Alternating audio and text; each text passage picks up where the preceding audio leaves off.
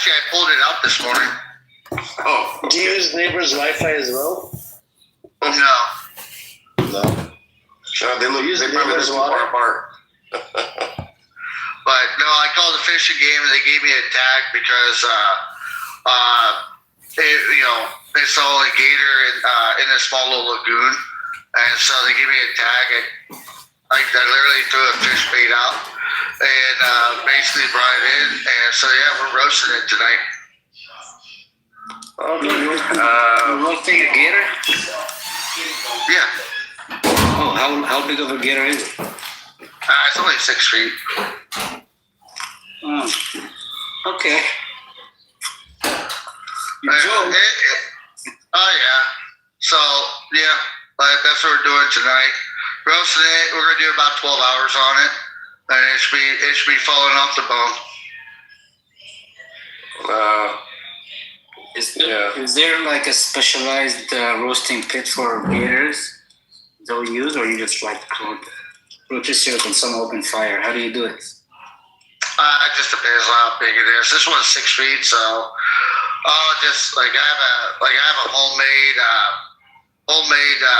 grill that I can do like anywhere between 12 to 20 chickens at one time if I'm smoking them or whatever. So I'll put it on there, offset the heat. I did about 100 degrees for about 12 hours, and just cranberry juice, Bush Light, and then some Old Bay, and just keep drizzling it. And does it taste like chicken? I mean, the tail, it depends. The tail,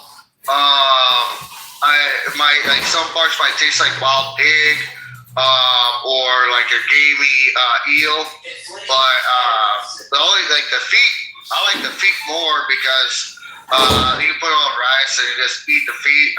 So I say the feet taste better, more like chicken. But did you really have to? After what? And that would make it kosher, correct?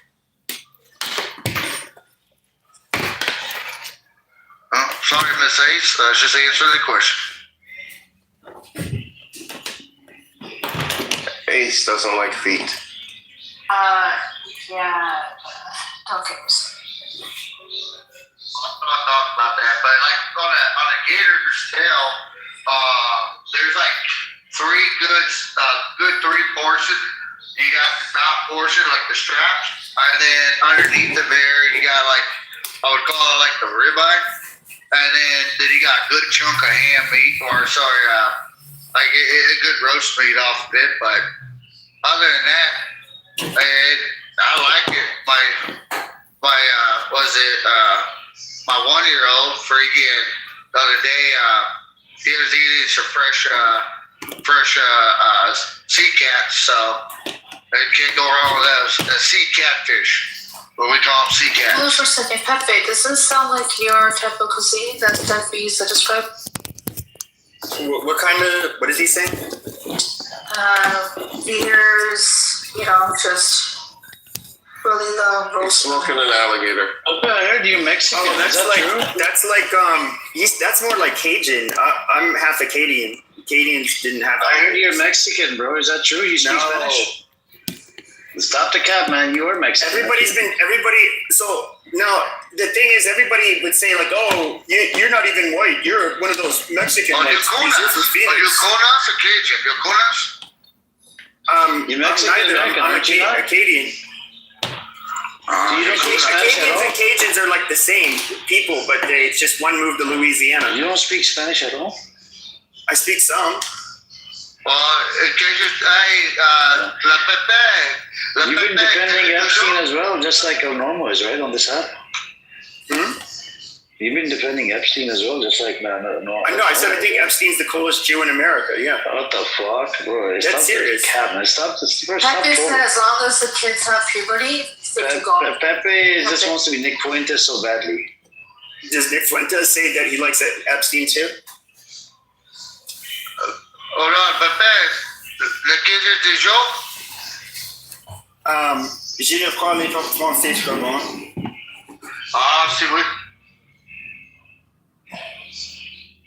See, No travel languages, please. So wait, you can speak like Cajun French? yeah, Cajun visual. Yeah, I have a very hard time. Even when I've seen you guys, I've seen them speak French on like YouTube and stuff. It's a little bit. It's harder for me to understand like metropolitan French because it's any of the French I've heard is not been Cajun French. The big question is, Pepe, why are you defending Epstein? Is that you want the attention? You just want to say something controversial? Is that right? No, I was saying like a lot of people. First of all, he had the biggest parties in town. That's why every celebrity, every CEO, the politicians, they all loved him. Oh yeah, And raping babies and eating them. he raped babies. I thought they were like 16 and 17-year-old No, sluts. they I didn't know about weren't. Oh, babies. 16, 17 Calm down. Pepe, the way you're talking, it sounds like you came out of the sluts. Have some respect for the victims. Calm down, man. She was 14. The 14 is the one that they made the report, right? And then the 16 is the one that got him locked up, right? So there is this problem, and there's a lot of girls on the Epstein files, by the way. Those are the ones that came forward. There's thousands who were not able to. Pepe, I hope you're trolling and joking because this is probably the most. I think he's trolling, man. He's not This like is a something you should troll on, right? Like, why do you want to make yourself seem like a creepy pedo? Well, I mean, I'm getting my CDL commercial driver's license, but I want to start truck driving so I can rape women at truck stops all over the country. Amazing. Has your mother ever heard you speak like this? Or I haven't talked to her in like, I don't know, several years. Oh, some mommy issues. Fuck. Yeah. What about your dad? No, I haven't made those jokes in front of him. Oh, okay. So does he kind of, do you get this little edge from your dad? Do I get what? This edge from your dad? I mean, he has a sense of humor, but I don't really joke about this kind of stuff in front of him. My dad's like, older. What about your grandmother? No, my grandparents have all passed. So basically, this is the opposite. It's not the fact that there's no father in the household, there's no mother. This is why you're just I don't know. This is what you are. I can't. Is my sense of humor just too much for you? It's not humor. That's not I think funny. it is. No, it's not. I mean, if this happened to your daughter, would you joke about it? Well, it didn't happen to my daughter. But if it did? Well, it wouldn't be a joke if my daughter got raped. Exactly. So you're But it's a joking joke about when I- people getting raped, though.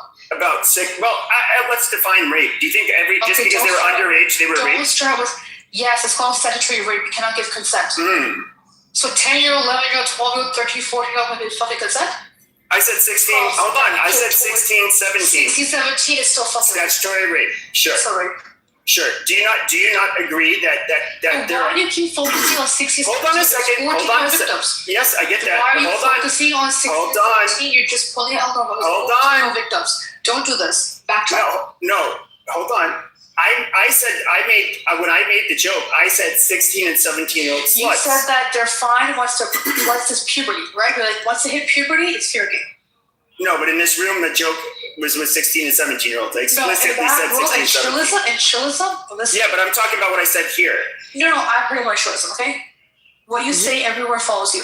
Chillism, you said, as long as they're not prepubescent, it's fine. They got their, they're not. Oh, no. It's good game. Good to go. That's that's two different claims. Once you hit puberty. Hold on. You're filibustering because you don't want me to answer. Now, No, you're disgusting. Go ahead. okay, pedophilia means prepubescent. You are not the pedophile if you fuck a 14-year-old who's had puberty. Okay, we're not listening to this. You said that it is. You said that first of all, when you were younger, you were attracted to older women, and when you're older, you're attracted to younger women, and you went to high school girls. What? You mentioned high school girls?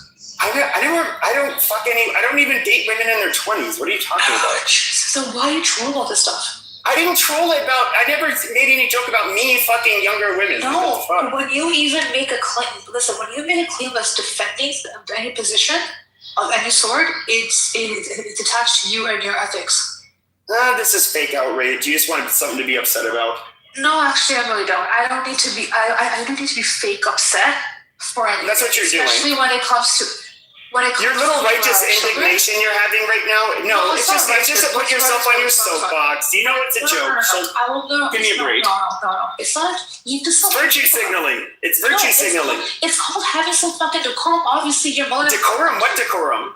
You do not joke and make Decorum for what? Listen, speaking about what victims, people have been raped. Pepe, to you, it may be a joke, but it's in really poor taste. It's really vulgar. It makes There's people who are survivors of that shit who are on this app.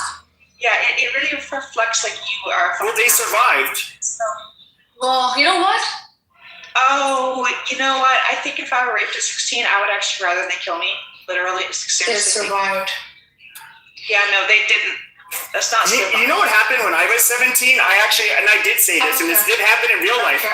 I fucked a 42-year-old. Amazing. And guess what? Good for you. I am not a victim. I survived. Amazing. Yeah. Okay. Good for you. Was that someone that you wanted to, or was that forced upon you? Yeah, I totally wanted to. And you don't think that there's 16 and 17-year-old sluts that like fucking? Because I went to high school with a lot of them. Okay. Listen. All right. Responsibilities on the adult. Yeah, not every girl is a slut. So let's. I did not say that. I said, are there 16 and 17-year-old sluts? The answer is yes. Yeah, like you. You're 17 or They were at Yeah. Epstein, Go so I ahead. don't mean they're a slut.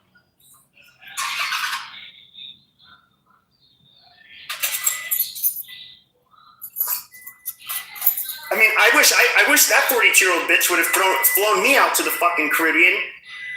I mean, and then I could have fucked her there. No, a pasture asshole around other men against your will.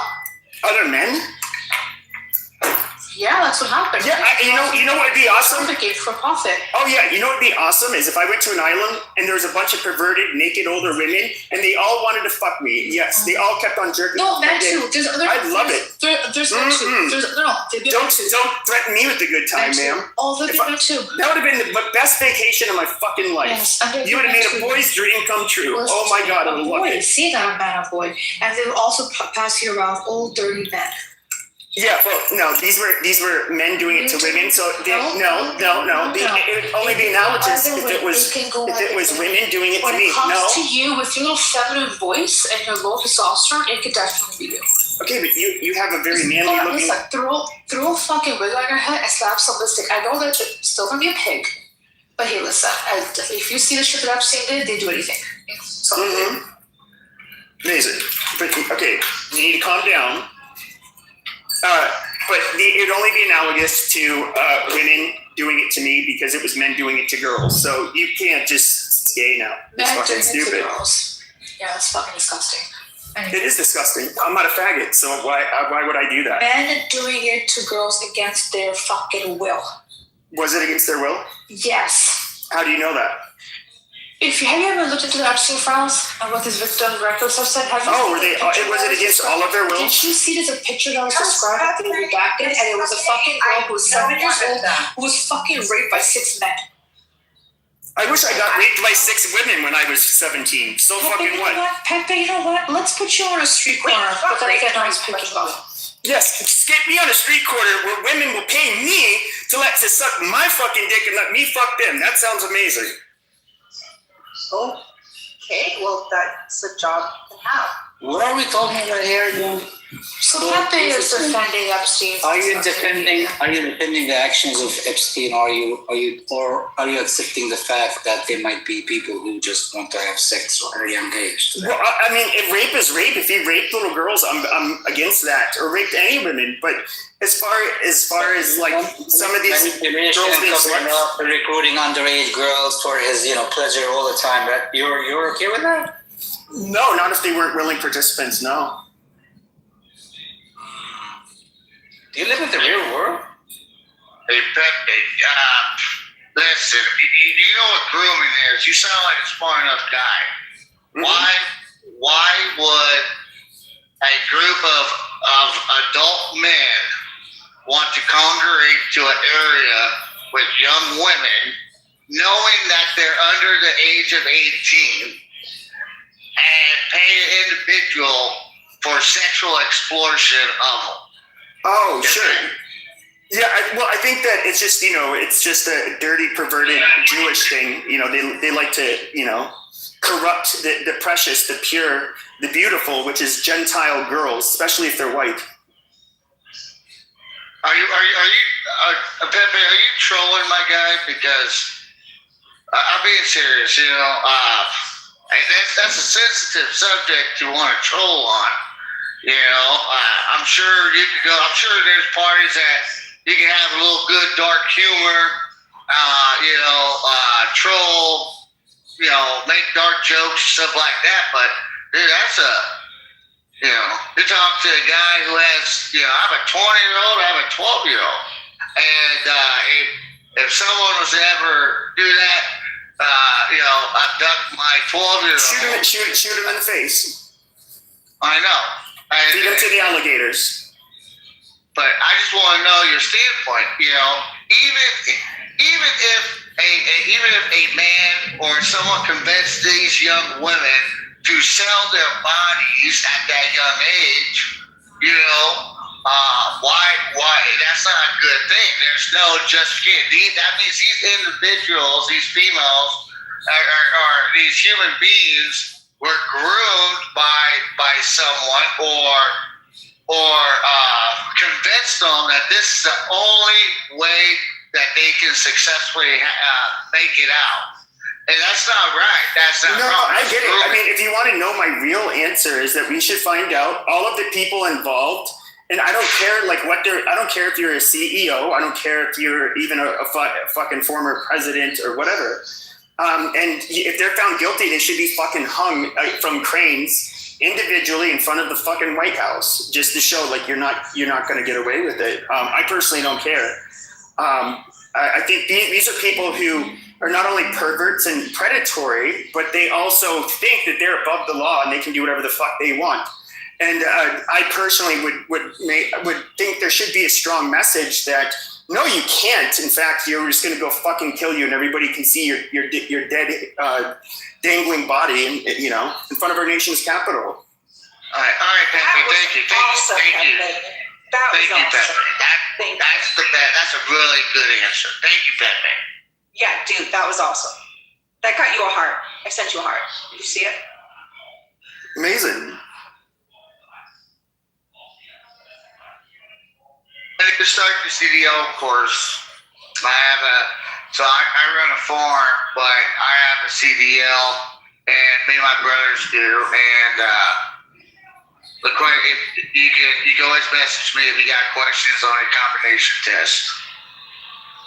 No, I don't really want to. I've been going around telling people I want to get my CDL, and they'll say, "Oh, why?" And then I'll say, "Because I want to rape women at truck stops and throw them into empty mine shafts and shit." Just I don't know, just why not?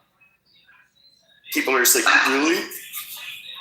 Where do you find all these empty mine shafts? What kind of disgusting people do you, the men do you stick around? I mean, do you kick it with? Have you been on Clubhouse? Are you fucking? Is that a serious question? It is a serious question. On Clubhouse? No, I'm talking about in real life and on. Oh, I don't say that. I don't make those jokes in real life. You're crazy, bro. You seriously are trying to get a CDL? No. I do not want to drive a truck. See, that's the thing, is if anybody was like, there's this guy on Clubhouse that says he wants to rape women and that's why he's getting a CDL, I would just tell the cops, look, dude, I'm not getting a CDL. It's all a joke, so. So what is your real position? Are you, okay, let me ask you this. Do you think Epstein was a pedophile? So there's individual allegations. There was one that was I read that was pretty disgusting. It involved an Israeli girl with foster parents. and she was prepubescent, and I guess there was a picture of her, and it was detailing what the image was showing because it's blacked out, and her she was bruised and beaten, and I guess she had blood coming out of her crotch,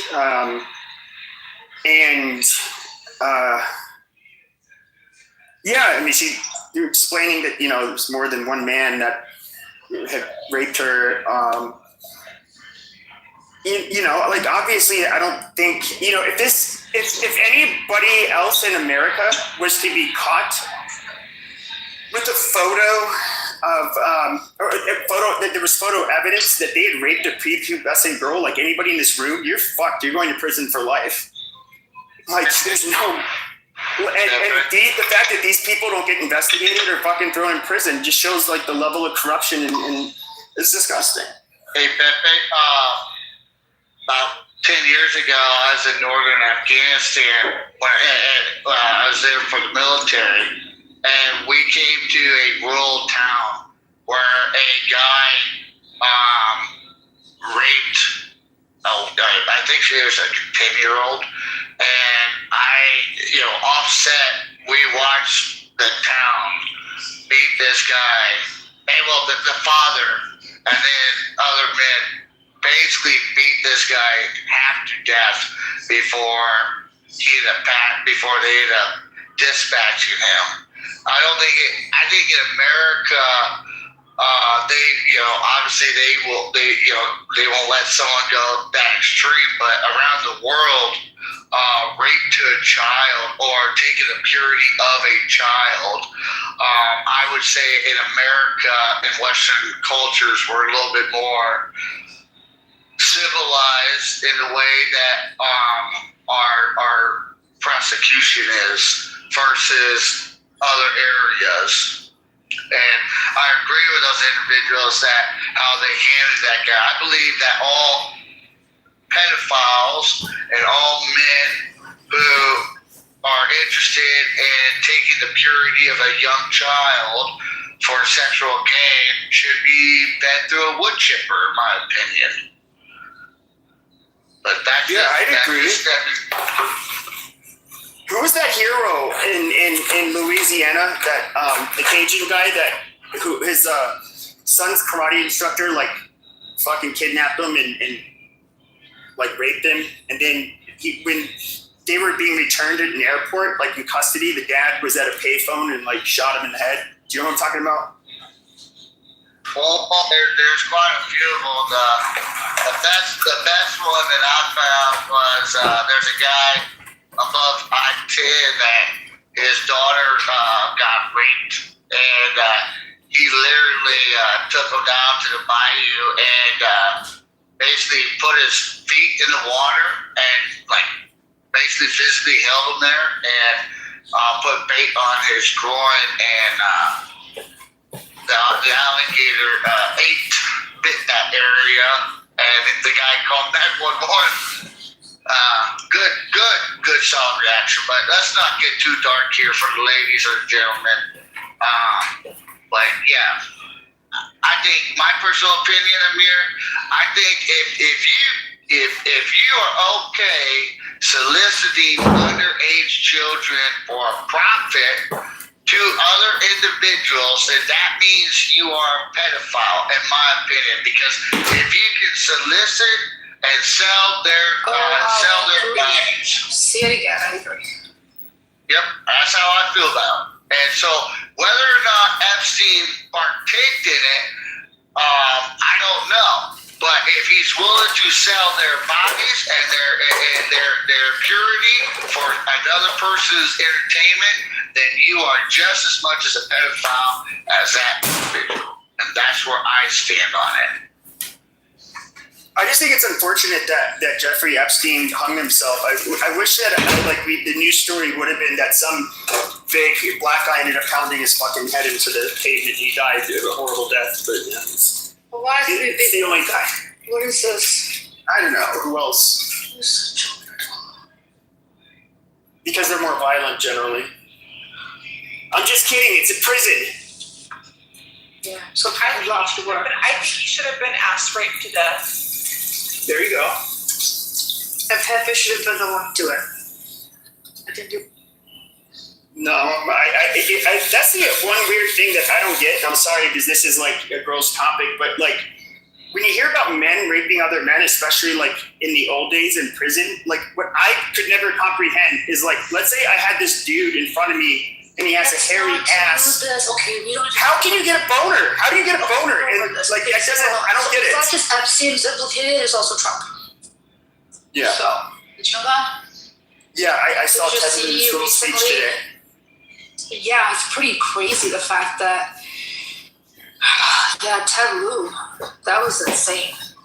I mean, the only thing that's the problem is we don't have all of these fucking files. So we have Ted Lieu saying it. Now, do I believe that Ted Lieu is likely telling the truth? Yeah, yes, he would. I don't think he could lie about that. Number one, he would get hit with the defamation lawsuit very quickly. Exactly. And so, because if he's hiding something, he's putting himself out. sure.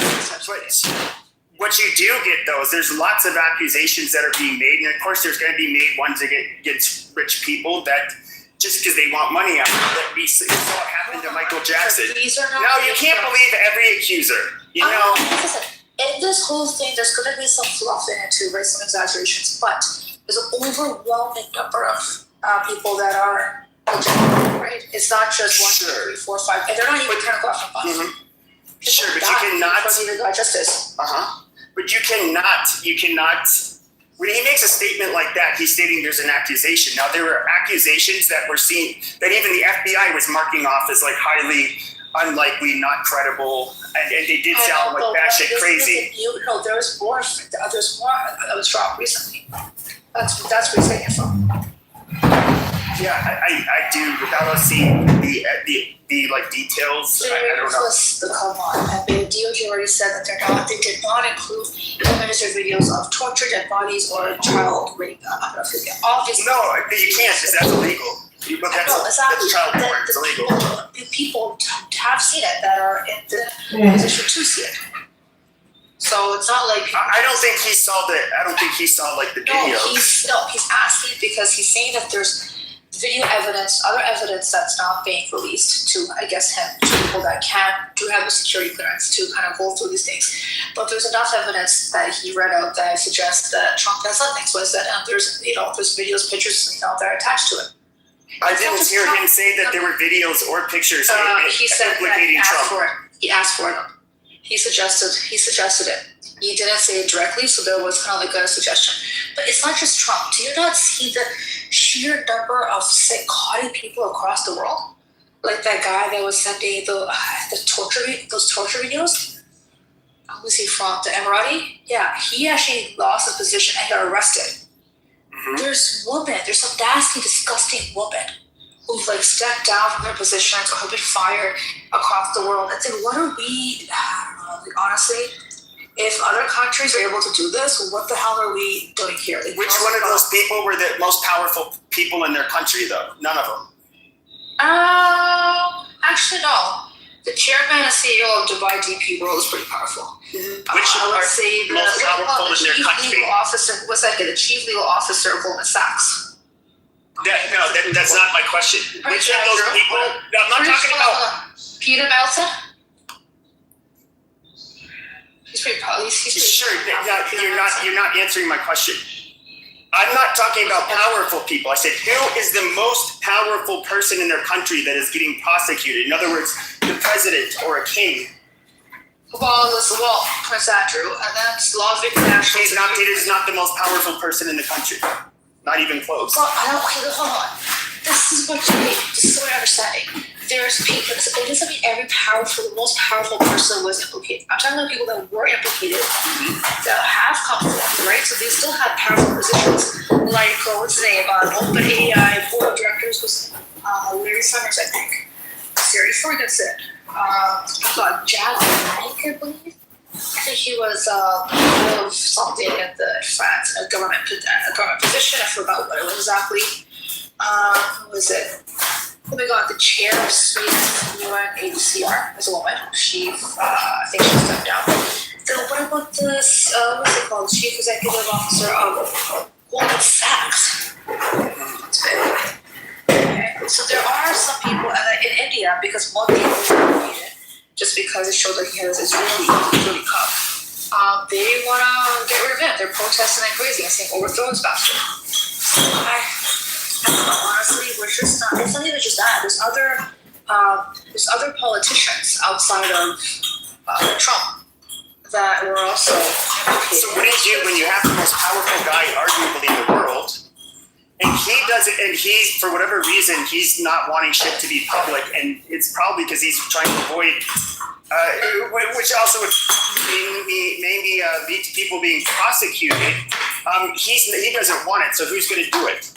Well, did you know? He has the ultimate say. Pat Bondi said if we go and go after each and every person, the government will fall apart. No, I didn't hear her say that. Oh, let me get the quote for you. It was the most bizarre shit that she said. I mean, are you trying to here, Pat Bondi? Yeah, she said this. I mean, this is the weirdest. Hold on. It was the oddest thing that she said. Here we go. Find the. Let's see, what was the. I'm gonna find the actual quote. And what was interesting was when she was being pushed by the, what do you call it, different Congress people, her response was like, but the DOJ is 50,000. I'm like, oh Lord. What does that have to do with anything? Hold on, let me just get this one for you. Yeah, I know everybody agrees. I think Pam Bondi fucking sucks. She was a fucking embarrassment. She's carrying it out. Yeah, and so is what's his name, Cash Patel. They're all like compromised, right?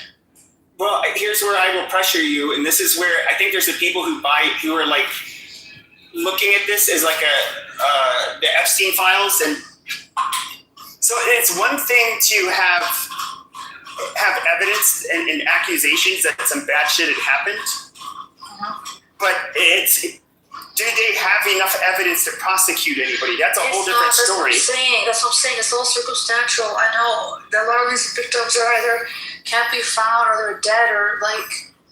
That's what I'm saying. But there's enough evidence if we put our brains, like if we put our basic thought together, we can see what this leads to.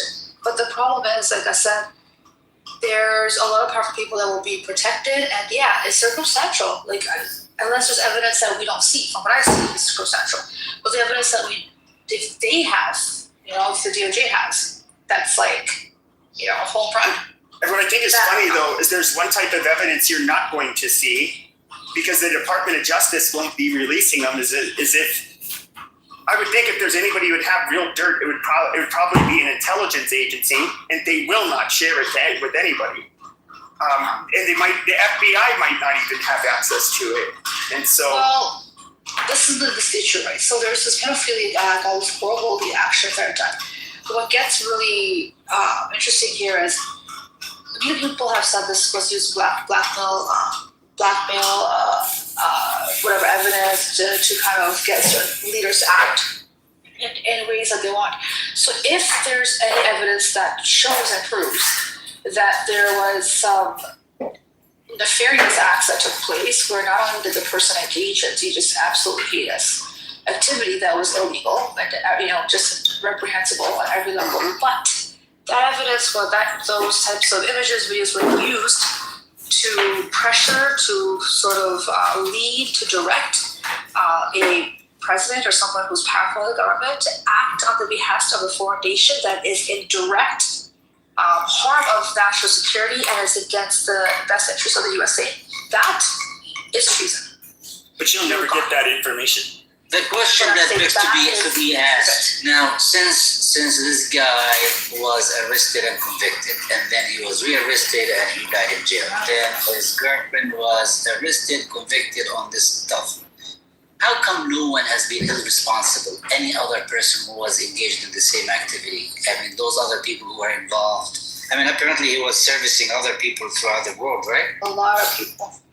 Okay, I think it's probably just because, I think with them you could get the evidence. You had the evidence basically that they were somehow involved, and she was proven. It was by a jury of her peers unanimously believed that yes, she was trafficking women.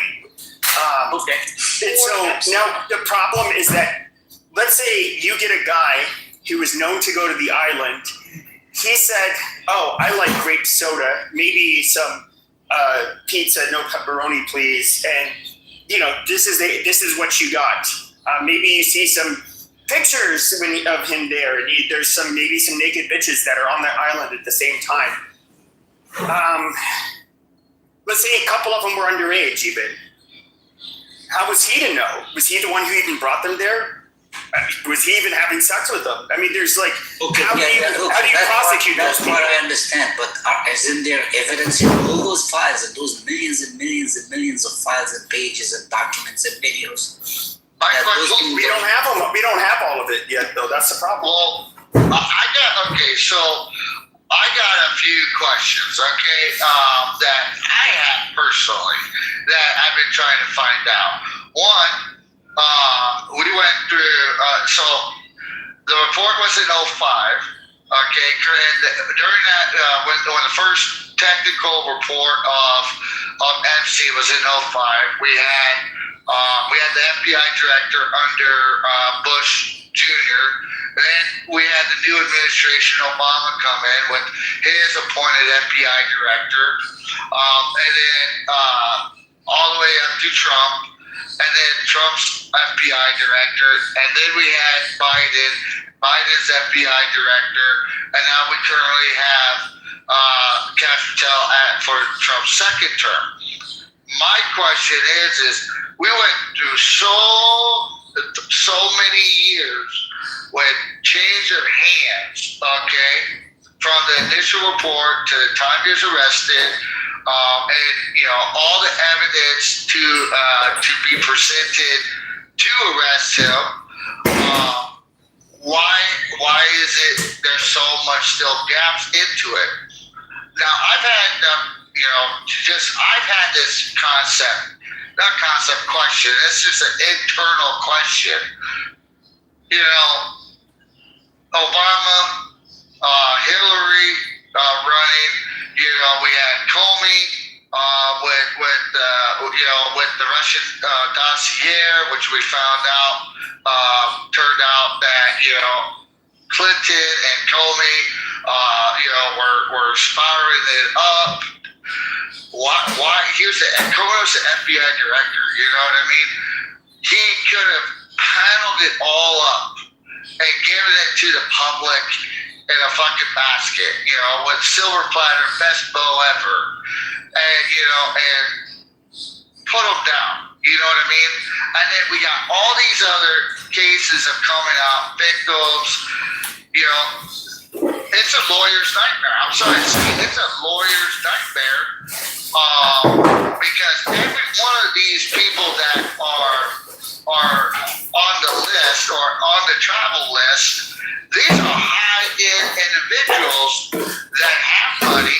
They have fuck you money, to exaggerate, where they have top dollar lawyers, top dollar, individuals, and I'm sure a lot of it, I'm not making excuses, I'm sure a lot of it is lawyers putting pressure down, saying, hey, you drop this name or you don't redact this, I'm going to sue the fuck out of the DOJ, I'm going to sue every journalist, I'm going to sue everybody there, I'm going to sue everybody for defamation. So I think these are the biggest questions I have is, are they doing it out of the victims? Are they doing it out of the interest of the DOJ? Are they doing it out of the interest of Trump and previous administration and all affiliated? Or do they just don't have substantial evidence to just fucking round these guys up like a cattle trash? These are all my questions that I've been trying to delegate to find out. And you bring up a good point, because this is where I got pissed off, and I still am. Trump said he'd release the files.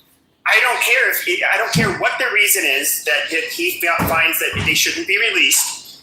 And he has the nerve to like bitch and complain about those in his base that wanted the files. You fat fuck said you were going to release the fucking files, so you released the fucking files, okay? Deliver what you promised your voters. And it's as simple as that. But I do think that, I mean, if I had to guess, I would say they probably don't have the evidence where they think they're going to prosecute you. Now, the feds win. They have like a 99% success rate when it comes to convictions. And they have some of the most competent attorneys, working for the AG's office. They're not, it's not, I mean, I think they could go after somebody if they had enough evidence.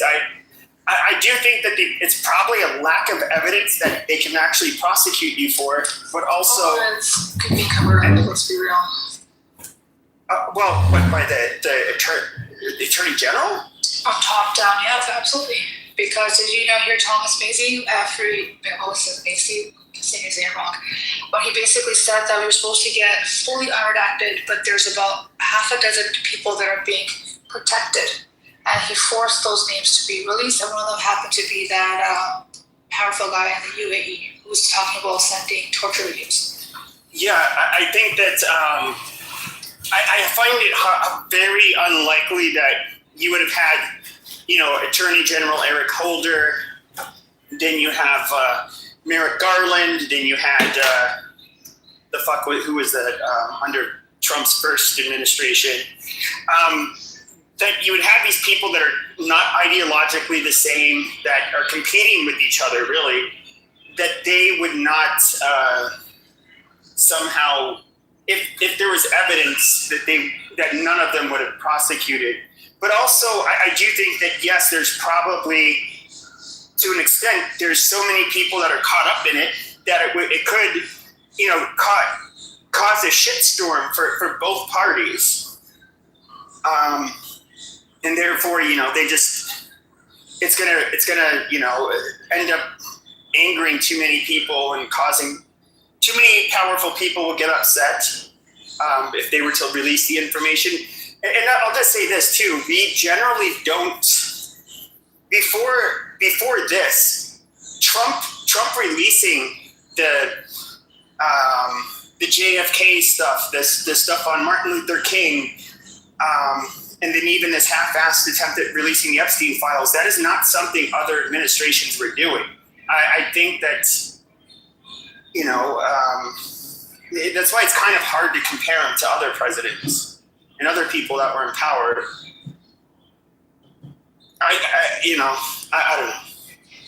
I don't think the government is necessarily covering it up.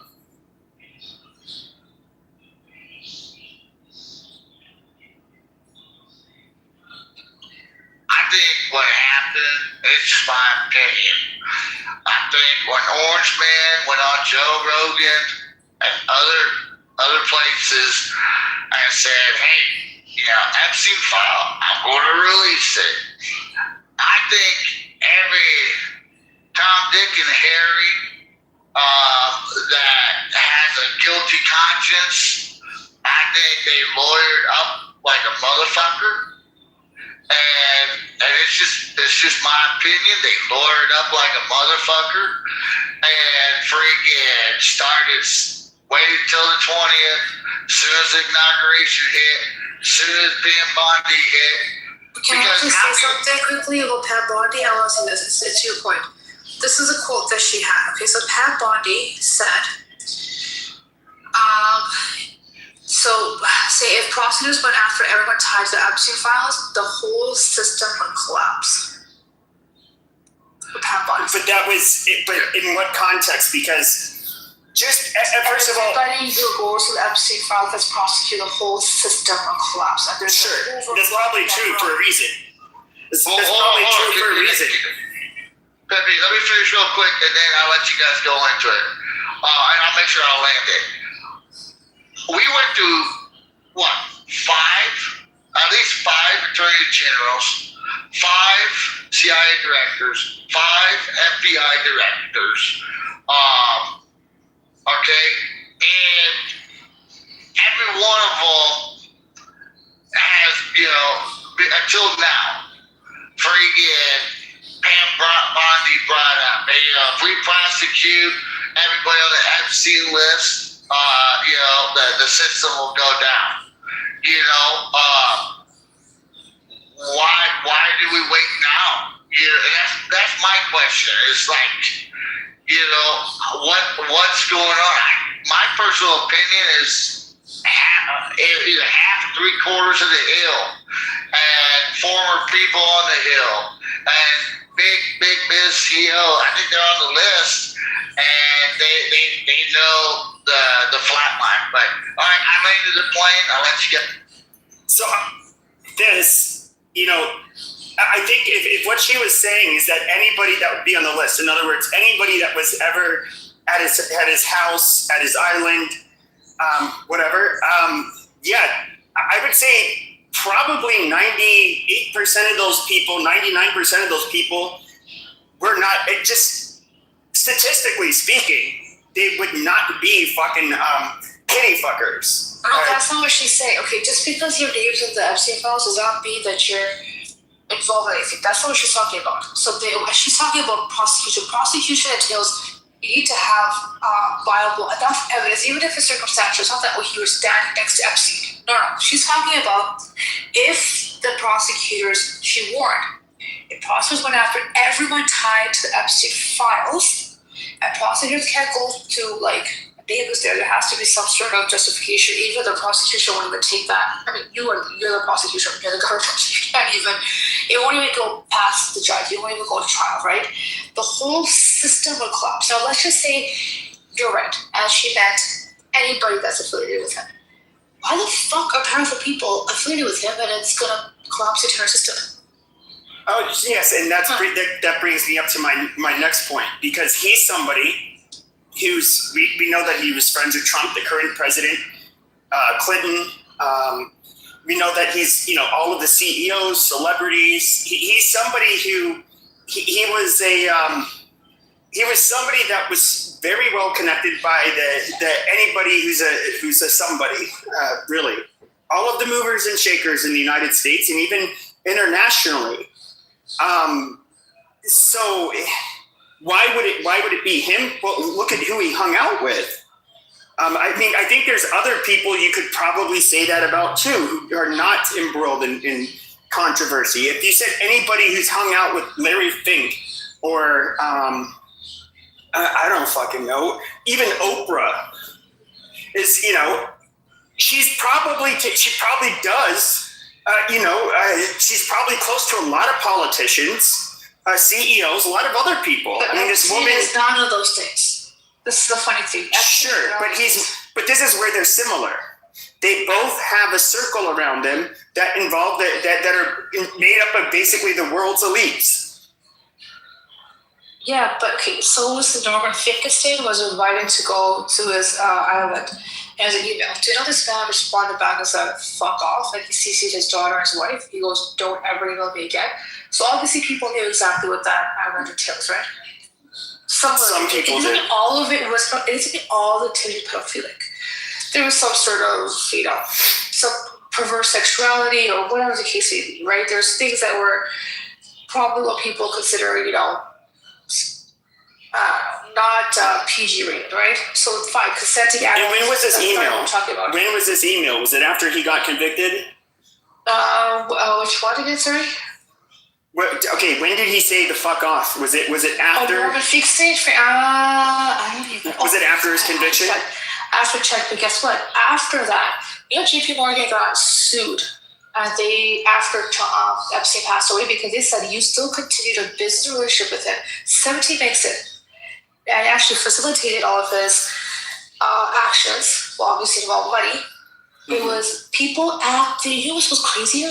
The trend was after he came on, it was almost like marketing for him because he got connected with more people. More people saw it after. He was seen as a money man. That's not. No, he was who was associated with somebody who wants to make money? That's a very simple one. Pepe, my opinion, this is my opinion, guys. when you listen to it, especially let's say pre 2016, like even if you look back into like the 90s when you go find documentaries about hip celebrity parties they would go to. Forgive me when I say this name. Alex Jones, I think, came out in like, was it 2018, 2019? Yeah.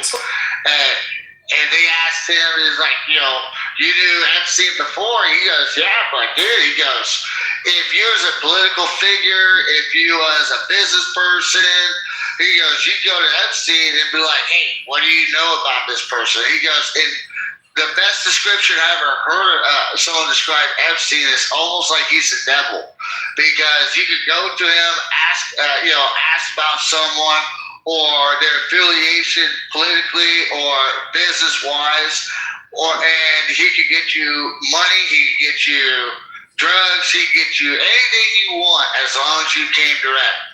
And so I'm not giving him a free pass. I'm just saying, when you hear that, I mean, like, there's congressional members, Hakeem Jeffrey. There's pictures of Hakeem Jeffrey at one point sitting down with them, asking for support for when he was campaigning. I mean, we go through Democrat platforms, we go through Republican platforms, independent business personnel. I think the problem with Epstein was he's like the crossroads, in my opinion. He's like the devil at the crossroad. One way you want money for business, the other way you want for lust, the other way you want for drugs, and the other way you want for power. And that's the best way I can describe him of who he is, in my opinion. He's the devil at the crossroad, and a lot of influential men and women and individuals on all platforms of social stamina directed their route. And you had to, in one way or so before you got arrested, you had to go through Epstein in some direction, whether it's through just saying hi at a party or being introduced by someone at a party. I think your path will cross eventually. That's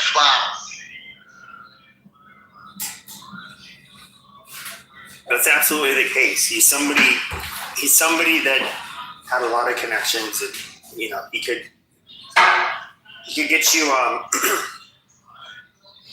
He could definitely do a lot of favors for you, or even invest some of his money into you himself. So, no, I agree.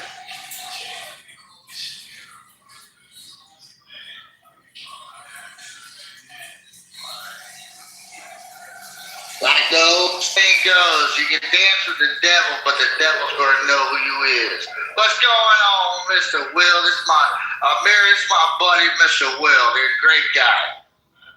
Hello, everyone.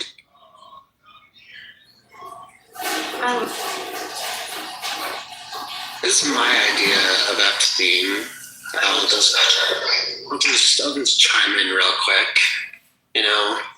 I think it's just a giant, massive cover-up that spans, decades and stuff, right? And, releasing the files, blah, blah, blah, blah, blah.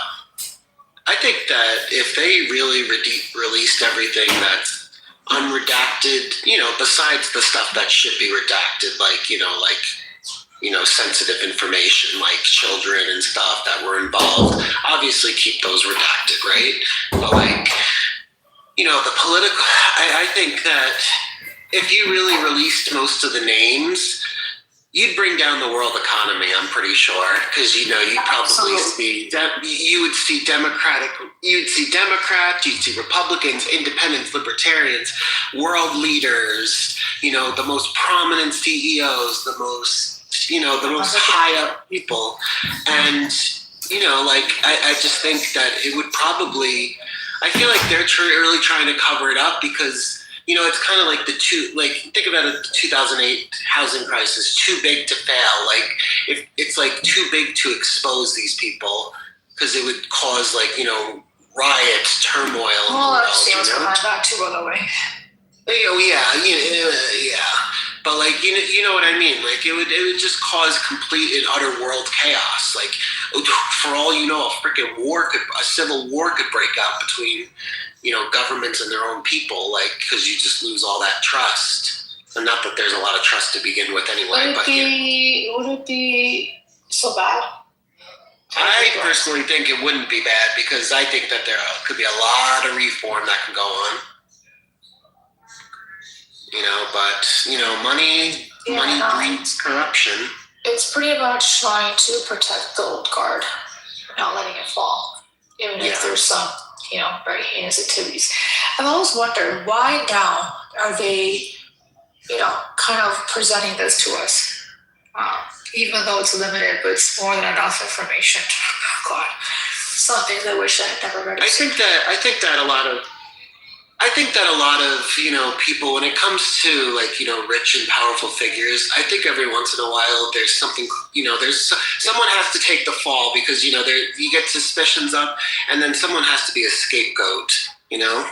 I wouldn't be surprised if there's a bunch, we call it the secret government or the secret people that run the world, right? Deep state.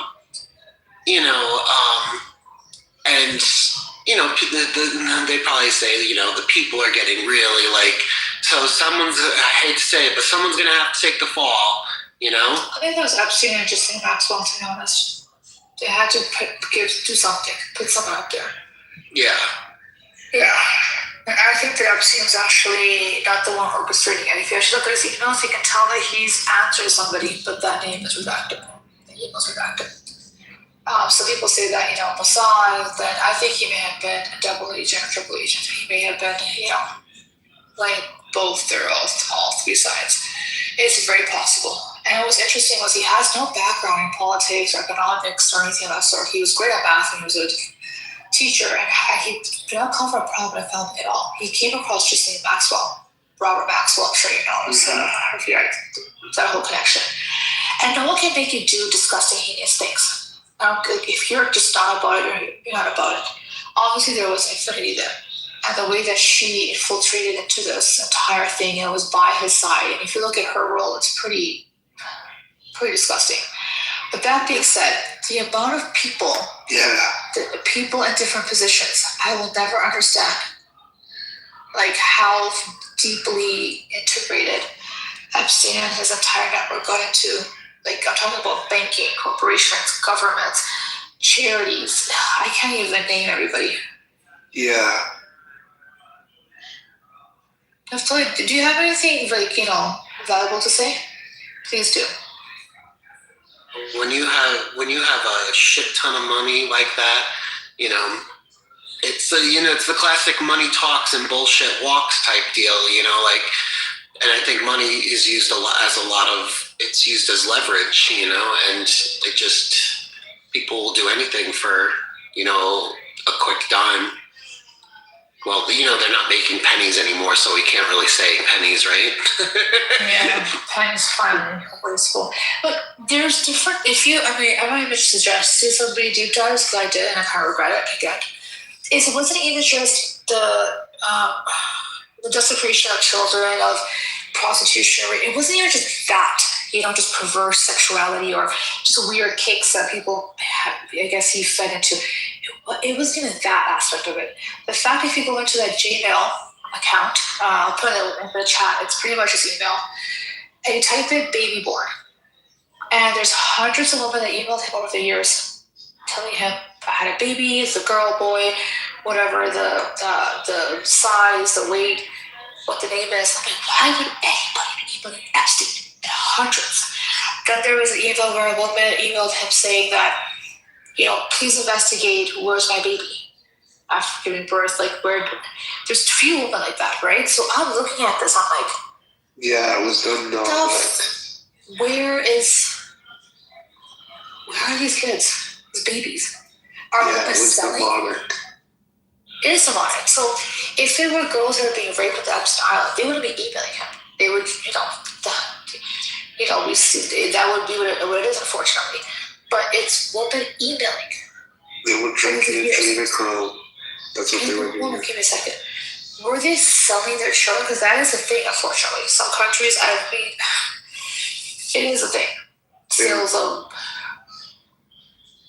They were drinking adrenochrome. That's what they were doing with the children. Okay, Tony, what I'm saying is there's so much more nefarious things. Even if you saw that quote that Epstein made, if you just type in Goyan, he basically said that here, you guys, I don't know if you saw this quote. I literally sat there and I'm like, this is just okay here, I have a screenshot of it. Just try to find it. Hold on. Where he said, hold on. This was an email. I can't find it right now. Basically, how the Jews work and they capitalize on the stock exchange. Right here, quiet. This is the quote. This is a way the Jew make money and made fortune the past 10 years selling short the shipping futures. Let the Goyim deal in the real world. This is the email Epstein wrote in 2009 to a psychologist who's also a one-time Trump University executive. In August 2010, he wrote an email to a Jewish entertainment publicist talking about a party guest list, saying, "No Goyim in abundance. J.P. Morgan execs brilliant wasps." Yeah, the Goyim. Yeah, but the idea of talking about one class of people making money selling short supers, and then it's the Goyim, which is everybody else, is dealing with the real world. I'm sorry, I shouldn't be laughing. This is just, the levels of this is just so deep that I don't even know if we can ever get through it, or if you. Up there real quick. I found for Will. He is a great guy. Yeah, it was cool. But yeah, I've known him. So I used to be on Tandem, and I met him there. He's a smart guy. He's not a bullshitter. He'll tell you his opinions, but he's also one to really retain what you bring on the table too. Great guy. And I also think that, as much as you want to see what's in those files and even unredacted, it's almost like you don't want to because it's so just nefarious, evil, and just, cringy, Well, they were worshiping Baal. I heard they were worshiping Baal. Can you stop being short right now? I stopped because it mentally just, oh God. You're right, Rolf. It's like you want to know, but then you don't even know the extent of how heinous and disgusting and just horrific some of these acts were. Did you type in Baal into ChatGPT and see what it came back? That's not all you know what it is. It's just like I even went to the Justice Department and I was just reading through some of the things and I was just like, I gotta stop. I was like, this is just like, I just feel weird, like it's just like so uncomforting, it's just, Bobby, is your name on Epstein files? Do you think they were sacrificing children to Baal on Epstein Island? I think with that knife in your hand, the way you're chopping up watermelon, we don't know about you. Are you on Epstein files? What do you mean, Amir? I love watermelon. That's why I'm cutting it up. Did Epstein like watermelon as well? Did your mom know you're playing with knives again? Not Tilly? It's Naftali, Steppy. Not Tilly? Not Tilly? Is that a child-safe knife? What kind of question is that, you PDF?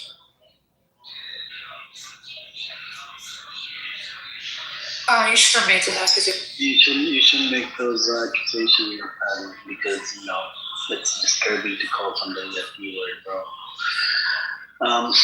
The question for you, Naftali, is: have you read the Epstein files? No, I haven't read the Epstein files. Okay, so the knife and watermelon that you have, are you sure that's a watermelon? Did you use AI to change the picture from something else to watermelon? No, it's a watermelon. I love watermelon. Have you ever had Israeli watermelon, Amir? You didn't use AI, right?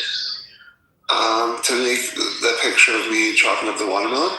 Yeah, you were chopping up something else, but then you turned around. No, it was a watermelon I was chopping up. Kind of sounds sus. Was it soaked in blood? Because you're talking about blood earlier. I wasn't talking about blood earlier. Sorry, adrenochrome? Is it soaked in adrenochrome? Take it from little children? Do you really believe in adrenochrome? This whole like I'm adrenochrome asking thing? you because you brought it up, but you were like, so sure. No, I was just trolling. You caught me. I was trolling. You're plenty big enough, you can't miss you.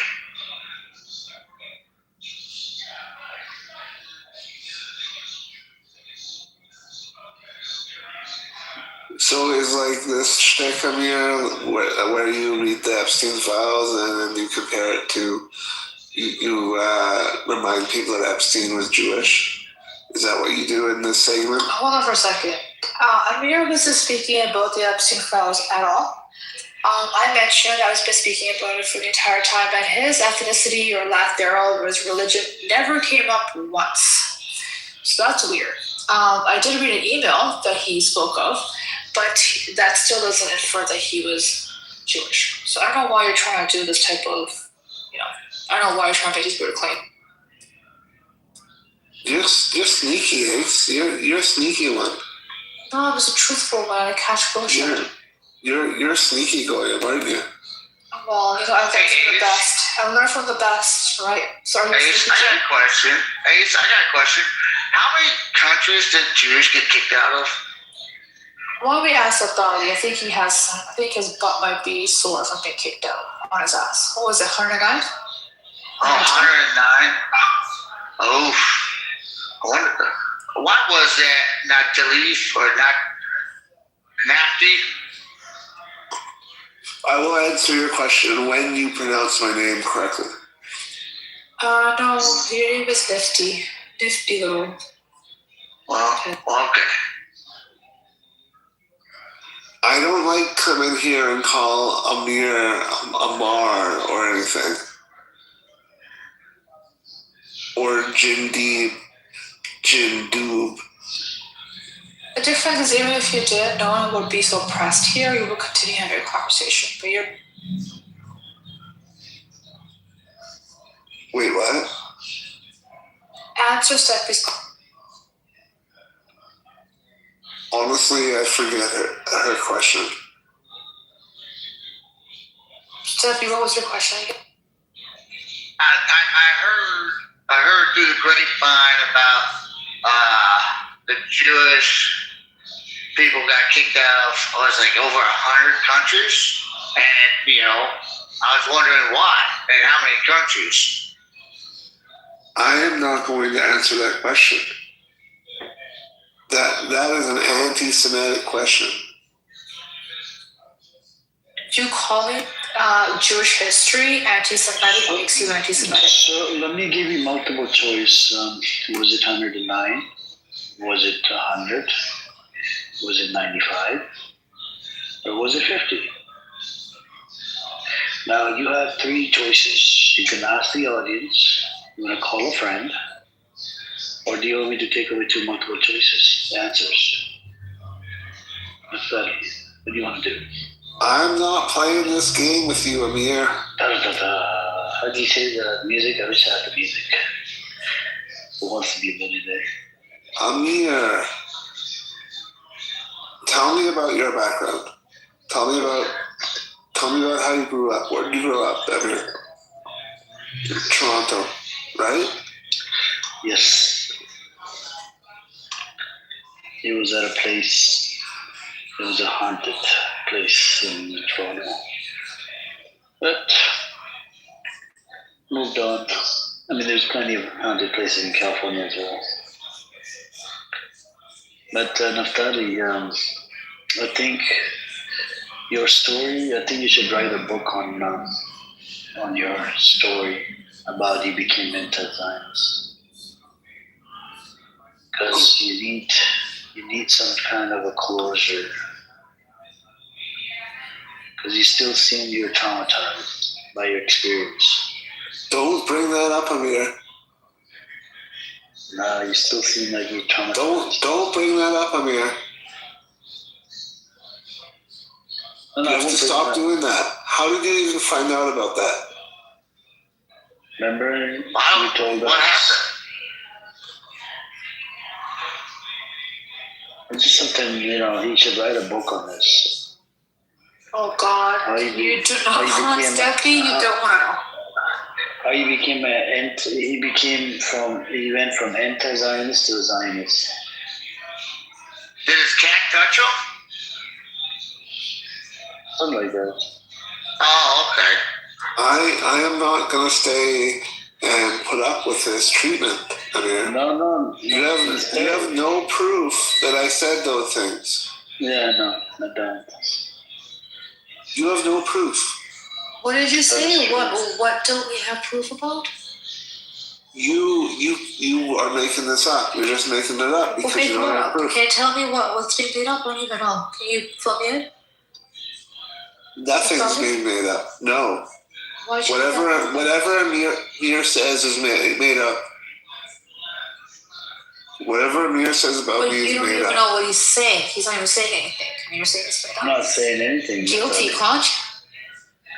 I'm saying I'm encouraging you to write a book on your experience, how you went from, anti-Zionist to a Zionist after that particular experience. Maybe I will write a book about it. You should write a book, and you should tell people about it because you should not hide it from anybody. Let the world know. Let it out.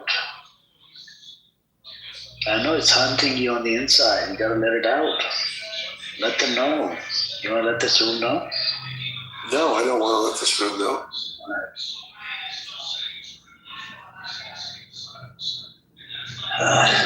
It's a secret, by the way. The deep, dark secrets. What is this title, by the way? Zio Pahlavi Hindu Veda Supremacy Cult? You think there's a cult? You think there's a cult between the people that are rising up against the Islamic supremacists? It's not about Islamist supremacists. It's Yes. about We are standing against the Islamo-fascist supremacists. the first one is Zionist. Your state is built on Jewish supremacy. The Pahlavi supporters, these people are traitors, a lot of them. They want America and Israel to do the attack, right? Hindutva, it's similar to Zionist perspective. They want to turn India into a Hindu nation. They want, they want to get rid of all the minorities. That means even their own lower caste people from the lower caste in the religion. So they want to turn that into, whatever.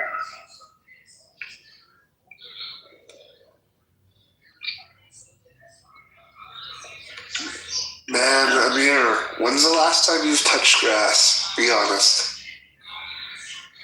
I was just outside a couple of minutes ago. A couple nights ago. No, it's a couple of minutes ago. Nap time. Oh, yeah? When was the last time you touched ass? Yeah.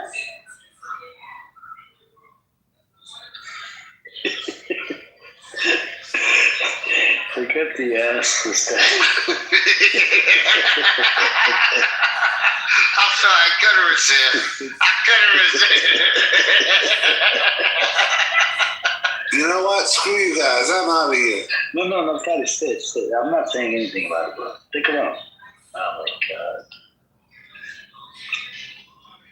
So the story is that he was anti-Zionist until he found somebody on Tinder, and he didn't know it was a guy or whatever, and he found out that it was a guy, and he said, "I'm okay with it."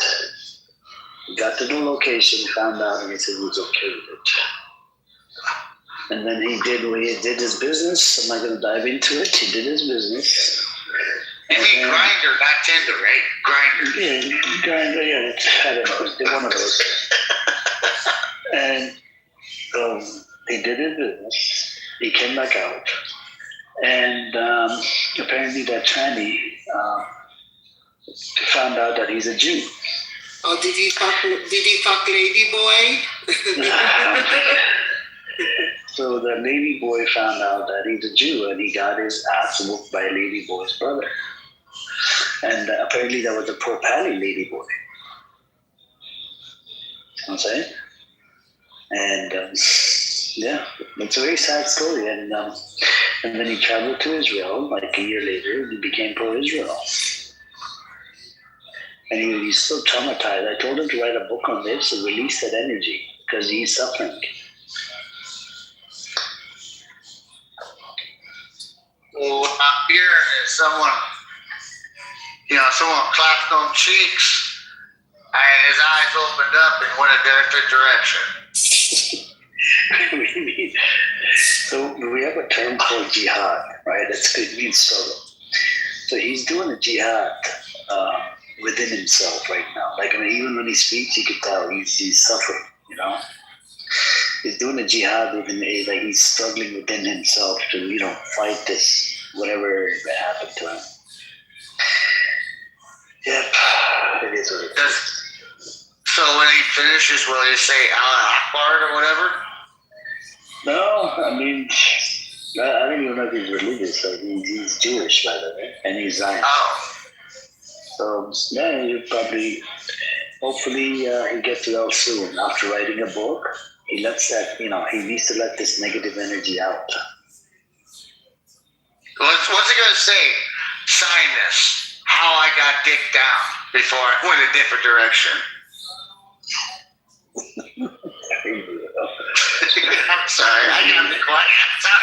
I'm sorry, but the titles for that book could be off the hinge, The repercussions of a Do I need to talk with this man? It's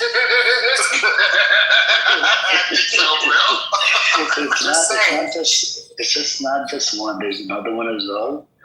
Even his story is something similar to it. The other guy's name is my friend Zach. He was an anti-Zionist as well. He became Zionist when he went to Israel, and he said that there's the Palestinian story is a lie, blah blah blah. He'd been to one checkpoint out of 920 checkpoints in the West Bank. He's like, oh, they're lying. So he became Zionist. And his story was he rented an apartment out to Airbnb person. And apparently he wanted happy endings with his client. And it turned out to be a man. And he didn't know about it. He thought there was a woman, and then, and then whatever happened behind closed doors, he realized that it's a she-male. But what do we do? But that guy crashes out like crazy.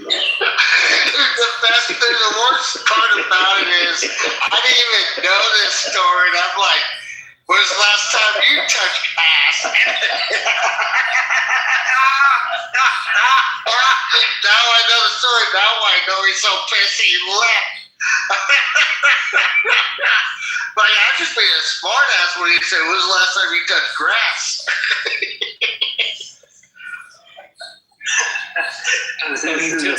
So he's just pissed off that he's possibly bisexual and he doesn't accept it.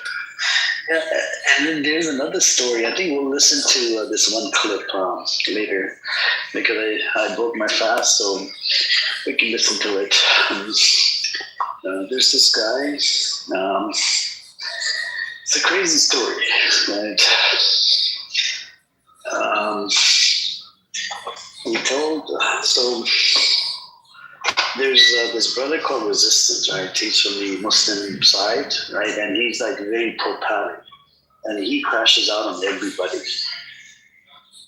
So he ran into one of the rooms, and Bibi was hosting, that Zionist Bibi. And all of a sudden,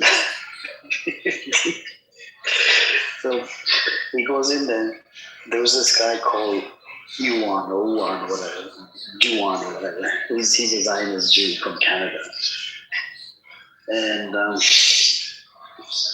he started attacking his religion. You know, it was a Muslim Islamic religion, and resisting goes, okay, my religion is this problem, that problem. Okay, didn't you say this in another room that you did something when you were 19 with a guy and you swallowed it?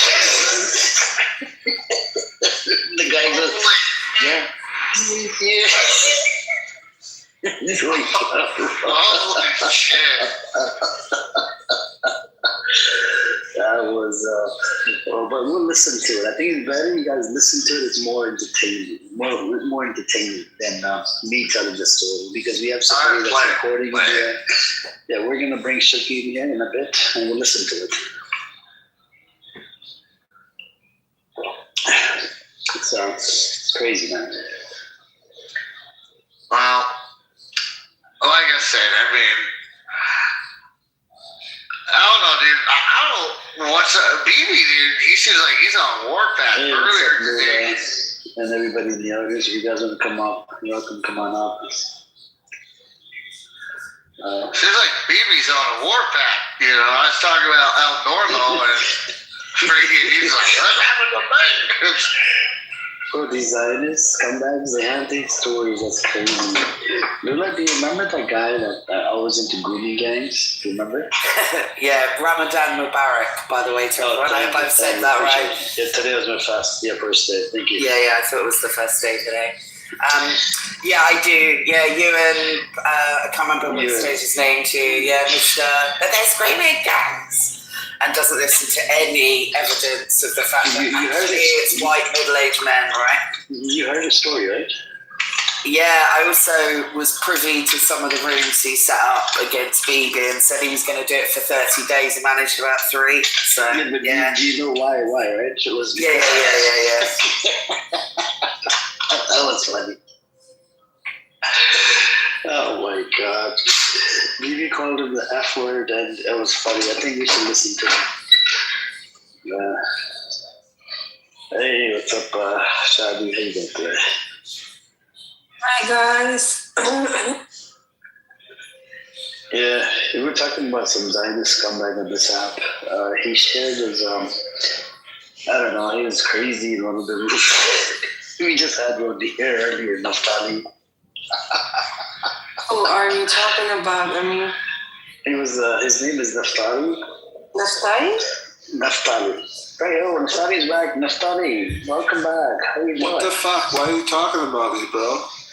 No, I was You telling use the them. F word. Come on, Yeah. please. We just woke up. It's Ramadan. Were you fasting, Shadi? Yes, of course. Oh, okay.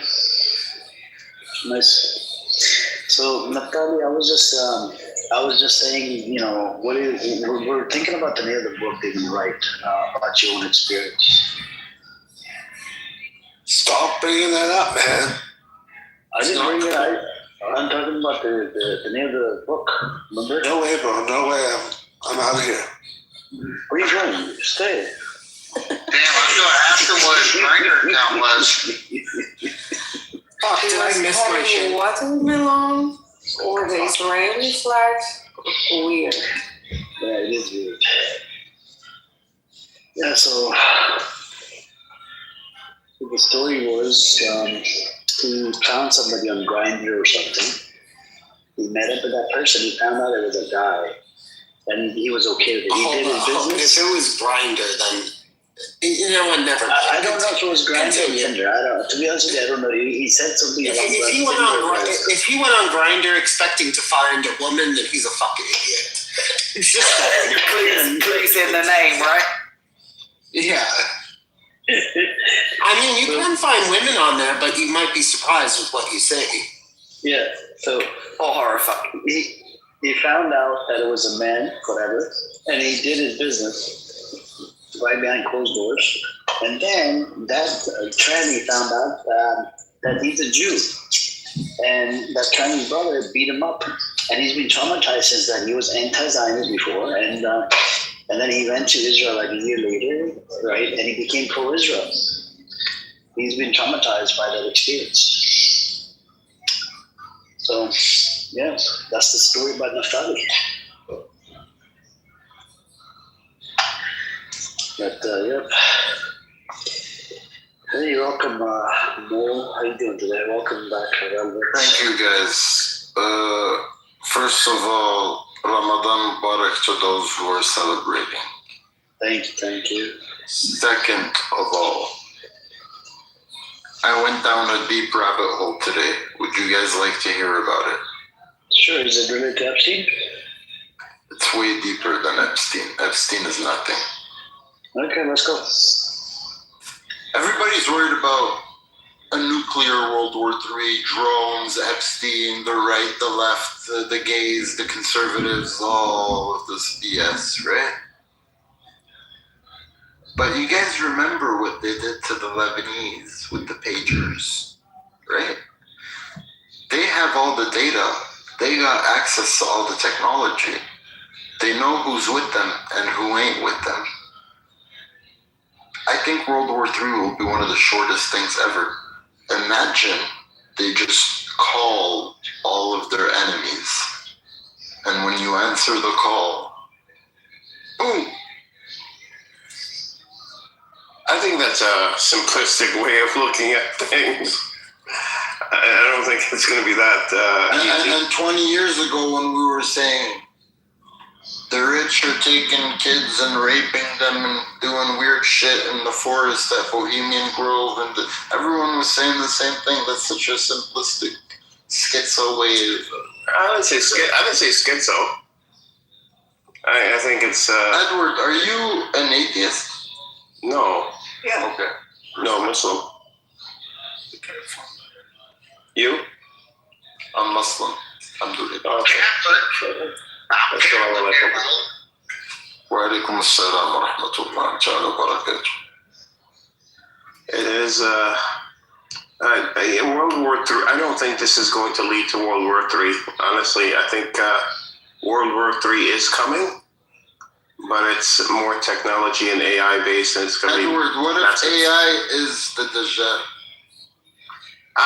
No, because I've looked at this.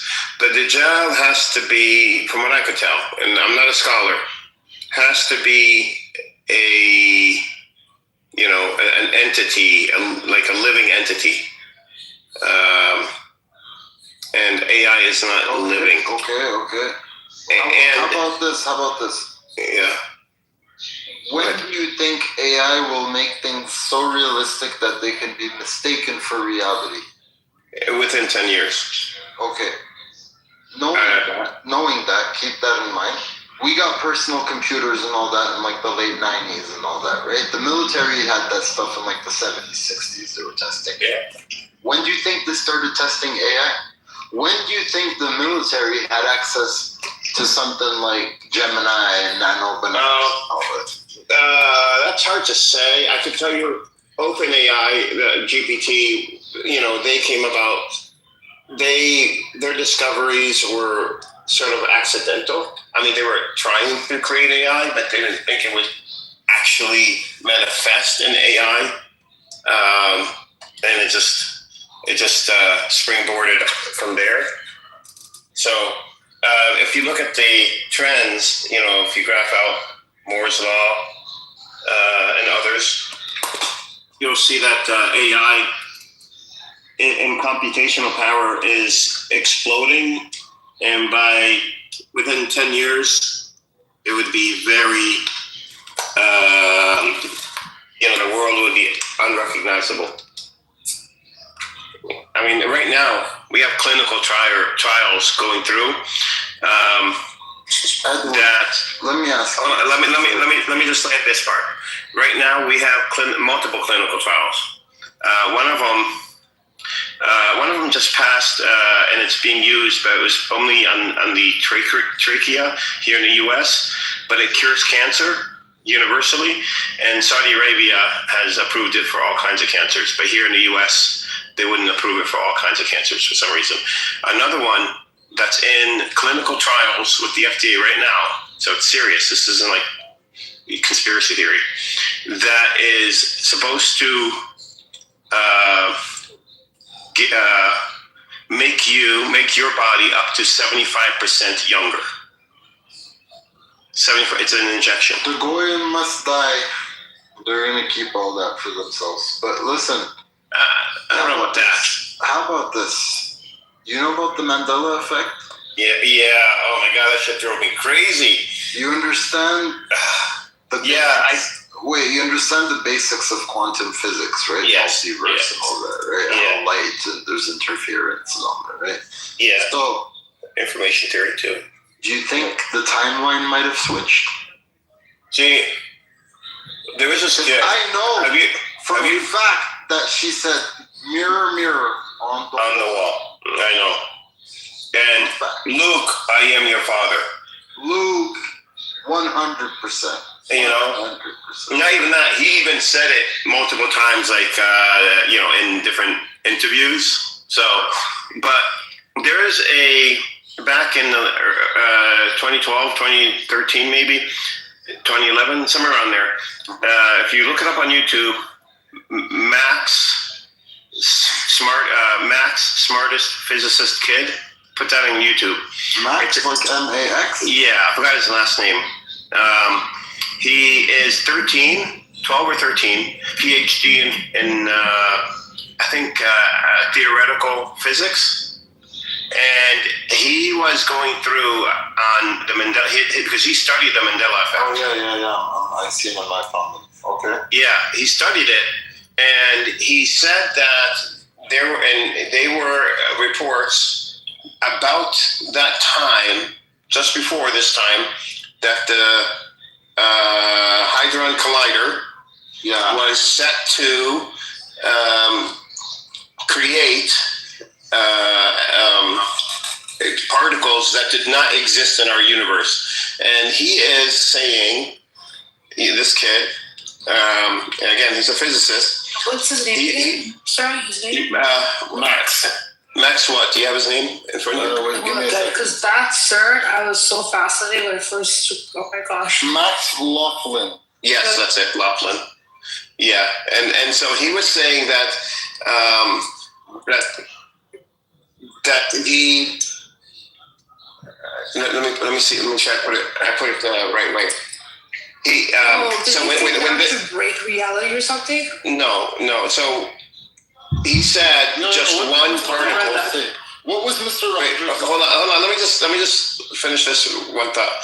He said his premise was that if you just take one particle in or out of this universe, you are switching this universe into another universe. Dimension? Different universe, universe next to ours. So just by changing one part, because in our universe, energy can't be created or destroyed. Here, we're either putting energy into the universe by one particle at least, or taking energy out by one particle. So you are removing the balance that the universes have with each other. So, and that's around when the Mandela effect started happening. And he started it, and then he disappeared from the internet. He had 2 videos, and then he disappeared. See, I've always been the parallel universe theory. He just sort of tries to bring that forth. That did drive me crazy. I thought I was doubting my entire existence. So did they really not? Well, if you want to go crazy, study the Mandela effect. Go online and just put it on YouTube. I know. The Luke, I am your father. He said, no, I am your father. I don't think I've ever heard that in my life. I don't think I've ever heard that. It's a beautiful day in the neighborhood. It's a beautiful day in the neighborhood. Don't do this to me. Now it's not that anymore. It's a beautiful day in this neighborhood. No, that never happened. Go check it out. That never happened. Go watch old footage. You'll see it's a beautiful day in this neighborhood. That is so crazy. What about the Flintstones? What about them? It's not the Flintstones. It's the Flintstones. Really? Yeah, dog. Flintstones. Doesn't Flintstones. I never heard Flintstones before. How do you spell Fruit Loops? Fruitloops? Nope. F-R-O-O-T-L-O-O-P-S. the two O's being on the loops. Same. I don't remember him. I don't remember that at all. Bro, it doesn't stop. There's so many. I know there's so many. There's so one that's many. really insane that I forgot right now. But Like the peanut butter Jiffy and Jif. that weird. But bro, I remember there's one that I forget that. It goes back to like even people have noticed. And they even have the keychains of the Ford logo itself being changed, and Ford saying they've never changed it, and other people are saying it's been changed. Other people are showing keychains. The Monopoly never had a. What is it? Monocle. Monocle. Yeah, no monocle. That is insane. Of course, they had a monocle. That was his trademark. And mirror, mirror on the wall is like. I watched that 1,000 times when I was a kid. It's so bizarre. There was a chiropractor years ago that he was into the Mandela effect. He also remembers when he went to school, the kidneys were about 2 inches lower than they are now, and. He swears up and down they were lower. They were lower, and now they're higher up. And he went through too, like, okay, and then why, this is what was explained to us: the nerves, how they wrap around, and you feel pain down in the very lower part of your back, and it spreads to the front. He went through the whole class that he took on anatomy, and because he's talking about kidney stones. Bro. And it's like, so I don't know. It's so crazy. It's nuts. It doesn't stop. And then with Mandela, and that's why I started. Mandela died in prison, but he never did. Yeah. Yeah, he died in prison. I remember this in the 80s. I remember it. I remember reading that, and now I'm dying too. And it's because I remember the reason was, because it was so damp, he ended up catching. That's the term Mandela effect. Yeah, that's where it came from. Because people were arguing about it. Like, no, he didn't die in prison. Obviously, he lived. And they're like, no, I remember seeing this. What's going to happen with Epstein? No, he didn't die in prison. He lived. Yeah, he might be in this another universe right now. See, this is the most tricky. But CERN is crazy. CERN is definitely. They don't know what they're doing. Find the God particle, and they're trying to actually make it. They're making another version of this, which is supposed to be 10 times more powerful, more larger. But they've talked about black holes might be created from one of these types of experiments, which is black holes. Pretty much. Yeah, or like nanoparticles that came up. Yeah. But this whole idea of trying to create the Big Bang theory and trying to that God particle they're trying to capture that I don't know why this is so necessary to do this type of experiment. I don't know how they came up with the Big Bang theory to begin with, because nobody said it was a Big Bang. Meaning. The original actually, the original person that coined that. The TV show? Huh? No, not the TV show. Yeah, me too. And it's I love that show. It's kind of timeless too. It's not like what do you call it? Friends. Oh, that's so 90s. I never liked Friends. I hated all my heart. So it was I like so Seinfeld. 90s now. Seinfeld was so much better. I hate. Yeah, me too. I hated Rachel. I think Amir would be a perfect Sheldon. I think he would. No, that's Edward. Edward's the Sheldon.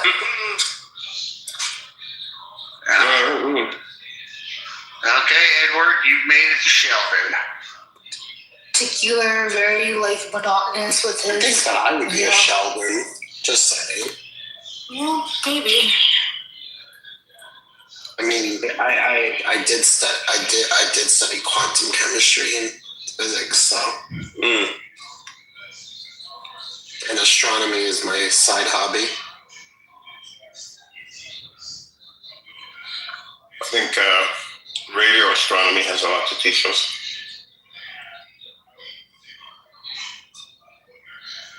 They say, I'm sure you heard this before, like if you listen to the noises that the universe makes, radio sounds, and the Quran talks about how the universe makes, a specific kind of noise.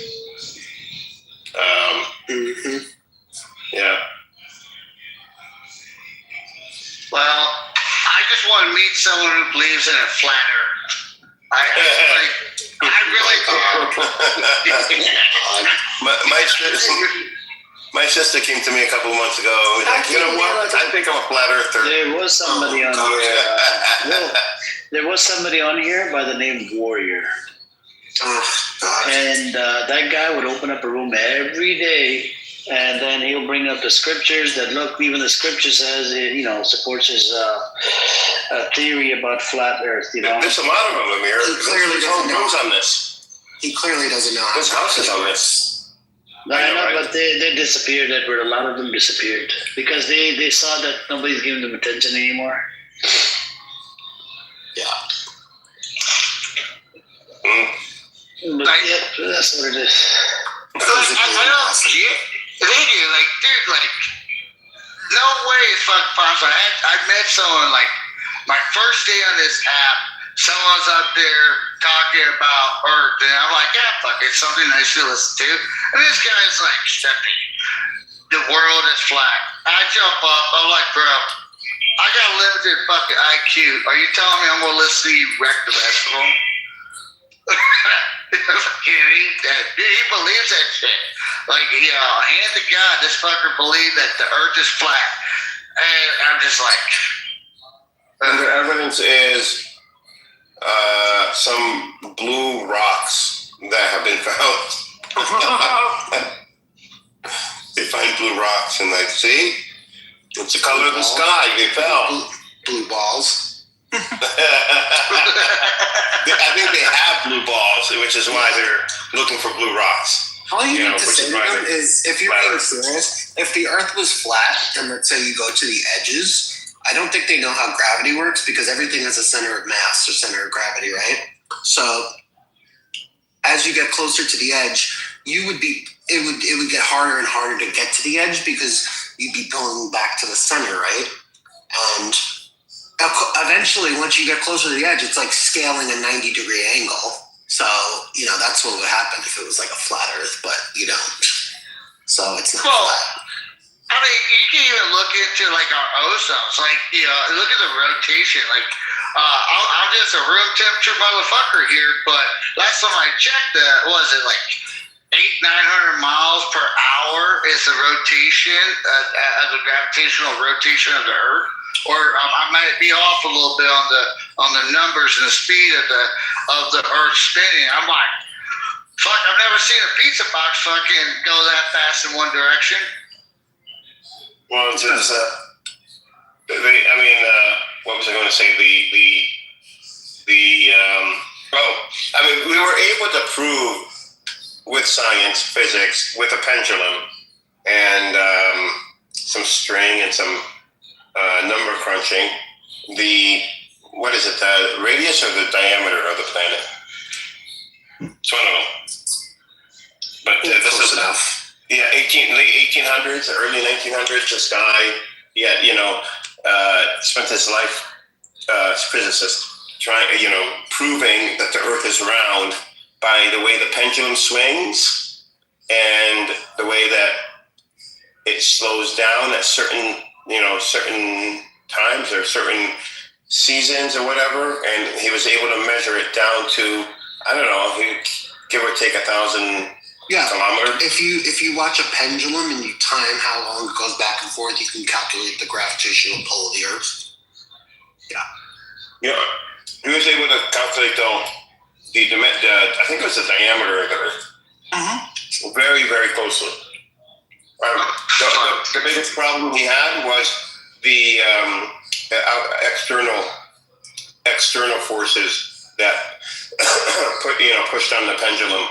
Yeah, air resistance is the biggest one. Yeah, air too. Yeah. But he was able to do it after 30 years. He was able to do it. I remember I did it in a physics lab and I was so far off. I was like, well, I fucked up. Didn't make you a flat earther. No. It's like 9.8 meters per second. I think I got like 10.85. I was like, oh. Oh, wow. I was like, well. Yo, guys, Ramadan Mubarak to everyone in the room. Hope you guys are blessed. Assalamu alaikum. Inshallah, we're going to see a free Palestine and that the Goyim will be united, inshallah. Rondo, do you believe the earth is flat? Bro, I don't want to dive into it, bro, because, okay, I do know from space the earth is round, but right now, speaking to you guys, I'm walking outside and the earth seems flat to me. So I don't want to dive into it. I don't want to. Oh, God. Okay, who wanted this? Muslims believe that the earth is round. Hold on. Who wanted the flat earther? Was Steppy or Will? I'm not a flat earther. I don't know. Steppy. Can you ask for something more like? No, I'm not a flat earther. I thought you said who asked the question. I'm saying I asked the question. Oh, Lord have mercy. So, Edward, I think you might have to correct me, bro. Like, guys, right now I'm walking outside, the earth is flat to me, so, you know? Oh my God, gravity, Do you know how big the earth is in perception to how big you are? Oh, don't even explain this. This is a waste of time, please. Please choose something. Let's talk about pizza. Let's talk about tube socks, like anything else. Let's talk about Ninja Turtle. Not the tube socks. Man, I hope you guys had a blessed first day. You know, weather is so good right now, guys. Speaking to you from Michigan. You know, I was in bed all day. man, I was up, bro. I was up for like probably 16 hours. You're walking around in Michigan in great weather. Are you gonna fall off the earth? What do you mean? No. When I heard the sales ace, I'm like walking on the flat earth right now. Honestly, I believe the earth is flat. So you're gonna fall off the earth? No, what I'm saying is like I'm walking in a pavement that's flat. Honestly, I don't even know like. What I meant to say was like walking on a pavement that's pretty flat, like a straight road. Well, actually, it's not. Well, it is, but like NASA, when they built their runways, Edward, there's an easier way. There's an easier way to just shut this down. There's an easier way. Rondo, Islamically, we believe the world is round, right? Like Islamic scholars. Yes. So that's it. Full stop. So NASA,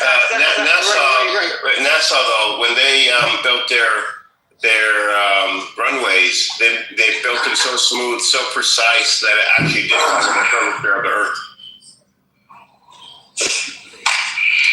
No, I don't know that. It's only got those pieces of Where are the Iranians, Mazi? Where are your buddies? I just came from a hip hop room, so I don't know. I was far away from that. No fight today. You know what happened yesterday, Mazi? We listened to I was in a hip hop Taco versus Sailor clip yesterday. Walaikum salam. How you doing? Are you okay? I was part of that. You were listening. I was keeping up with the news, Amir. I just hope all the best, man. Wallahi, I tried to be. Okay, Rondo, do you hear? I got you, Rondo. Thank you. We gotta share the mic with other people now. Oh, my bad, guys. I apologize. It's cool. No problem. So Mazi, yesterday the clip was played. The Sailor and Taco's altercation. Was I in it? Because I was part of that. You, please. I didn't make the edits. No, me, Edward. Me. I can mute you. It's okay, no problem. So it was Taco and Sailor's, and Sailor was literally gaslighting him.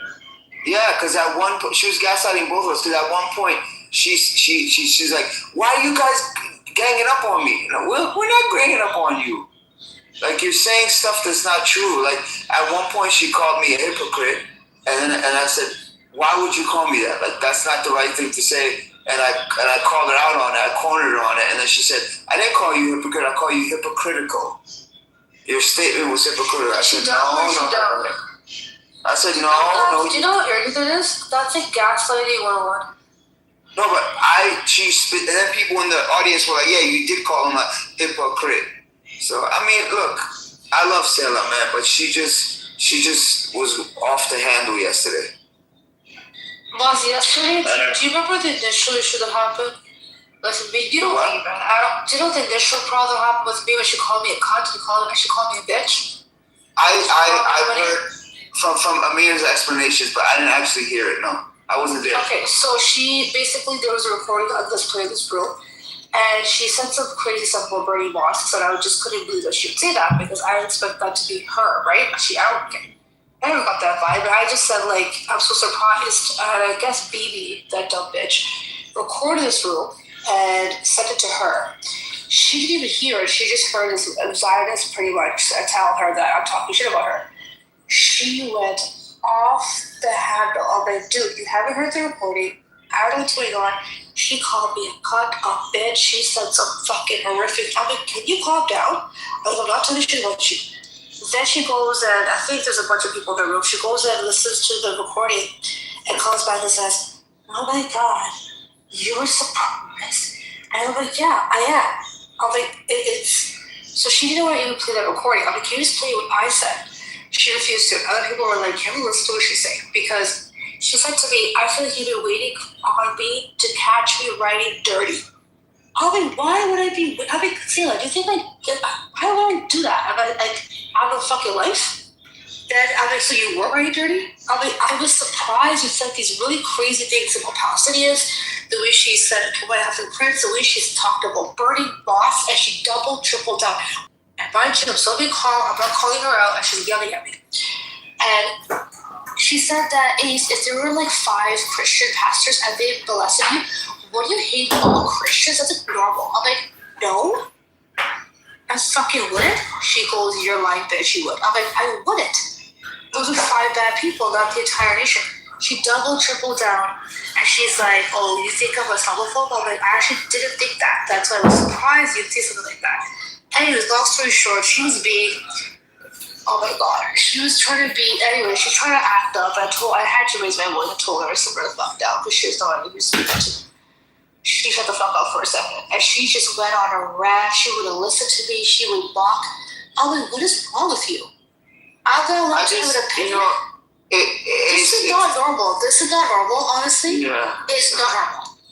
And the fact that she's doing it with you, with Taco, with Amir, she was in the chat the other day. I saw it, and I was in the room. I honestly she's losing her fucking mind, and I don't think it should be excused because it's fucked up, to be honest with you. With me and Taco, I think it was an isolated incident. Like, because afterwards we were cool. Like, we got, I guess she got it out of her system. We got it out of our system. Yeah, I've already got it in there for that. We ended up squashing it. We were cool, But I know that's fine. But the point is, it's not okay to attack on a difference of opinion. Yeah. I hate it. Anyways. It's emotional times for the Iranians. I know, but listen, that's not an excuse and not to double, triple down on the party. You know what she said to me? She goes, oh, well, those mosques have weapons and stuff, and that's why. I'm like, come on. I'm like, are you kidding me right now? I'm like, what if it's a hospital? She goes, well, as long as our children aren't in there. I'm like, what the fuck does that mean? But yeah, bomb it down. I'm like, that is not, I'm like, what? Do you know how, I didn't want to say it, but those are Zionist talking points. Burn it because there's possibly terrorists up there. Burn the mosque because there's possibly terrorists up there. Well, I get it. You don't like the regime, but you don't. And when I talked about innocent people, she was, well, if they're RGC supporters, I'm like, oh my God. Well, that's what Taco was saying. Taco was saying one of his main points, which I agree with 100%, is he was saying that don't let your thirst for revenge cloud your judgment. You know what I mean? And I know, it's really hard to hear somebody like this. It's not even it's a moment. A moment will last a day or 2 days and people become very, again, people have high emotions. We're all guilty of being human. But this is weeks now. Yeah. Weeks. Israel went on, or stepped up its alert status today. And they're saying, war is imminent. No, they say they expect the negotiations to break down. Those motherfuckers. I know, right? Israel wants it to. Yep. It's the only thing that could save Bibi's, campaign. It would make him popular until the massive amount of missiles come through to Israel, which is something that the Israelis would have, never experienced before in their lives, and I think it will backfire on them big time. But yeah, that's what he said. That's what they said. They raised their alert because they expect the negotiations to go badly. Oh, Russia showed up today too. Russian naval vessels are in the Straits of Hormuz, and Iran is conducting war exercises in the Straits of Hormuz with Russia, and I believe China is there now too. And so they have the Strait of Hormuz blocked off for their war exercises.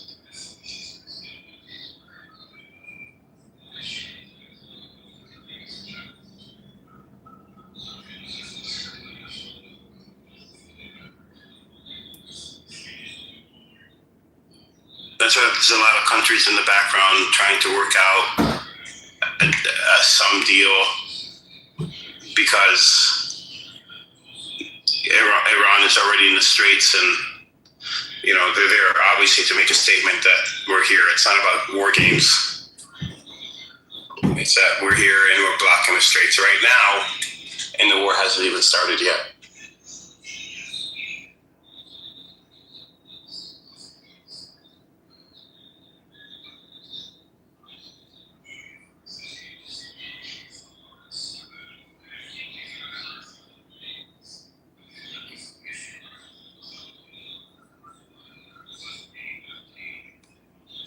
So they're saying this buildup of American troops and vessels is the largest since World War II.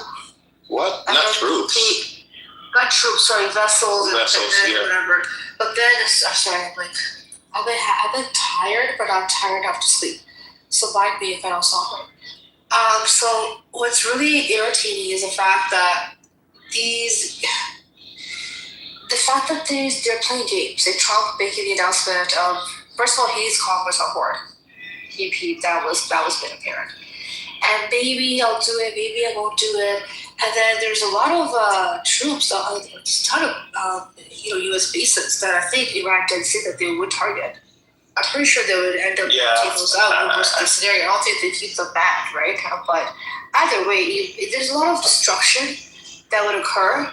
I think it's just. And they threatened. So Iran, Khomeini said that there is information that will be released, and I forgot how he put it, but it's very juicy, spicy details. Yeah, it was about Trump. But also, I think it might be a bluff. Also, I don't know. Also, a group of hackers in Iran said that they have, images or videos. Yeah. Well, that goes both ways. If it's a bluff, that's one thing. If they have it, that's one thing. No, Khomeini says it though. I don't think it's a bluff. No, not at all. This is the part that gets interesting. If they have it, let's just see what's true on the reverse.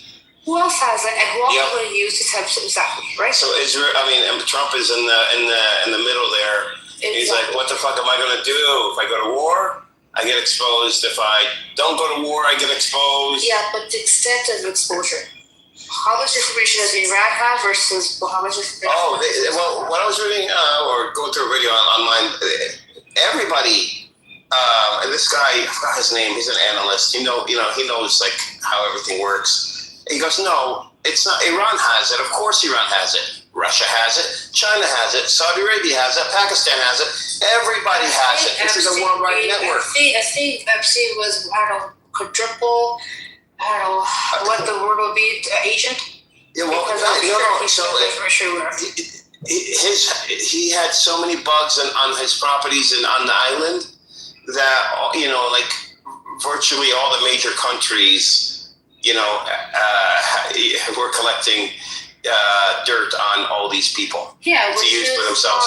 Which is something. So all of these countries have it. All of these. The point is. Okay, there's spying on each other, collecting dirt's one thing, but it's the kind of dirt. No, right. I was of the kind. But also, I believe, and you could look this up on GPT, I believe the UN came out and had a report and said, because this particular network is so massive that it qualifies as a weapon of mass destruction. Wow. And The I UN came out and believe said have Bondi made a statement that if they were to go and apprehend everybody Epstein files, they would just the entire system would collapse. Wow. Have Bondi made that statement? So we can't apprehend anybody. Which means we're going to have to make child rape legal and acceptable. Yeah, it's not just the U.S. There's a lot of other people. This is like so. You know what makes me so sick? So nobody can force you to do stuff. Okay, people go and sleep with hookers and cheat on their wives and do these kind of weird kinks, maybe they're gay. That stuff, that's not this. And the amount of people who are involved in this type of I don't know. Like, it just makes me feel like, are these humans or like devils, demonic? Because it's not even. I don't know. If you watch in the next few years, this will all be normal. That's there'll be laws passed, it's going to be normal across the Western world. I feel so sick, honestly. Just I don't even know. It's going to be, and this is, our religion. My religion talks about this. Yeah, but we, I always thought it would be, the stuff that we see today, where fake news This is nothing. Sexual perversion, over sexualization of women, and this is nothing. But making child rape normal. And I think maybe the Quran was referring to, because the Quran would refer to things that are going to be really major. And I always thought that when people point to scholars say, the world is coming to an end. This is because of this. I'm like, that doesn't sound major enough, because the thing is, when good becomes bad and bad becomes good, you're done. But what's even worse? And the thing is so bizarre. I can't even confirm it's true, although there's a lot of it in the Epstein files. But I'm just gonna say, cannibalism? What the fuck? It's all over the news, yeah. Huh? Yeah, it's all over the internet. It makes me sick. And if you go into Gmail and type in baby born, Epstein had, I've run this a bunch of times, Epstein had hundreds of women email him over the years, telling him they had a baby on this day, the age, the weight, the length, the sex, happy. And I'm like, okay, these are not women that would be captive, because they would be just having babies. These are women who are selling it to him. Where are these kids? Then there's some emails where women are like asking, like, do an investigation. I was pregnant, I have a baby, now it's gone. These are emails to Epstein. I'm sitting here, I'm like, where are these children? Why are there hundreds of women emailing him over the years? Are they selling it? I don't know what's going on. When I started looking they do sell. There was an episode on Dr. Phil, who I can't stand, years ago. I despise him so much. Yeah, me too. It was in the 2000s, and it was a woman that was sex trafficked, and as a child, and then she was talking about how the system works. People get paid $20,000 or $30,000 to give their baby up, so they have babies to give them up to these people. Do that, or have to bring these emails up. It's like, they're so happy, and it's so gross. Like, something that religion talks about, that there's, this is hell, in essence. Some of the things, the demonic things that go on in this world that we're living in, it's akin to hell. And when you see some of the things that these people have done, out of the things that they worshipped, and it goes back thousands of years, it's not conspiracy. It's all, you see the temple, you see everything. And think to yourself, how long has this stuff, this order of chaos, this order of just darkness, been going on for? Because just both sacrificing children, animals, just really gross rituals to whatever Baal or Moloch, or there's so many different names that they call these whatever demons, and different religions too. But this is more prominent, back in Judea or whatever, and whatever it is, the whole religion part. But it's nothing new.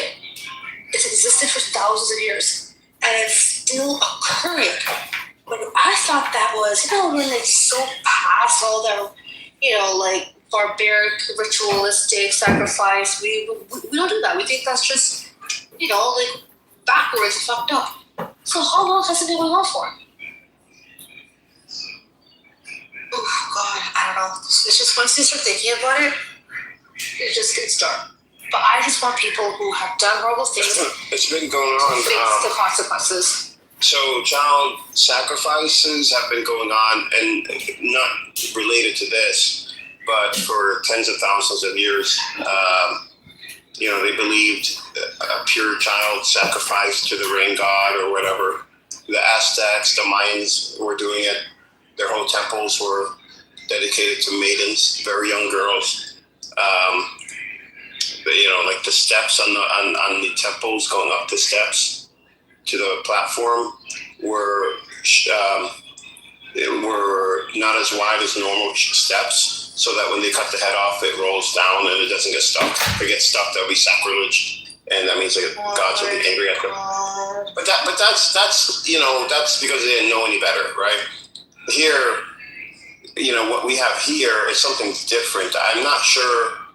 The Canaanite god, one of the gods. That's the one, Moloch. No, but I don't know Moloch, where he came from. Baal. You heard of Baal, right? B-A-L-L. No, B-A-A-L. Yeah, he named his base that. But even that church, the temple, whatever you call it, it was actually the Moloch temple. Same idea. I came from Hittites. Oh, so his in Arabic the name is Baal. Benny Adams said that the other day. Baal. Yeah, I think it was burning. It was burning that. What was burning? They were burning the statue of Baal. Yes, Baal. Yeah, Why Baal. would Iran have a statue of that? I still understand that. No. They made it for that purpose. Sorry? They made it for that purpose. Why the fuck would you build that? So they can burn it. Oh, symbolically? Yes.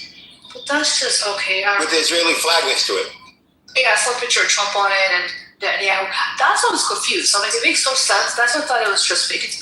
I'm like, there's no way to have this stupid thing. It is. Yeah, no.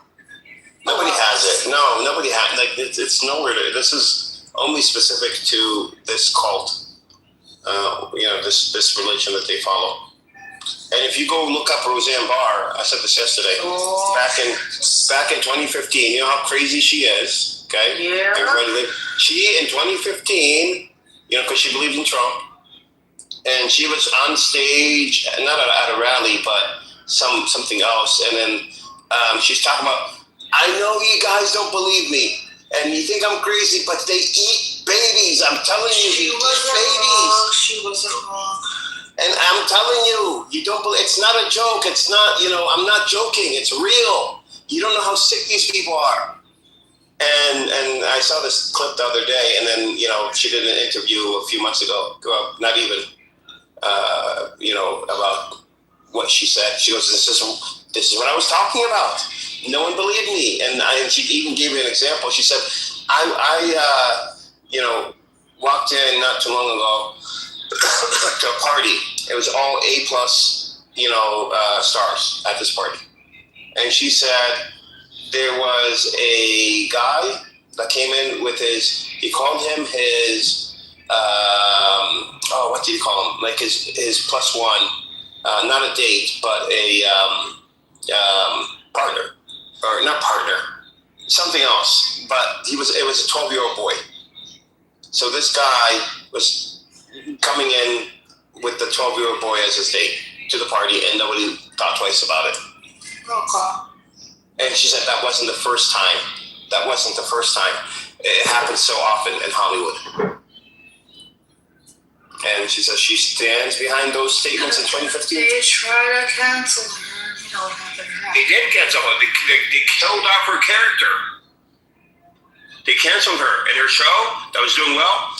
They killed off her character by making her overdose on pain pills. They wanted her to go out humiliated, and that was her show. She built from the 80s, and Netflix brought it back, You know, same people, but now they're adults. Her kids are adults. The husband is an adult, older, a grandfather, their grandparents, and they made her overdose on pills, which didn't fit the script. And it was her show. That's pathetic.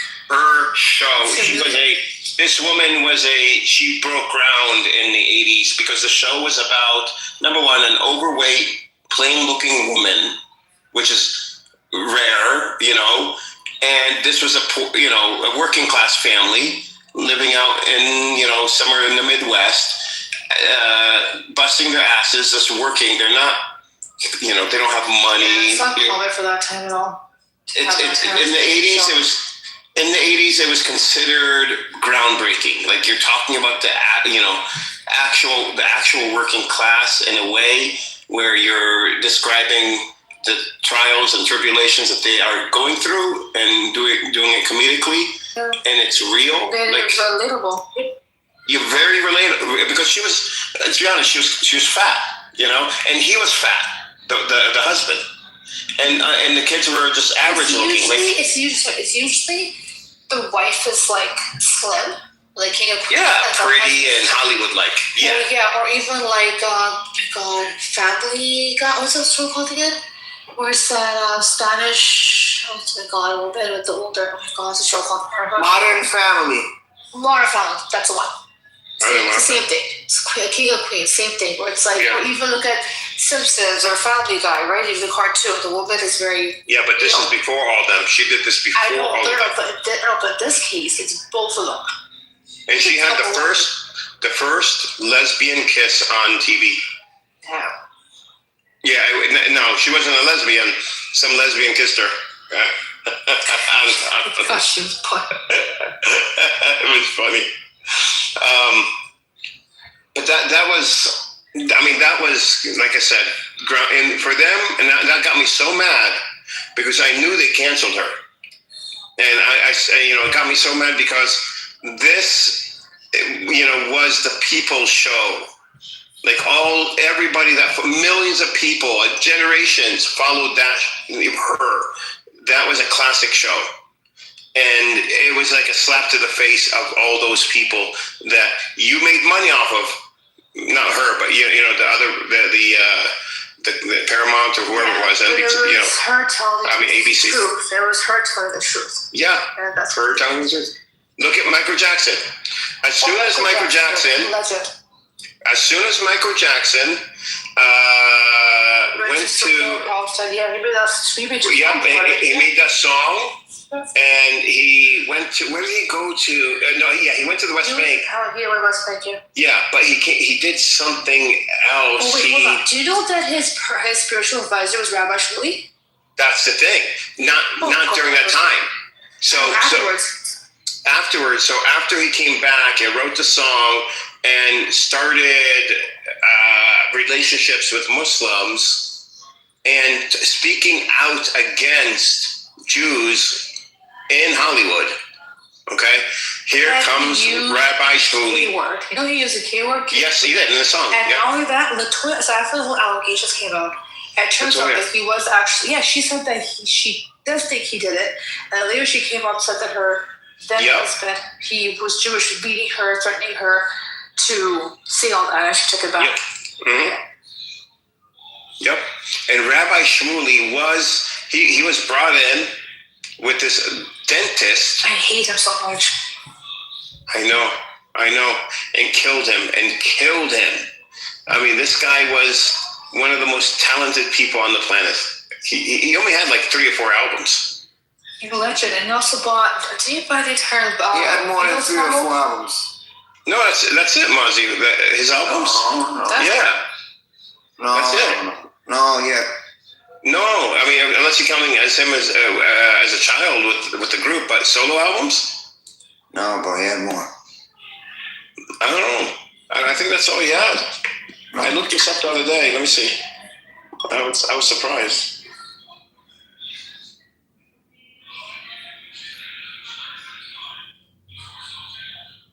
He had 10. Let me see. I'll look out. Fine.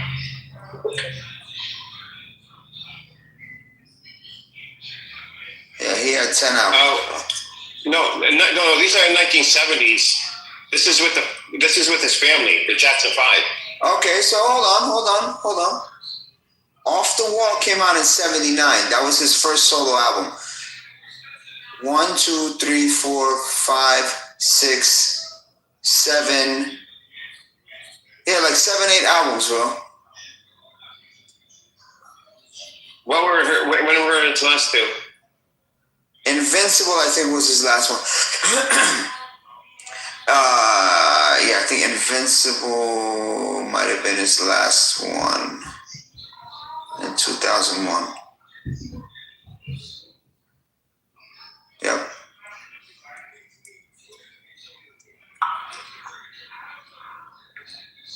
I'm looking at it now. Edward, I was going through John Kitover's YouTube. He's got a whole bunch of shit on you, a whole bunch of shit on me. He's got a whole bunch of shit on other people. He's a collector. Oh, wait. Okay, it's saying on YouTube. Like he likes to stream live rooms. Even right now, he's streaming it. This idiot. Oh, the ones he produced himself. He streams it live. He doesn't produce. He just streams it live. He's just a lazy bum. You know, he couldn't play an instrument, but he could beatbox like everything he needed. Yeah, he played by ear, just like James Brown. Have you seen my production, like the introduction that I've done, recent video? Okay, well, you have a long way to go before you get Norm is running away from resistance. Have you seen that? Have you seen that? Yep, that was great work. And the front page, a little bit, I need to do a little bit more of a better job. John Kitover, I wish you could compete with other people, man. Other content creators, you're just a dumb fuck. All you do is lazy bum. You got 77 followers and stream all these 70 movies directly on YouTube. He's got like 77 followers for one for each of his phones. Oh my god. Edward, he actually had 12 solo albums. 2 came out after he died. So he had about 4 on Motown, and then after he got off Motown, he had like. Ask why do people 6. say he only had? Why do people say that he only had 3 or 4 albums? See what it says Who's there. people, bro? No, don't say that because this is what I heard. From who? From people like that I know. You ain't talking. You're talking to now. You're in the music realm, bro. Just ask that question and see what it says to you. Why do people that he only had 3 or 4 albums? Because those are the ones that went like super diamond. I bet that's what it's gonna say. I'm curious if they categorize it in any way.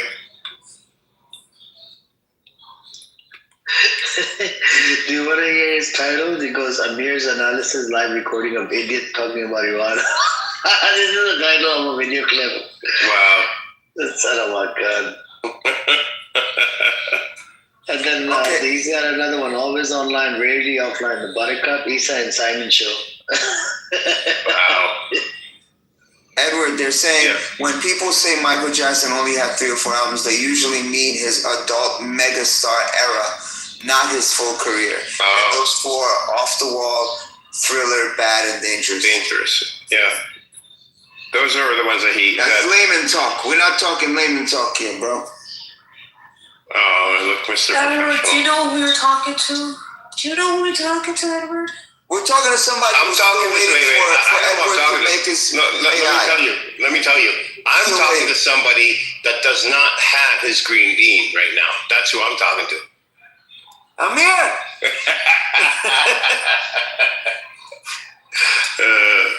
That's why he's talking sideways, because he don't have a green bean. If he did, he'd be the up the up. No, Ace, there's 2 versions of me with the green bean. There's diplomatic moderator, then there's dictator moderator. Yeah, I've seen them both.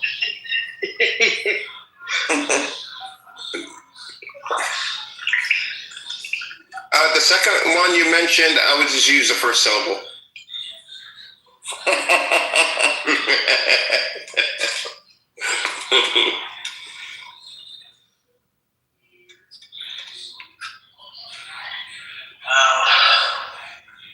Anyways, I think, oh my god, Black Rabbi is here. Probably because he's scared. Israel's gone on highest. I don't know if it's highest alert, but close to highest alert, if not highest alert. He put an old picture up. It's like a 50-year-old picture. Okay. Hey, what's up, Dean? Assalamu alaikum, bro. What's up, Tiger? Amir, why did you say that? You don't think so? Let him come up. Maybe you control him a little bit. Yeah, you've been quiet. What's up with this? Ooh, me? Yeah. I'm saying to you, brother. What's going on here? How was your first day? It was good? Did you feel thirsty? Yeah, I feel like actually I was did a workout. I was working out like in the afternoon, so yeah, I got a bit thirsty. You know, I had like a few hours before I break my fast, but alhamdulillah, makes you stronger. How about you? How was your fast? No, it's not bad. I did about 5,000 steps while I was fasting. MashaAllah, MashaAllah. Yep, been running around back and forth. We have a Black Rabbi here. Look at his picture, Dean. He's like 50-year-old picture. Like this was taken 50 years ago. Let's see.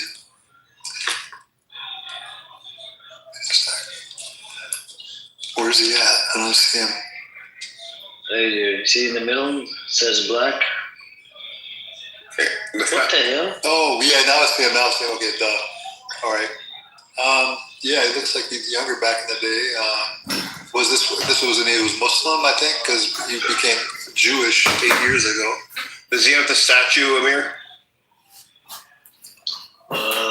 No, he's standing in front of this. No, the statue, the karma. Oh, the karma. Yeah, karma is a top 5% karma. Oh, top 5%. He's just a low life, you know. Oh, that's too bad. It's a metal one. The statue or metal? Click on your profile. Well, listen, I'm going by fucking Amir. He called it a statue, so. Yeah, Amir's Indian. I know. Calm down, man. Calm down.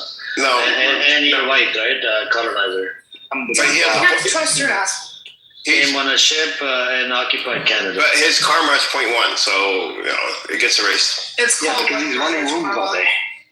No, you don't talk about. Oh, mine, yeah. But that's because of Black Rabbi.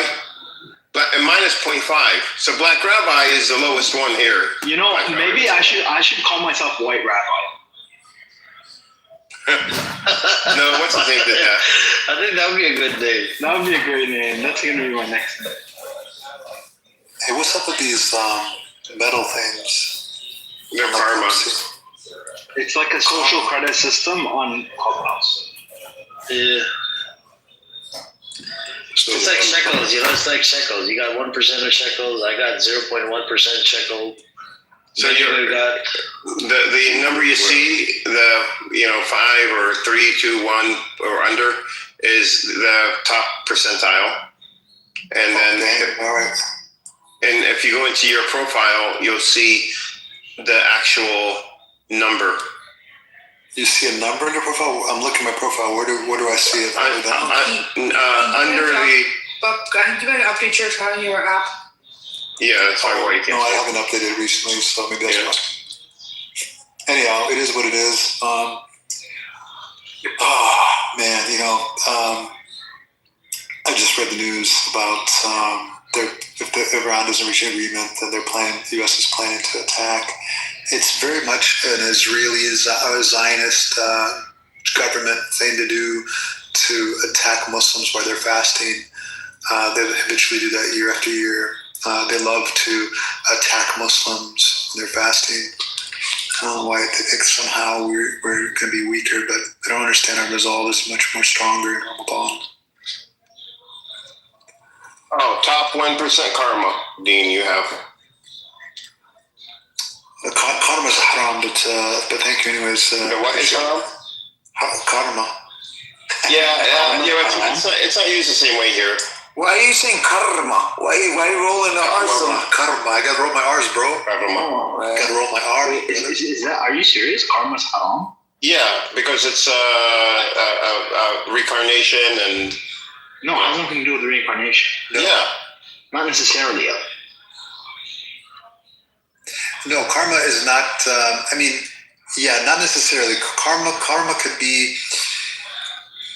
Karma just like what goes around becoming reincarnated in a lower state.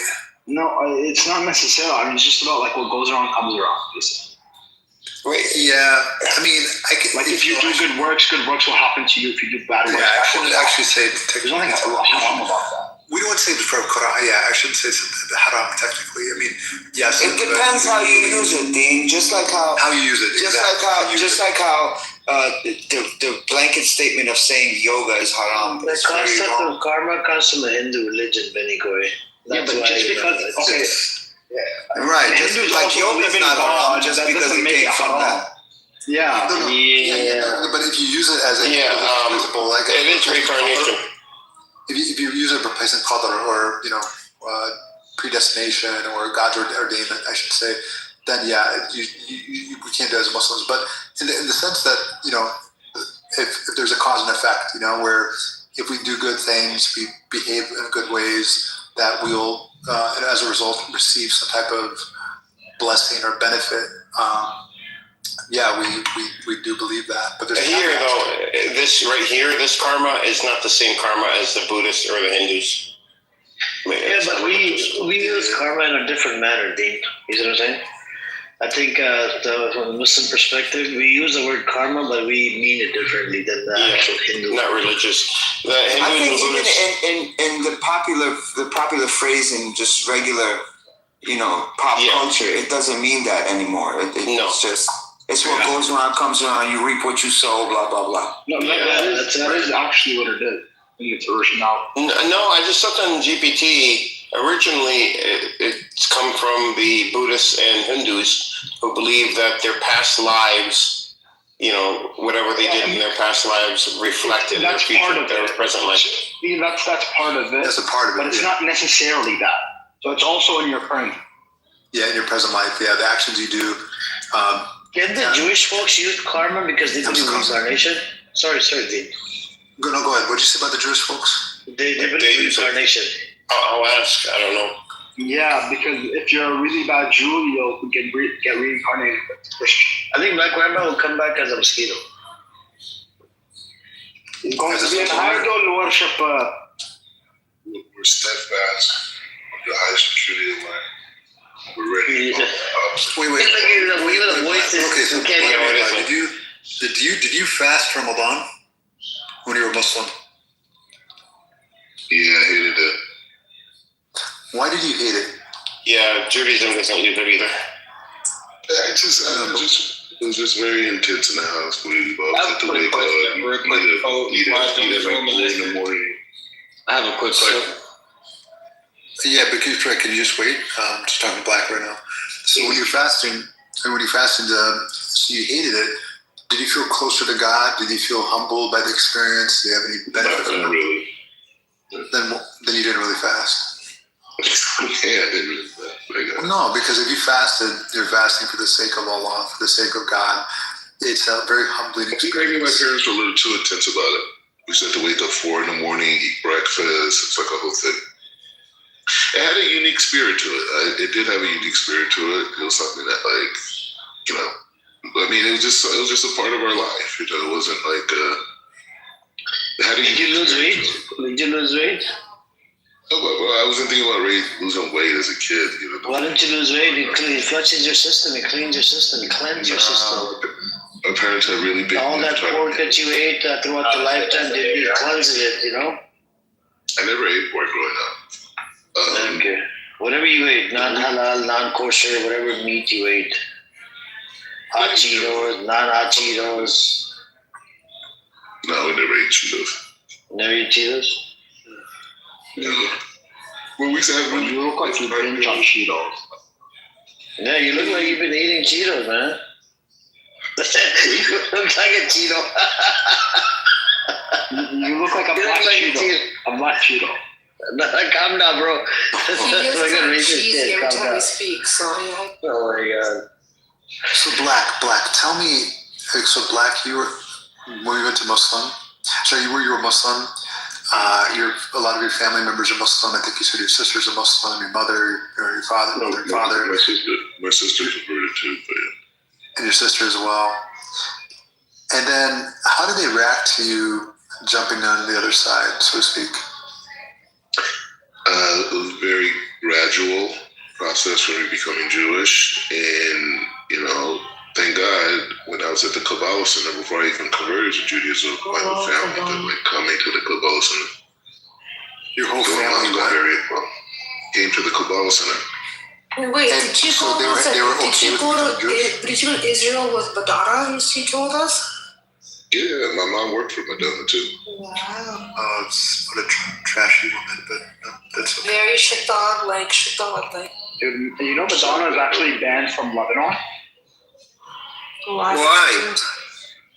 She used verses from you know who Fairuz is? So Fairuz is the singer. She's a Lebanese Christian singer, and she does a lot of different songs. But she did an album about the resurrection of Christ and like the Good Friday and all of that, right? So it was like a religious album with like religious themes and religious music. Madonna used a portion of that unlicensed for satanic music. Wow. Yeah. Wasn't So when the Lebanese found out about it, it was a huge uproar, and she got banned from the country for life. She should be banned out of like every Christian country at that point. Yeah. That's just. Oh, and by the way, the singer is Catholic. She's not even Orthodox. Yeah, but it's just like they're taking something religious and purporting into something satanic and dark and twisted. Yeah, Google it. Yes, Madonna is Jewish. Yeah, she's a convert. I know very honest. She's not Jewish. She's not Jewish. She is. All right, fine, She talks about it. She's not Jewish. Did you say that she talks about it? No, did you say you heard the Kabbalah Center and you guys went to Israel together? Oh my god. So we can look up at Wikipedia. Madonna is born in Michigan, and let's see, most of her parents are. Let's see, parents, early life. Born, her father Silvio Ciccione. She was Catholic, Dean. She was Catholic. Is an Italian. Her mother, Madonna Louise, was an X-ray tech. They're Italian immigrants. So she's Italian. Her mother's French Canadian. No. She converted. Oh yeah. I knew I read that she converted, but I was wondering if like she had Jewish parents. No. She's a Catholic. More licensed. She never converted. But Benny Adam knows, right? Because he. I mean, you can Google it. I mean, if you can prove that she didn't.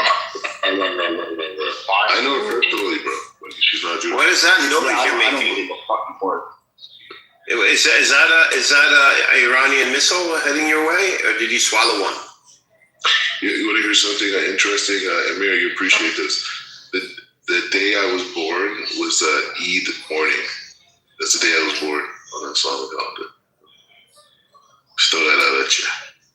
So people weren't happy. They got happy because of Eid when you were born. Okay. Very deep. They got happy because of Eid, but not because of you being. How scared are people in Israel right now, Black Rabbi? How scared are you that they won't let you into the bunkers? We're steadfast. We're steadfast. You sound like a Palestinian now. What's going on? We're steadfast. We're energized. I actually stand corrected. She did not formally convert to Judaism. No, she didn't, bro. She did Kabbalah. Yeah. She did Kabbalah. She studied Kabbalah and she like the magic part, right? Yeah. And she's like involved. She learns a lot about it, but she didn't actually convert. In her videos in the 90s, the video would end with some Hebrew writing on the screen. No, I didn't know what it meant, but I remember that. Wait, is she Messianic? Messianic? What is it? No, I think she just did Kabbalah. She was into Kabbalah. Just Kabbalah. Like a lot of the stuff. The money magic. Well, a lot of the Hollywood people are into this Kabbalah thing, or used to be. I don't know if they still are. It was like fad. They wore the red, what do we call it? It's red or something. What gets me is she moved to London years ago, was there for a month, and came back to America, or was in London still, and giving an interview to an American media outlet, and she had a British accent after being there for 30 days. Yeah, but a lot of people did that. That's just, a lot of people did that. I would never have a British accent. I just told you. That's corny. Corny. Yeah. That is corny. Hey, Black Rabbi, I have a question for you. I'm just curious. You're in Israel, right? I'm in Jerusalem, Yishalayim. Yeah. How many United States soldiers are there? I don't know how many, but I do know that the weapon defense systems are being operated by U.S. soldiers here. Okay, thank you. Yeah, but U.S. soldiers have been here for the last 2 months. So, Black Rabbi, you're saying Iran will get attacked? That's ready? As early as Saturday. As early as Saturday? Are you okay? Are you going to Iran after they attack it? Are you gonna go occupy Iran? Israel's gonna attack Iran? Yeah, but hey, what's up, B? How you doing? Hey. So America gave green light to Nazi, Netanyahu, to do the attack on Iran if the deal doesn't go through, and that's the plan. And I think Black Rabbi's, I don't know, he's going to try to run into some bunkers. But last time I checked, during the 12-day war, there was a whole bunch of flaming homosexuals running to the bunker, trying to find a way to do orgy inside the bunker. And Rabbi Shamudi's, the sex store got attacked as well, by the way, during the 12-day war, thanks to Iran. So but this time, I don't know what they're going to hit. I think they're going to hit maybe a Pornhub or something. Isn't it a Pornhub inside Israel? Amir, you can't imagine that there's going to be 300 fighter jets conveying at one time over Iran. It's not just Israel and America's. You're just an idiot. Are you going to go occupy Iran after they're done with IRGC? Are you going to occupy Iran? What do you mean occupy? Are you going to occupy Iran?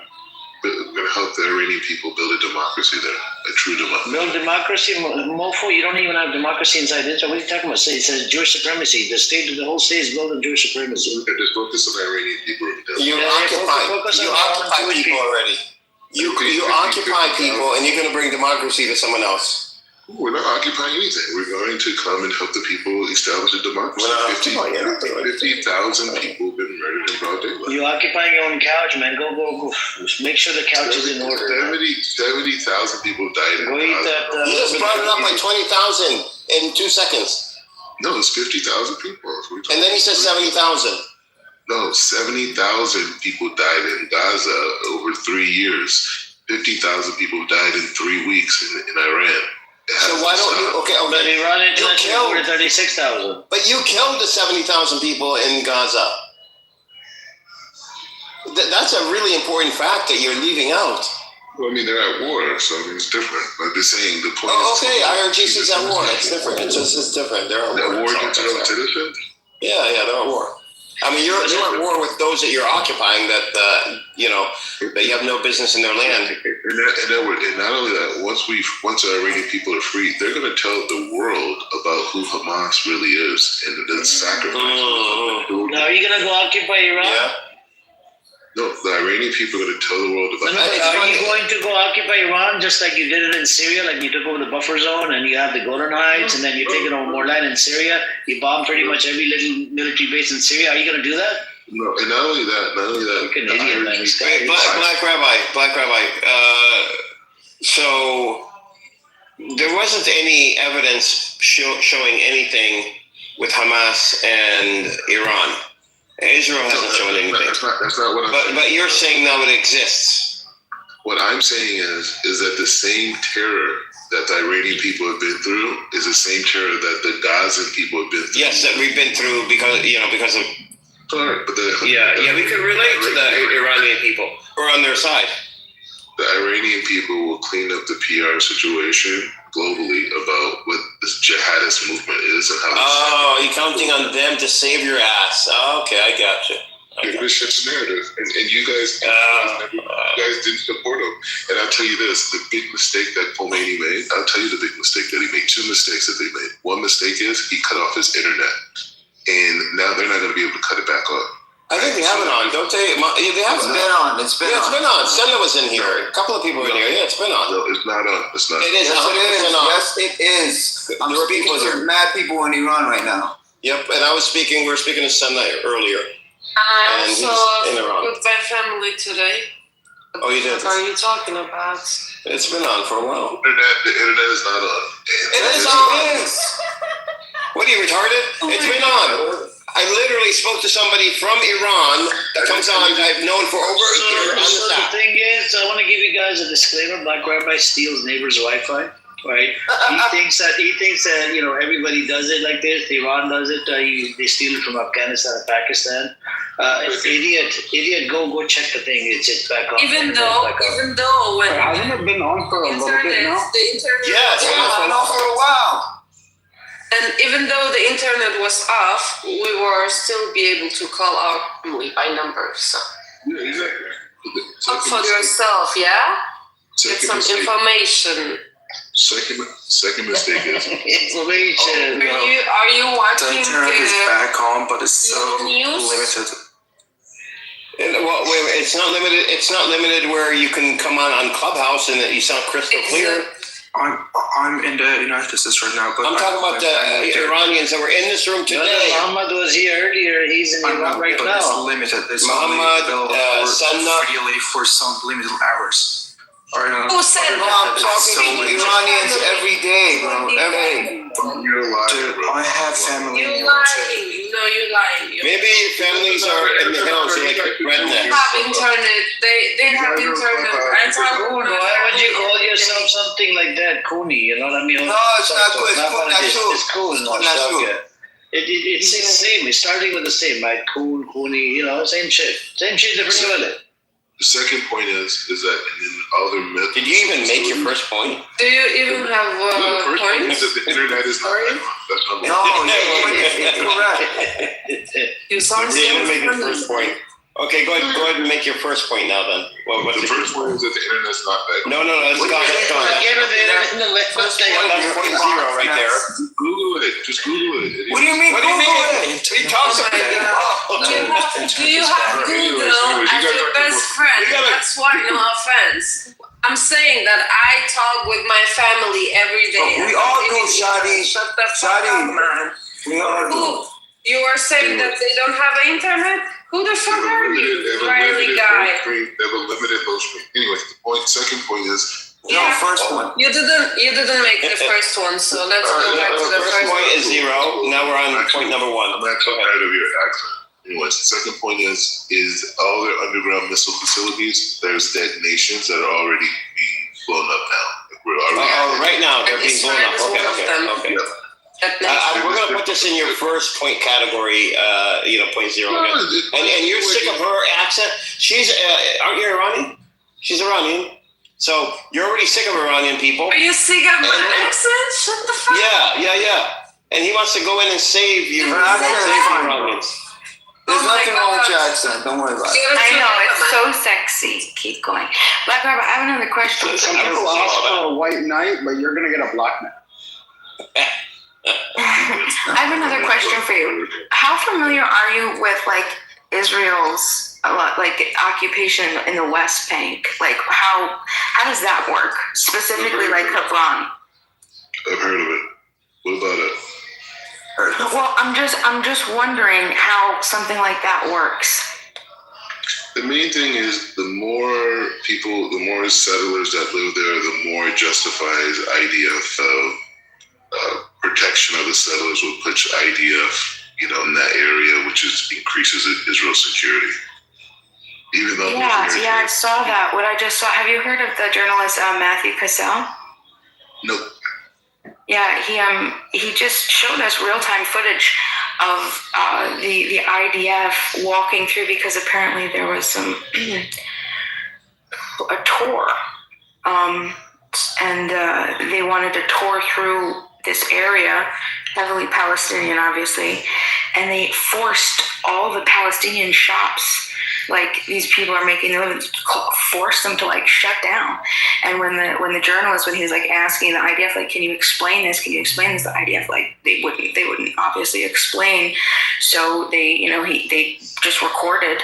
He just recorded, and I mean, like, what is that? That seems like the most difficult thing for people in the West to comprehend, and I wouldn't be able to comprehend it either unless I lived here as long as I have, is how militarized, what we call Palestinian society is. Like, it's not like a regular group of people. Like, you see, like, Israel's been people in Hebron are not militarization, though. The only militarization that I saw was from the IDF. They're literally getting shit on. What do you mean by militarized? Can you explain that?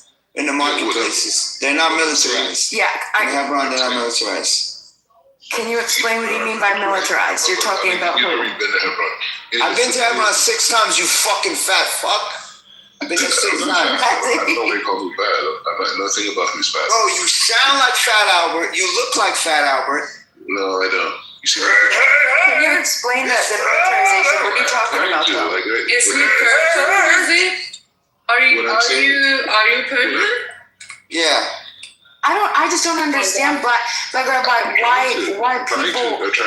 Palestinians. But he hasn't been to Hebron, so it's not going to make any sense. He's called them militarized. They have no weapons there. The shopkeepers are literally being shitted on. They throw feces on top of the storerooms. They throw toilets. I've seen it with my own eyes. So yeah, he's never been there. He's only stays in Jerusalem. He's never been there. He's never been to the West Bank. And if he has, he went to the settlers. He goes to where the... So have I. So what? So have I. So have I, bro. You're not going to beat me in a travel contest. You're not going to beat me in a travel contest. You're not. You're just not. You're a liar. You're a fat fuck. You sound like Fat Albert. Shut the fuck up. How about that? Yeah. But could you imagine if Palestinians did that too, came in and did that to areas that were heavily... They would if they could, but they couldn't. They can't. They would if they could. What do you... Okay, so you're saying all right. So there's a potential that they might. So it makes it right for you guys to do it. They might. They have in the past, right? Okay, so 2 wrongs make a right, right? Hebron is one of the worst places I've ever seen in my life. Can this guy shut up? Like, no, can you shut the fuck up? I don't hear an argument. Especially since you lie. All you do is lie, bro. All you do is lie. All you do is lie. All you do is lie. All you do is lie. All you do is lie. Like one time here. Yeah, but you're nobody. Like you're gonna have your military. You're you are nobody. Our power supply making money. Like that's war. That's war. Right there. We'll never know who you are. We got a song to sing for you. Yeah, all right, cool, bro. That fucking Albert, shut the fuck up. We'll never know who you are. They're gonna know me from. Oh, you are nobody. I'm very Googleable, you stupid motherfucker. Go Google me. Shut the fuck up and Google me. I don't need to say lies like you. Google me. Shut up. You are a fat loser who lives off the fucking land in Jerusalem. You are poor. You're broke. You have a fake ass on Zoom school. You've never been a Muslim. You said you lived in Saudi Arabia. You never did. All you do is lie. Fat Albert, shut up, Fat Albert. Fat Albert, shut up. Fat Albert, stop lying. Stop lying. Stop lying. You were an intern at Warner. This guy was an intern in the music industry. Bozzy on fire. I walked away from it full Bozzy. I was dying laughing. Are you having some issues like about You this? did. Breathe it so fast. You hit it, huh? What happened? Anyways, the point is, I went up close. You got no phone. Shut the fuck up. Yeah, well, okay, so I'm in a room full of losers. I get it. No, you came in here and then you gave us. Yeah, leave, bro. You're nobody, buddy. Trust me, you are nobody, bro. I'm very Googleable. You are not. You have a fake Zoom school. You have a fake Zoom school in Jerusalem, and you have a roommate. I don't have a roommate. I got 2 spots in New York, bro. Bro, perfect strangers, bro. Shut the fuck up. I don't have a roommate, bro. Okay, fine. No. Bossy has roommates. Yeah, I don't even have roommates. I wish I did. The place is big and by myself. Oh, are you in the basement of the yeshiva? So anyway, really quick. So Amir, you appreciate this. So I took when my family came to Israel, I took them to Hebron, right? And so we went to where I guess you guys call it Prophet Ibrahim's mosque. Is that how you guys call it? We call it Hebron. I mean, we call it Marza Mechpelah, the cave, whatever. It's where Abraham was buried with Sarah, Isaac, Rebecca, whatever. So my mom, she walks over to the side, to the Palestinian side, and she starts giving the kids money. The kids run up to you. They start giving them money, and then the IDF goes crazy because they didn't know, because she came back on the other side and was getting on the Israeli, because we went back on an Israeli bus.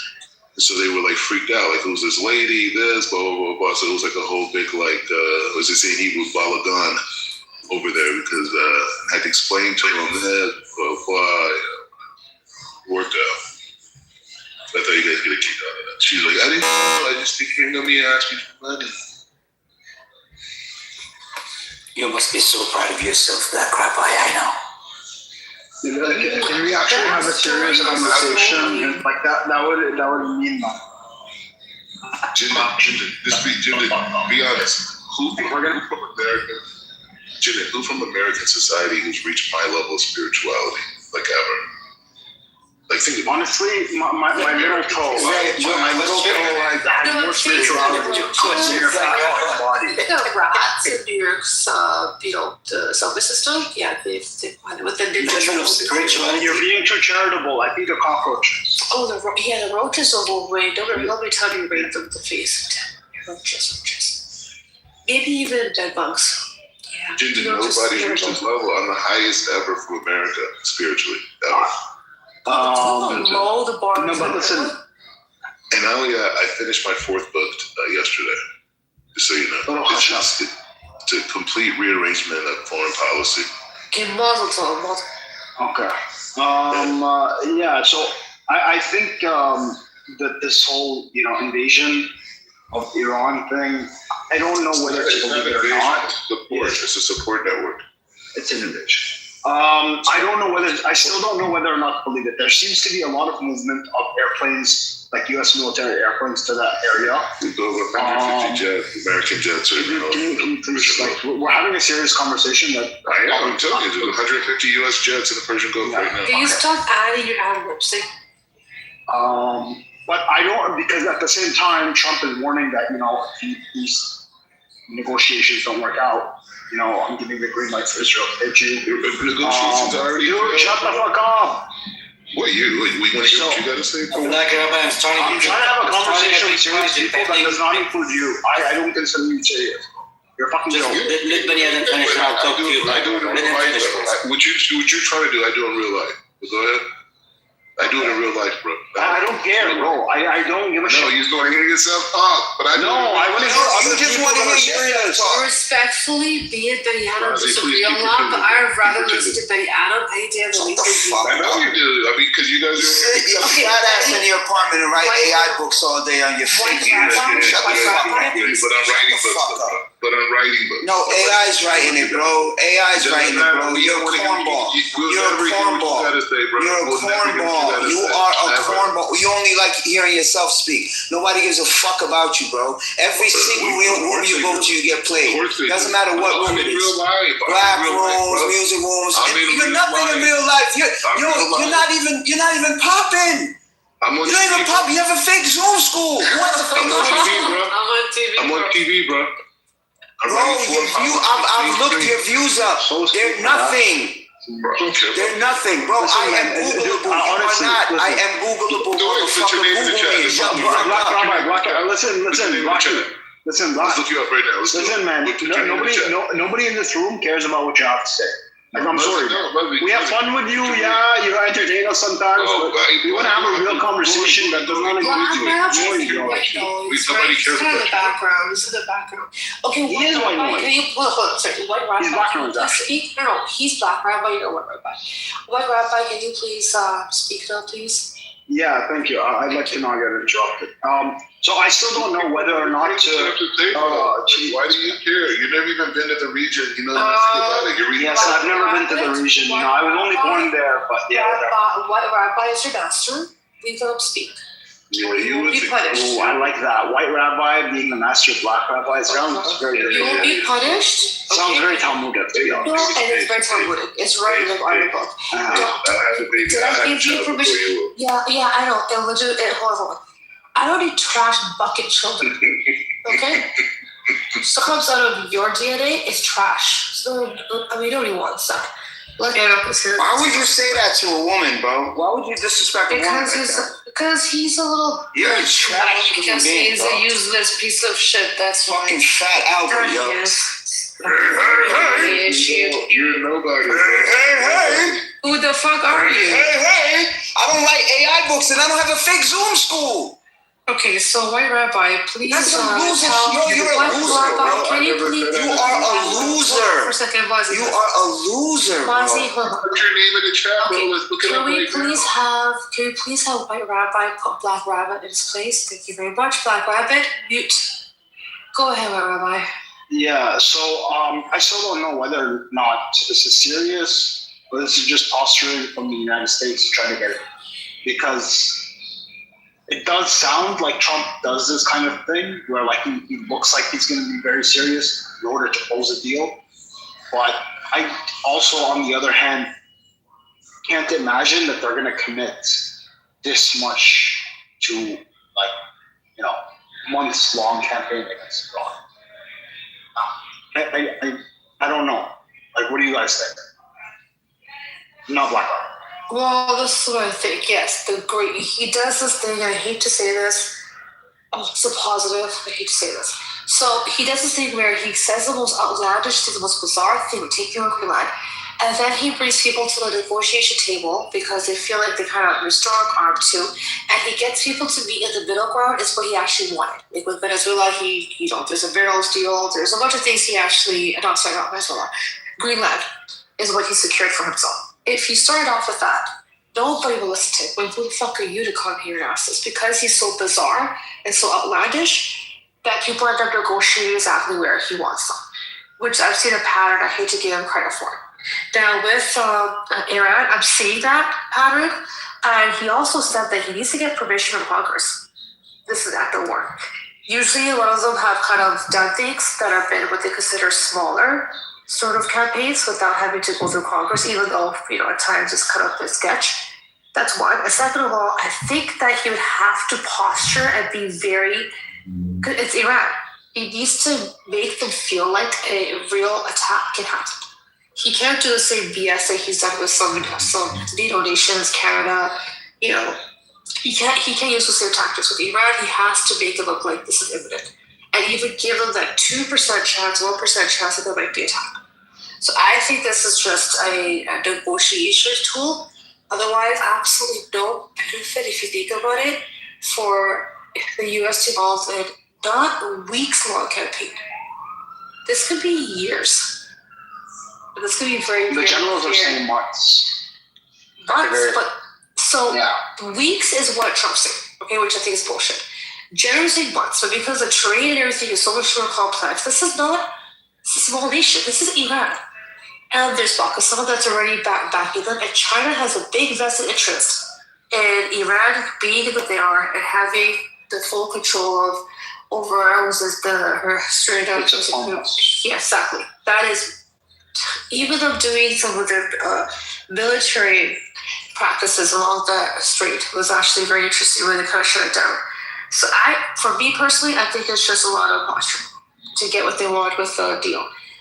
I hope that's it, because the other part of me is like, did you hear Yara said some hackers said that they have images or videos of Trump engaging in pedophilic acts and threatened to say, hey, if you attack Iran, we're gonna leak these. So these sort of Iranian hackers said it. But my question is because they could be bluffing, they may have it, but the other thing is, who has the ultimate black material on him? That would be Israel.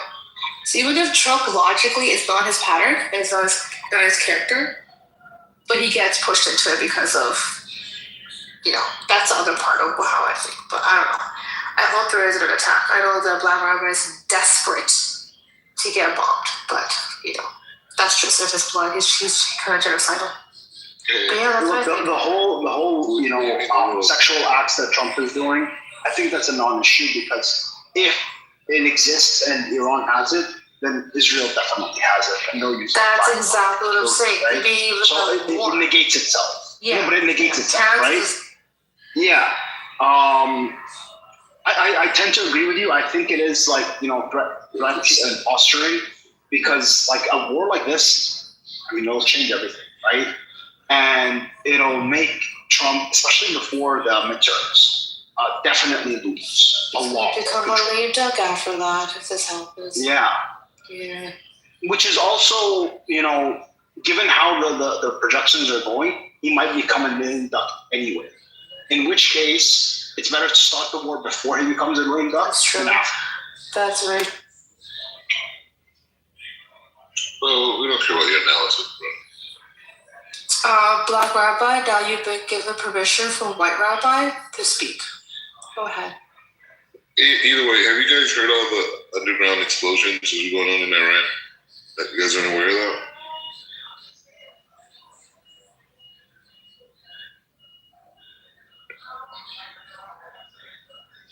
You don't know, brother. The Iranian people, once we free them, they're going to remove the Free Palestine movement.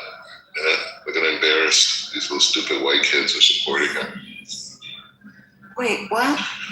I'm so disappointed. I thought you would have had a better answer to the Hebron, the idea of shutting down. Yeah, all right. So this is the thing. Yeah, so instead of just if we don't do it, that's one. It's a non-response. That's not the response. It's not the response. You understand? The Palestinian culture has been took over by radicalism, right? In 1964, they created what they call a resistance movement. Yasser Arafat represents resistance movement. I can't imagine why. Continue.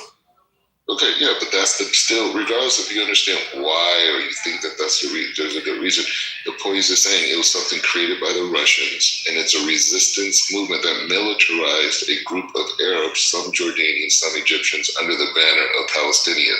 They're able to take certain territories and say, hey, go back to the United Nations and say, hey, these are indigenous areas of these Palestinians, which are Jordanians and Egyptians, and they were able to get sanctioned areas by law. It was a strategy to stop the expansion of Israel and America in the West.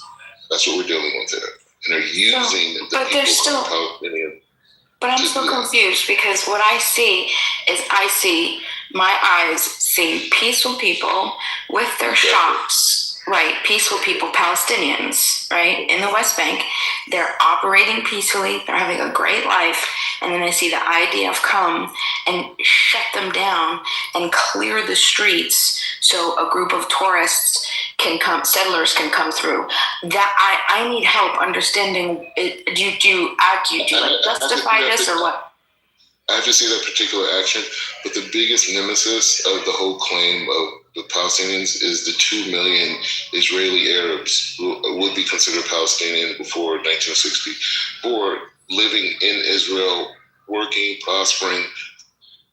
If you live in say you came to Jerusalem, you would walk down say main streets, you would see nothing but Palestinians at coffee shops, restaurants. Same thing in Tel Aviv, all over Haifa, same thing. It's just there's a radicalized faction in the West Bank, in Gaza, in the southern part of Israel, and there's where all the checkpoints are at, right? Okay, but how do you justify? So let's say that that's the case. How do you justify coming in and shutting down businesses. Like, I can understand what you're saying, right? And in that case, there would be some sort of protection for settlers in, well, I don't even want to say that. No, that's wrong. Hold on a second. There should be some, I don't understand. If they're in the West Bank, if these people are in the West Bank, they're living. There's no justification. I am not drawing any type of causal chain of how you can justify the IDF coming in and shutting down and clearing the streets of these people this is their businesses. These are their livelihoods. That's crazy. That's insane. Could you imagine seeing something like that? Like, that would be... like in America, you know how we have like gang violence, right? You have like Crips, you have Bloods, different types of gangs, different areas. And like a gang, they even have sometimes like drive-by shootings, right? And like sometimes like people get hit, innocent people. But you couldn't imagine like a gang member, like a Crip, going into a house full of Bloods, but like having babies tied around them. And so you better not shoot me and get all the money. Right? We can't imagine, Americans can't imagine the thinking of these people in this area and their disregard for human life. So you may see there are a lot of really... But then why are they walking? Why do they leave them? Then leave them alone, though, Black Rabbi. Like this is but hold on, but this is what I'm saying. It's their shops. They're peacefully operating. You're making like all crazy, like I guess that they're justifications to make you feel better. Yeah, no. When I say crazy, I'll explain. Hold on. Well, this is what I'm saying. Well, hold on. I don't care where you're from. I don't care how much percent of melanin you have in your skin. But listen to what I'm saying. We're talking about peaceful people. These are women. These are men. These are people. Hold on. You can, okay, right there. They're not. No, what I saw, he dehumanized. See that? That's crazy, Black Rabbi. You have been indoctrinated by, I'm sorry, but like some demonic possession. This is demonized. These people are just, they're literally just operating their businesses. White Rabbi, can you get this exorcism in place for Black Rabbi, please? Thank you. We need an ASAP. Please call Black Rabbi. As Jesus says, to excise these demons, you need prayer and fasting. Listen. Like there's no amount of justification that you make. Better get over for that. There is no. I don't know. What do you think? You're looking at them through your neighbor's eyes. You're looking at them through oppressed people in America's eyes. It's not this. These people are warriors. They don't care. Like their understanding is there's removing Israel. Dima, are you like trying to? So you're saying these warriors, these warriors that are selling food. You're wasting your time. Dima, are you trying to actually get like a serious answer from this guy? Yeah. Talk to a pro-Palestinian person. I'm gonna tell you the honest part. No. You can talk. Like there are other Jews or Israelis or Zionists that you can talk to and have a more substantive conversation with. I do it all the time. Right? But Black Rabbi specifically, like this guy specifically, like this guy's a joke. Like even Jews don't like it, by the way. Like he comes into our rooms because we treat him with more respect than the Israelis do. This is not real life, bro. I don't know. No, seriously. He comes into our rooms because the Jews treat him worse than us. No, the Jews don't think that the Jews don't believe that he's a Jew. They only think he's a rabbi. Yeah, they don't even think that you. Remember when Nikki said my mother's a Jew? Bro, your mother was I'm featured in every Jewish publication in the world. What are you talking about? Like, what are we talking about here? I'm on TV. I represent the state of Israel on television. Like, what are we talking about? Isn't this late night? Late night information. Who does on my PR? You think I have a publicist? That's why I'm in the news. That's why I'm in covers of publications because of me. In order to represent the state of Israel, you have to be an elected official or appointed by an elected official. No, that's not how it works, Pee Wee. Or appointed by an elected official. You don't know. Yeah, that's how governments work. You don't just declare yourself as like representative of the government. You know things that you don't know about. Stay in your little place on Clubhouse. I'm in real life. You're not in real life. You're on Clubhouse, bro. You're on Clubhouse all the time. But I come and talk to you guys. I hear your little stupid talking points so I can spin them in real life. Right? That's it. Anyway, Bima, if you want like a real substantive conversation with a Zionist, with a Jew, with someone who like actually know this shit, there are plenty of people on this app. Speak to Madan. Speak to Daniel. Speak to these guys. Like, yeah, they're annoying. They're assholes. But You're saying seeing on television. We're talking about this as a journalist, right? He went in and he's recording. Okay, listen, and it would be great if more Americans, right, if we would be allowed to come in. I wonder why we're not. I wonder why we can't just freely. But I digress. If you came as an unobjective person, like you're in a pro-Palestinian, which I come to get ideas from. But the point is saying if you were just an objective person, just a regular American, and you just came, you'll be able to come in and walk around and find out things, talk to the natives, get understanding. Why was Tucker Carlson was kicked out? Was apprehended and kicked out. Carlson's American as Americans doing the same thing. They're kicking out protesters. Wait, hold on. Did Tucker Carlson really? I know he got detained at the airport, but he wasn't allowed in? Nope. Is that Black Panther? Is that Black Panther? Tucker Carlson. That's insane. Is that Black Panther? Hold on for a second. Him and his production crew was like, Mozzie probably can't relate to this, was pressured for hours, and they were pretty much kicked out. And I forgot what it was under. It was something about diplomatic something, and he was removed. He was not allowed to even get it. That's crazy. That was what it was. You guys just make things up. So I actually love it. I think like this is what needs to happen. Because you're going to make Israel look bad, and then the world's going to. No. Israel makes Israel look bad. Yeah, Israel. That's why we said to make it happen. We don't care. Tucker Carlson is very influential in America. Yes. You're underestimating how influential this guy is. He really is. When he interviewed, we went to Russia. That's clearly you guys care about what we think. Your president just had. Hold on. Wait a second. No. Netanyahu had taken 500 of our senators. Okay, from each state, or however many it was, 250, I think it was. So I think you do care because you want to indoctrinate. That's never been done. From each state, our elected officials and pay them to come out to Israel to indoctrinate them for 3 days, convince them, bribe them. Who the fuck does that? I think you do care. No, I'm saying. We care about the infrastructure. Wait, aren't they paying $7,000 for some influencers? Yeah. They really care. That's a desperate level. You guys are the people that they sell the Epstein files to. You guys sit there and read them and think you're finding out. No, you're the guy that wishes that Epstein and finally went to the island so you could do that nasty shit. You defended him. Do you know what you did? You put R. Kelly. You put R. Kelly and Diddy in the same. You know what you did? You took Epstein and you put R. Kelly and Diddy in the same thing. Because our people are lost. Look at R. Kelly. Look at Diddy and Epstein. You put them in the same group. That was magical. You can't say that. That was pathetic. You know what you did? You denigrated your black community by aligning him with Epstein. The both said R. Kelly and Diddy both did some fucking nasty shit. You don't put them next to Epstein. No. Exactly. You started a race war. Race baiter. So you actually defend Epstein. That black rabbi or black Hitler, whichever one you prefer. Yeah, you're saying Hitler and all that. You're just really saying I'm a black guy that can't be controlled by your narrative, and that bothers you. So I shouldn't support Israel. I should be a victim. I should see myself in conjunction with the victims. And I'm sorry, I wasn't raised like that. My parents actually gave me self-esteem, right? So I see the world as a human being, not as a victim, as a human being. I'm a human first, and then everything else is secondary. That's it. So then why don't you apply that? Why don't you apply that to everybody? Why does that rule only exist for you?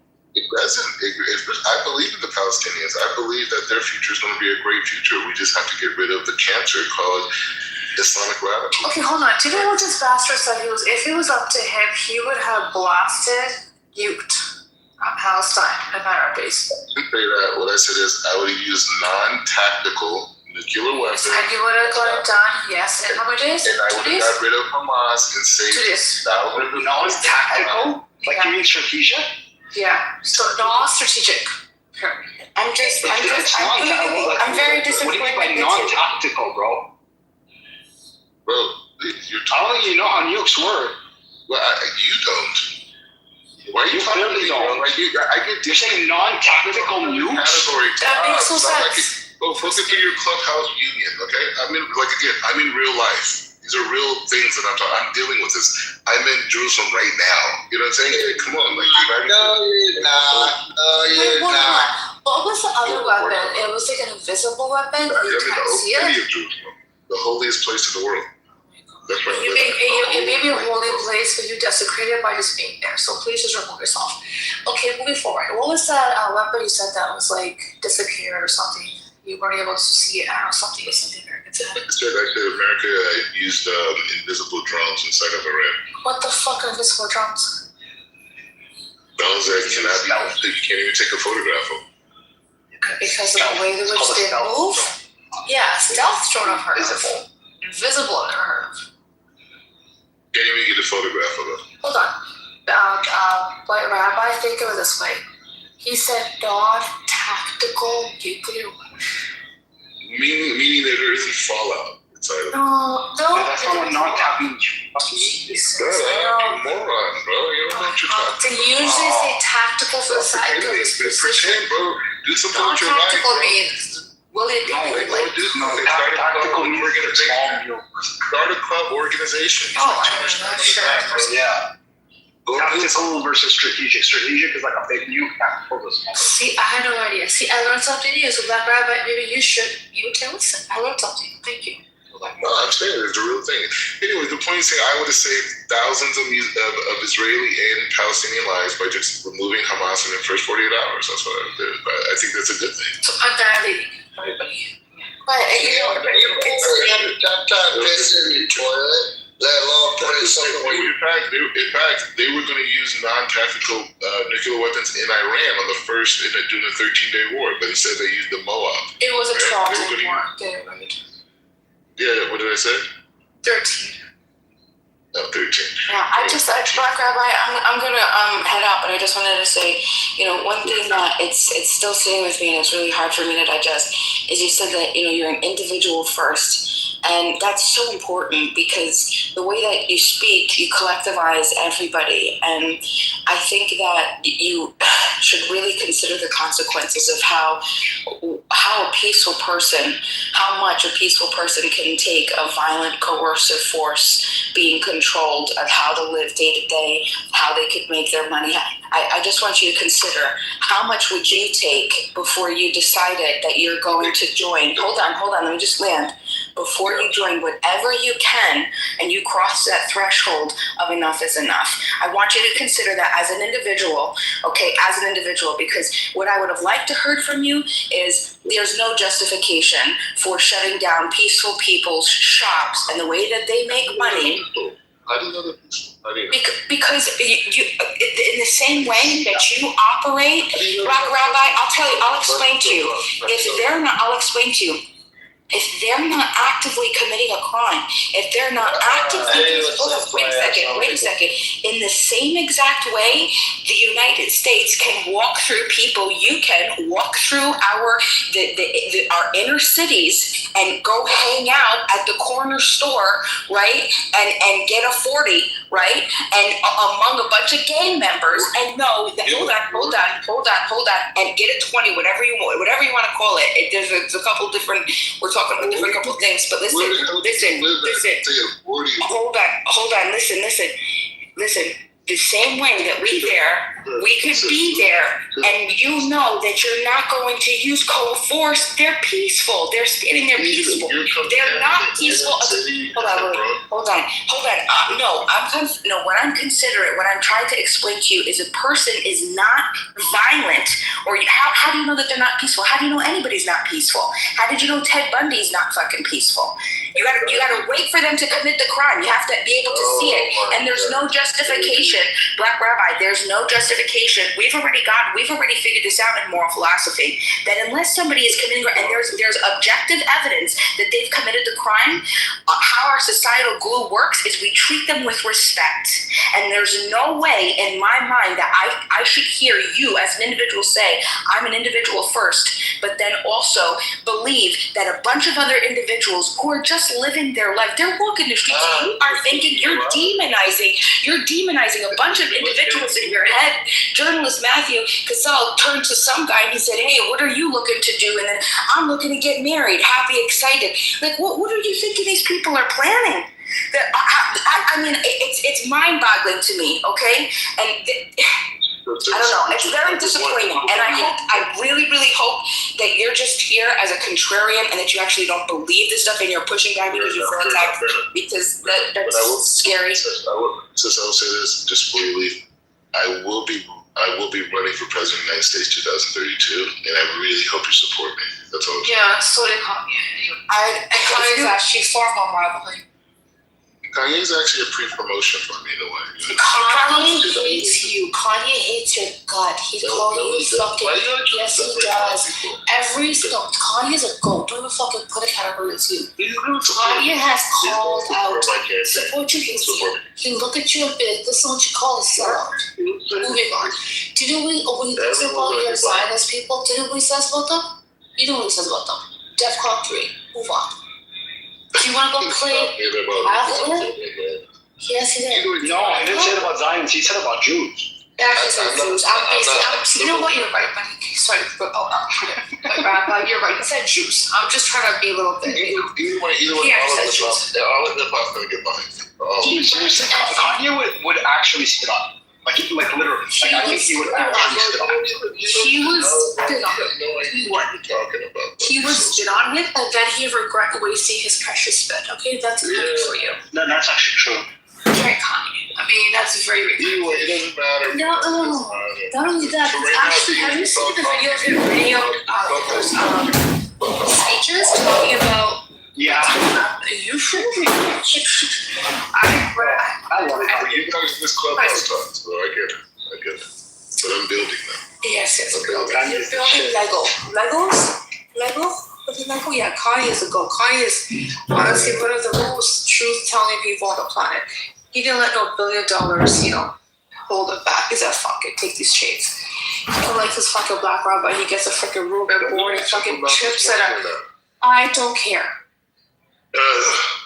It's cold, man. Okay, so you know what? Maybe start sleeping in the streets. Yeah, you're right. Please, thank you. You're always stealing Wi-Fi. Thank you very much. You're right. Just like Iranians have all their Wi-Fi. Right? Oh, yes, they do, actually. So. You guys are funny people. Hey, we need you to think this way because it's how we can take over. But teach you how different. Guess what? I don't hate Jews. You guys have. No, has to hate us. I don't. I just don't like scumbag. I don't think it's about hating Jews. I think it's about accepting Western dominance.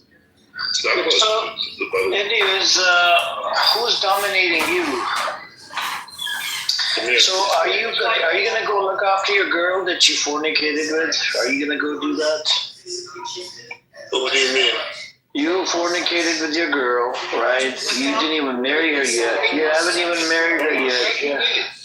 I'm not attacking you. I'm wondering, are you gonna look after her? Come here. A second ago, you brought up his, I have a child on the way to be. A second ago. So we're not bringing it up. We're just speaking what you said. Yes. Why are you attacking me though? We should. Nobody's attacking. I'm asking you a question. I'm asking you a question. Do you know how long America? It's been 47 years of chipping away. Do you know how embarrassing it is for a rabbi to have like? That's pathetic. Actually, her dad's a big rabbi too. Rabbi is just an idiot. Was she? I'm not gonna ask a question. Never mind. Oh man.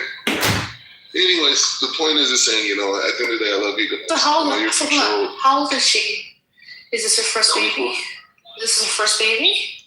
Yeah, of course. She's 24. Of course. You don't know that. Maybe she's had abortions. No, she hasn't had abortions. How do you know that? Trust me. trash bucket to track. I think you should go on the Maury show. Remember there was a show that used to come on there, like a Maury show? You know, and then they would do a DNA test, and then they'd be like, "You are the father." You know, I'll be watching. You are the father. Bully who's the father? That would be hilarious. Anyways, like I said, the key thing is American. Have you guys seen the Maury show? Like, have you guys seen it? I have. Remember it used to come on TV? I used to watch it, man. It was hilarious. And I think it was designed as Jerry Springer, but it was before it, right? My rooms are like Jerry Springer sometimes. Jerry. I think you're American citizen. Why don't you cheer for American dominance? No, I'm not American citizen. You called me illegal. No, I said you have citizenship. I didn't say you're. You said I'm just an outsider. I'm not a American citizen. Yeah, but this is a way to change your heart and become more American. When you say American dominance. I changed my heart. Can I move into? Can I take over your house? Yeah, you have a house in Crenshaw. Can I go take over your house? I think we should take Black Rabbis here. I don't live that far away. I'm in Compton. I can just drive over there. Jesse I Jackson. can drive over there with some boys. You know, we can go take over your property. Can you do that? Yeah, let's hear Black Rabbi's view on Jesse Jackson, who just died a couple of days ago. I'm here, Springer. He was anti-Israel. He was anti-Israel. That's all you have to say. Did he do anything else besides being anti-fucking Israel? I know he called New York Town and kind of cost him politically, right? Yeah, he's a disgusting person. Okay, that's okay. Anything else? He's just disgusting. He didn't do anything for black people in America, huh? What did he do? Nothing, huh? He made himself a bunch of money, him and his family. That's it. That was very much fun. Yeah, I mean, you can give him credit for running for president. You know. Okay. All these are stages building up to me, right? So I mean, give him credit for that. So he kind of like paved the way for you to run for president? No, he paved the way for Obama, and Obama paved the way for me. Oh, okay. So it was Obama. Okay, at least. Yeah, I'll be the first black president, like in American history. Obama was not the first black president. He's an African boy with a white mom. I represent the black experience. Are you jelly of Obama? Something you could never. No, I'm just saying he's great because he intellectual humor, has swag, charisma. You ain't got it. And if you think he's paved the way for you, oh God, he's gonna regret ever being married. Obama went to Yale, right? Was he a Yale graduate? He didn't go to Yale. Yes, he did. He's married. He has 2 children. And you're bouncing between those high walls of surprisingly, none of them are trans. He went to Yale. He was a lawyer. He didn't go to Yale. Stop saying that. Well, I thought he's a Yale graduate, man. No, I know he went to Columbia. He taught at Harvard. He taught at Harvard. Oh, he taught at Harvard. Oh, okay. Yeah. That's all he did? Yeah, he taught as a Harvard law professor. All right. Yeah, right. Yeah. And he's like an overachiever, no? Wouldn't you think? Or he was just a mediocre. But Jimmy, you understand, as a president, I represent the world post-AI. So all the academic people and their degrees and all this type of stuff, it won't mean anything. In fact, those skill sets and that outlook are going to be outdated by 2030, let alone when I'm in the White House, right? So I represent a new type of thing. So when you're sitting in that Oval Office at the White House, you just, you're ChatGPT, what does that mean? No, I'm saying that there's a new intellectual mind that is going to exist based off of the needs of a workforce that doesn't need human labor. So the skill sets and the systems of the university and the qualification of proficiency is going to change dramatically. And so those skill sets, that spiritual, soul-based understanding, which my next book is about, is exactly what I represent. I'm the travel man. I'm the spiritual man. I'm the man who's laid and lived in the dirt and the soil of different places. But why do I have the feeling that you're just stuck in Jerusalem and you can't go anywhere, even if you try? Why do I have that feeling? Why would you think that? Like, look at what I'm. I don't know, like if you just want to hop on a plane tomorrow and fly back to California, you think you can do it, or you're just stuck in there? No. Are we talking about property? What are you talking about? I can do whatever I want.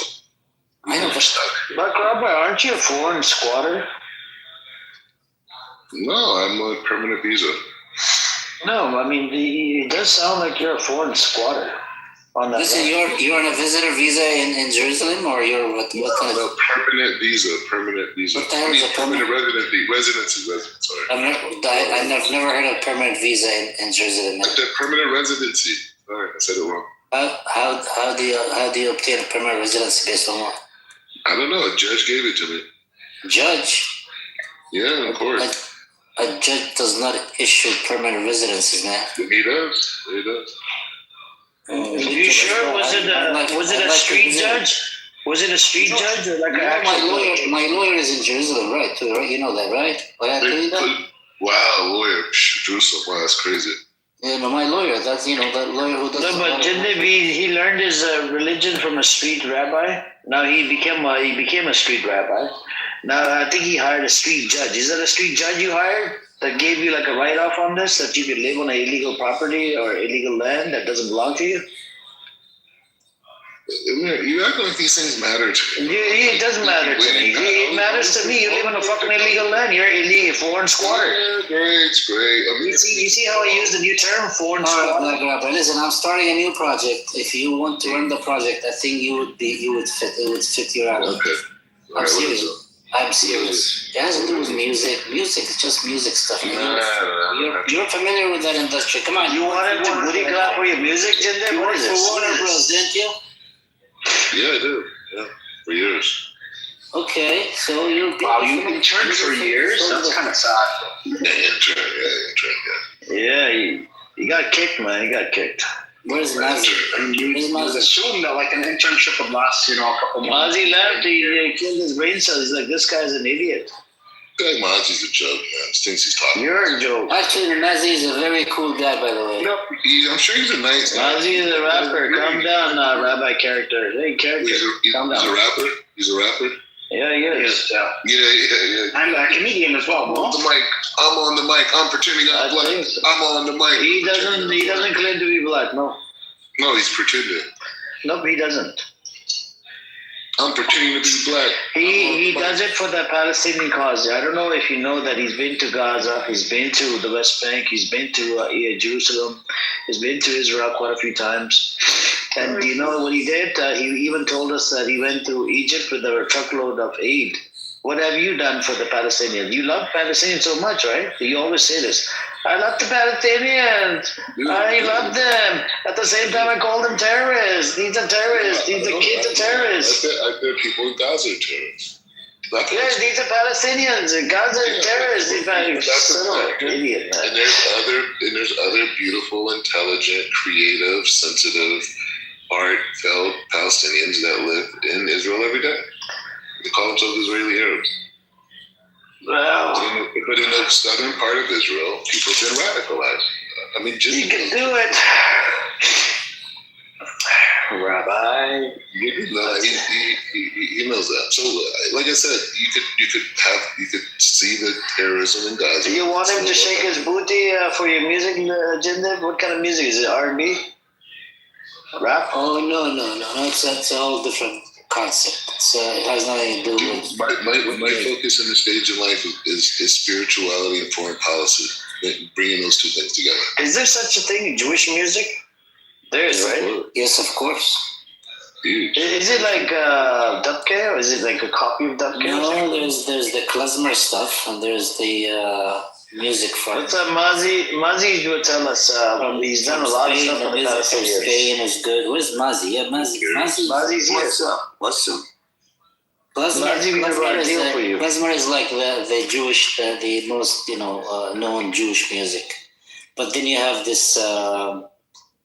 What do you call the music from Spain that the Jews used to make? I can't remember that. It's the style for it. Mazi, in your rap music video, can you put Black Rabbi in men bikini? Or is men? What is it called? What is it called? Menkini? That's the right word, right? Amir, you know how low IQ you have to be a rapper? You're a very unintelligent person. I'm not intelligent. I never claimed to be one. Persian guy pretending to be black. Calm down. Stop calling him out. He's smart. He's smart. Pretending, bro. Pretending. You're a fucking fag. Wait, two fucks up. You're a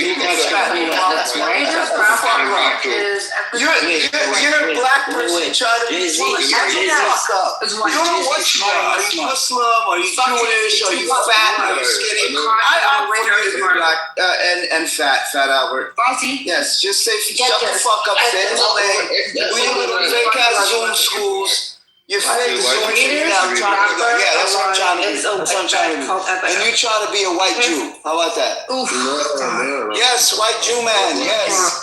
You know what we used to call that back in the day? Oreos. That's what you are. A black person, but inside you're white. Persian, bro. Fat Albert. Fat Albert. Hey, it's Fat Albert. Do your Persian movie. Yeah, Persian movie. Yes, Black Rabbi. You're not gonna get this off, brother. Go do your fake Zoom school. Your fake Zoom. Who has a fake Zoom school? Like, how corny is that? And you try to flex that. You write AI books and you try to flex your AI books. A fucking idiot could do an AI book. I could do an AI book in 5 minutes. No, you can't. Shut up, bro. Shut up. You're a dumb rapper. Yes, I am. Yeah, I'm a dumb rapper. Yes, I'm a dumb rapper. I'm actually not for this. Muzzy, you guys have one thing in common. Both of you guys have top 5% karma.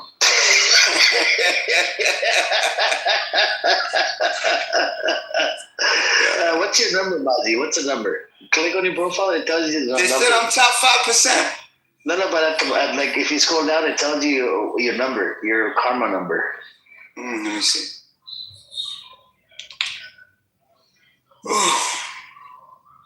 How does the karma work? Oh yeah, you're gonna have to update the freaking app. Update it. Yeah, there's gold medals and shit now.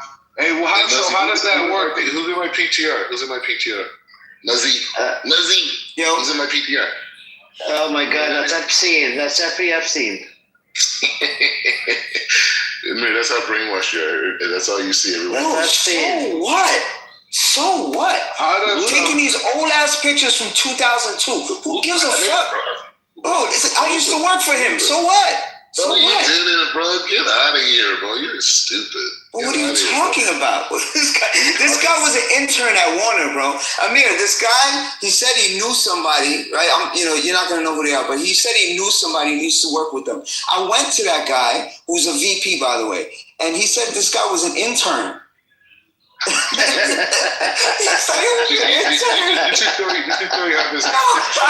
know what an intern is, Rabbi? It's you. No, but you know what an intern talks like? Amir, just to show you how dishonest this guy is. This guy is talking about. It was an intern. Wait. This guy's talking about a guy named Mike Chester, who I went to high school with. He went to Calabasas High School. We played football. So what? I worked for Warner Brothers, so I was hired by Todd Moskowitz. He wasn't even there, bro. Yeah, he was at Def Jam with me, you stupid. He was at Def Jam with me, you idiot. You idiot. He was at Def Jam with me, you stupid fuck. No, you didn't. You signed fucking stickers and stuck them on the wall. You signed stickers, bro. You signed stickers. You passed out flyers. You might have passed out a flyer to me, actually. I might have just put Mazzy, I have a very, very serious suspicion that's exactly what he used to do. He used to pass flyers. Of course he did, bro. Yes. I used to do that back in I know you did that. Man. I used to deliver Pepsi Sanders in that cool weather. Those others when I first came to Canada. You know what, Amir? Look, this is what I'm gonna do. I'm somebody who fucking flexes and does any of that shit. I don't take bum ass pictures from 2002 and post them. But you know what I'm gonna do? Amir? I'm at the Def Jam office right now. I'm gonna take a picture. Hold on. Amir, I'm gonna take. Now it's a dead business. First you were flexing with Leo Cohen's picture. Now it's a dead business. Right? I think we should bring him on here. You know the guy. Amir, tell me. Listen. This is what I'm gonna do to prove that the picture is authentic. Tell me what to write. I'm gonna write a sign. I'm gonna write it and I'm gonna hold it in front of the Def Jam sign right now. What do you want me to write?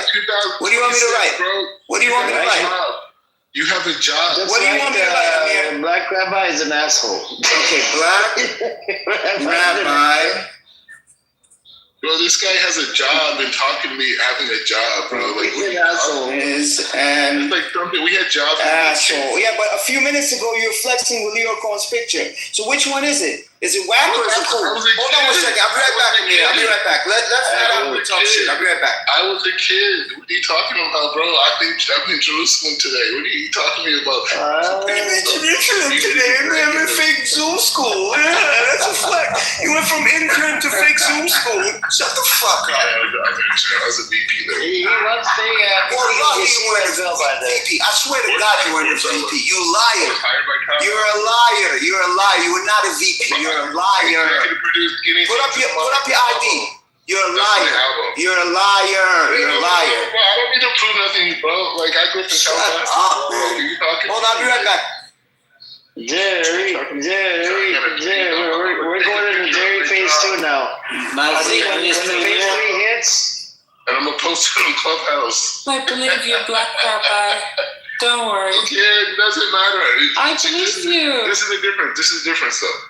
You Black can hey, give me validation, bro. This guy gets a kick out of this. I believe yeah, bro, it's hysterical. It's like these people, that wasn't you. You didn't do that. You did this. Like, bro, what are you talking about, bro? Come Ignore on. Like, them. I've been the guy. Haters will always be for a long haters, time. Black Rabbi. Yeah, but these are like jokes to me, though, Fire. Like, this is not like they're a serious jealous. thing. They're jealous because you're a successful man. It's okay. It's not just. It's not he's not a successful. successful. He's a liar. He is. He's a special person. He's successful. You guys are just jealous. I'm so Can I take some of the boys with me and take away French property? Amir, I envy Black Rabbi. Amir, wait, really quick. Amir, that's why you didn't make it big in life, because you're a jealous guy. Like, that's just your thing. Like, that's your No, I am saying I'm gonna go take away property. You're a smart guy, but you never made it big because you're a jealous guy, and jealous guys don't have self-esteem. That's the issue. You're right. It's okay, but you're a smart guy though. Like you're articulating. No, I'm not smart. Yo, PTR. Let's go. This guy really did it. Oh my God. You see it? Rabbi character, do you see it? Do you see how he did it? He's at the place. You're not at the place. You are just a dumbass. You're just a dumb fuck. You just lie so much. You are a jerk. Now, Black Rabbi, you take a picture of one of Is that the place on 8th Avenue? No, they moved. They used to be on 8th Avenue. Now they're on Broadway. Even Dindin knows the location. Dindin, you hip. I didn't know that. What? I used to think you're like an old man. You're like an 80-year-old man, but you're young. I am young, yeah, but I know where the shit is. I used to think you're like an 80-year-old man. I'm just kidding, man. How old is he? You know how big of a loser you have to be working at a record label in 2026? Shut the fuck up, Black Rabbi. You were just always flexing about it. You probably dreamed of working for that record label. You are such a cornball. Why do you have Leon Cohen's picture up then? Why do you have he's the head of Def Jam? He's the head of Def Jam. Nazi, only you don't to Black Rabbi Nazi. You are a cornball. You're so goofy. Yo, you're a goofy, bro. You're so corny, bro. You're so out of touch. You're so out of touch. You're so out of touch. You're so out of touch, and you're broke doing fake Zoom schools in Jerusalem in a one-bedroom, probably studio apartment. Yo, you are a cornball. How corny can you be? How corny can you be, bro? I'm in Jerusalem, loser. Yes, on fake Zoom calls, doing fake Zoom schools in a fucking studio apartment in Jerusalem. So what? So what? You're so what? Black Rabbi, go get a falafel sandwich from Teta Cafe on St. Mark's. I'm in the old city. Well, that's an old city. Just go Teta Cafe, look it up. They have really good falafel. You can go and get like this. Teta Cafe. Is that on the Arab side? That's on St. Mark's Street. Does that sound like the Arab side? St. Mark's. I don't know what that is. Yeah, it's a strange name for a street in Jerusalem, right? Big time. Yeah. I don't know what that is, but it's probably easy to find. Yeah, look it up.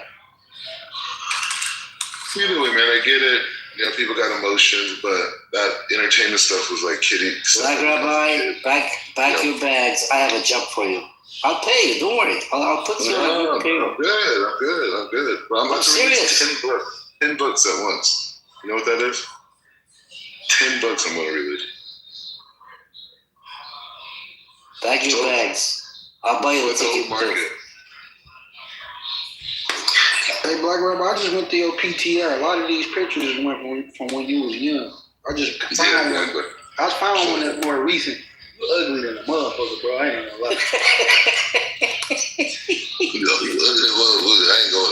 I ain't gonna lie. Why do people say that? I ain't gonna lie. Your hair is weird. Like, you fucked up, bro.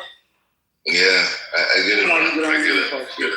I understand why you get the rules. Hey, Amir, you got your little loser Israeli girl. I bet you can't fuck now. I'm gonna tell you guys about compartment. Look at your hair. Look at your teeth. Look at your face. Damn. Cash. You gotta shut your bitch ass up. You gotta do something like that. Hey, boy. You gotta stop sucking Trump dick, making these books on ChatGPT. You're talking crazy. You're a big fat loser, cuz. Yeah. Nobody care about you living in Jerusalem, bro. You following real Jews around. If you understand, following real Jews around. How big of a deal it is. That little ass apartment with you and that fat ass privilege. It's a huge privilege to be in Jerusalem, bro. You have no idea. Bro. Your Gentile code can never understand. Well, guess what? It's a privilege not to look like you. You an ugly motherfucker. Fair enough. I'm glad you feel that way, Cash. No, I think a lot of people feel that way. Go through PTR. Look at that recent picture. It's a recent picture, like his 6 PTR. Look at it. He's standing with this like Irish guy. Look at that man. I understand why he angry now. You ugly in a motherfucker, boy. I swear. Oh man, you're right, man.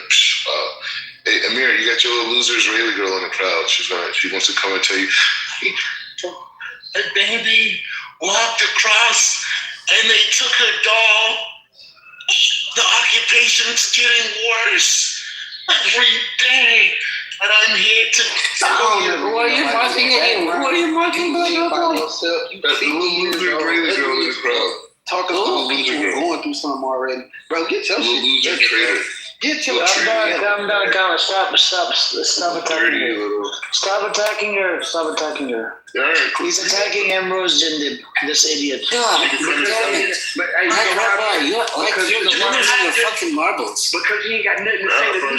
He got nothing to say to me with his ugly ass. Yeah, we don't attack women here. Calm down. But no, but I'm just telling you, she doesn't care about us. Do you know how much? Do you know how much women Amir, do you know how much women probably attack him? Man, look at that man, bro. For real, go look at that picture, bro. Please. We got it, man. No, they ain't understanding, bro. I'm over here mind blue. I just screenshot your shit. I'm about to show everybody. I ain't even know. I'm trying to figure out what kind of creature you is. I'm about to show some people in the hood. Hold on. Yeah, man, that's great, Cash. It was great. Go and fix the black on black violence in the neighborhood. Man, you got black on black violence when you was born. Go do that. Go deal with the incarceration issue. Hey, your mama put your ass in a basket. That's how you got to Jerusalem. Focus on those issues.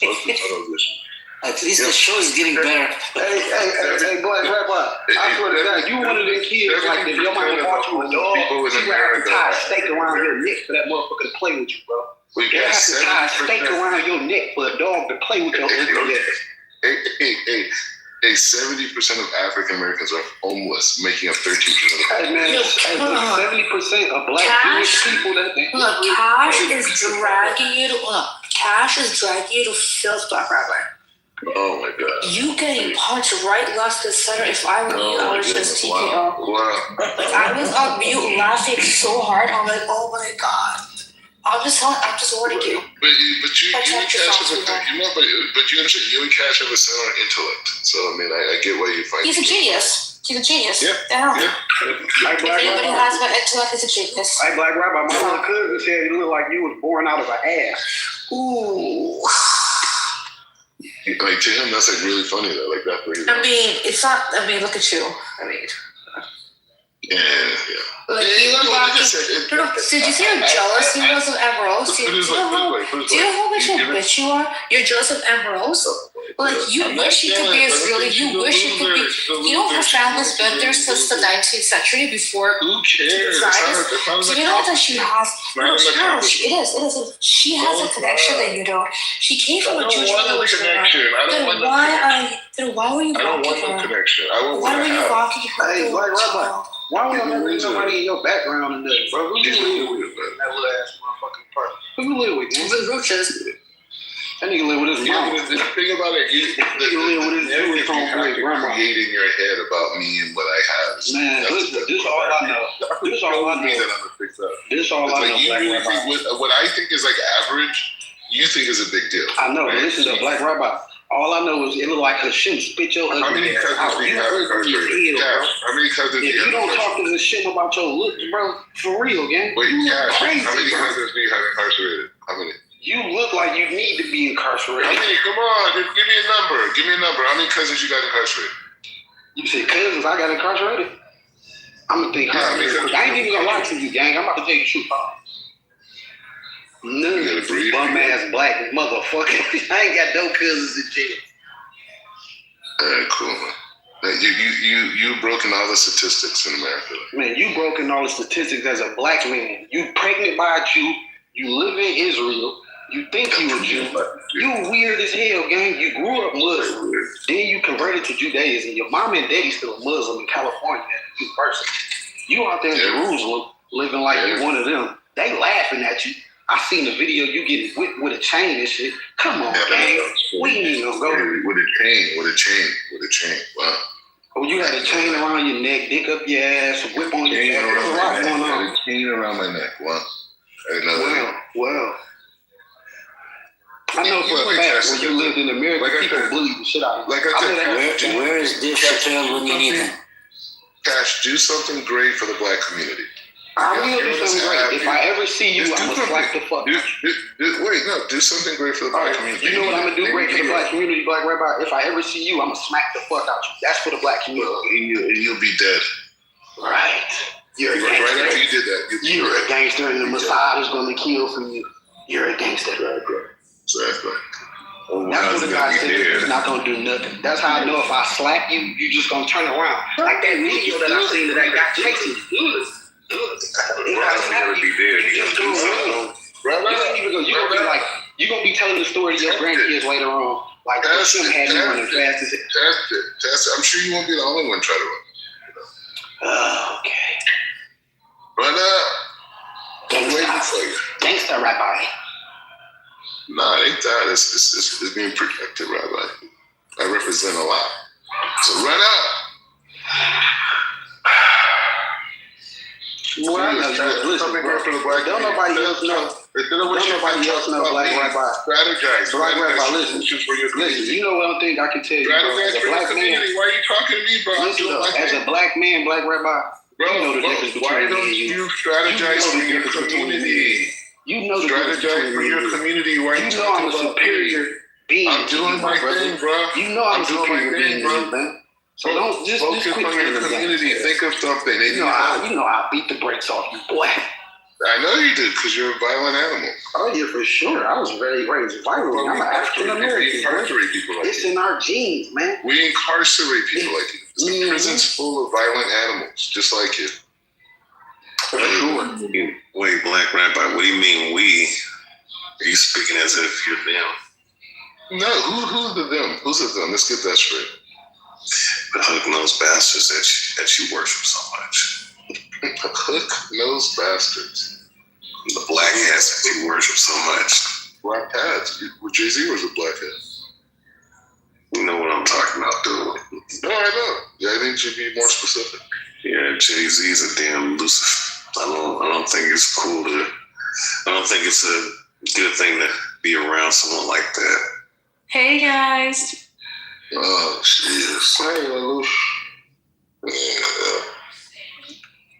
Here's a fresh voice right there. Hi, Emma. How are you, Layla? Eid Mubarak to you too. Emma, are you gonna give me EDA this year? Of course. What do you want?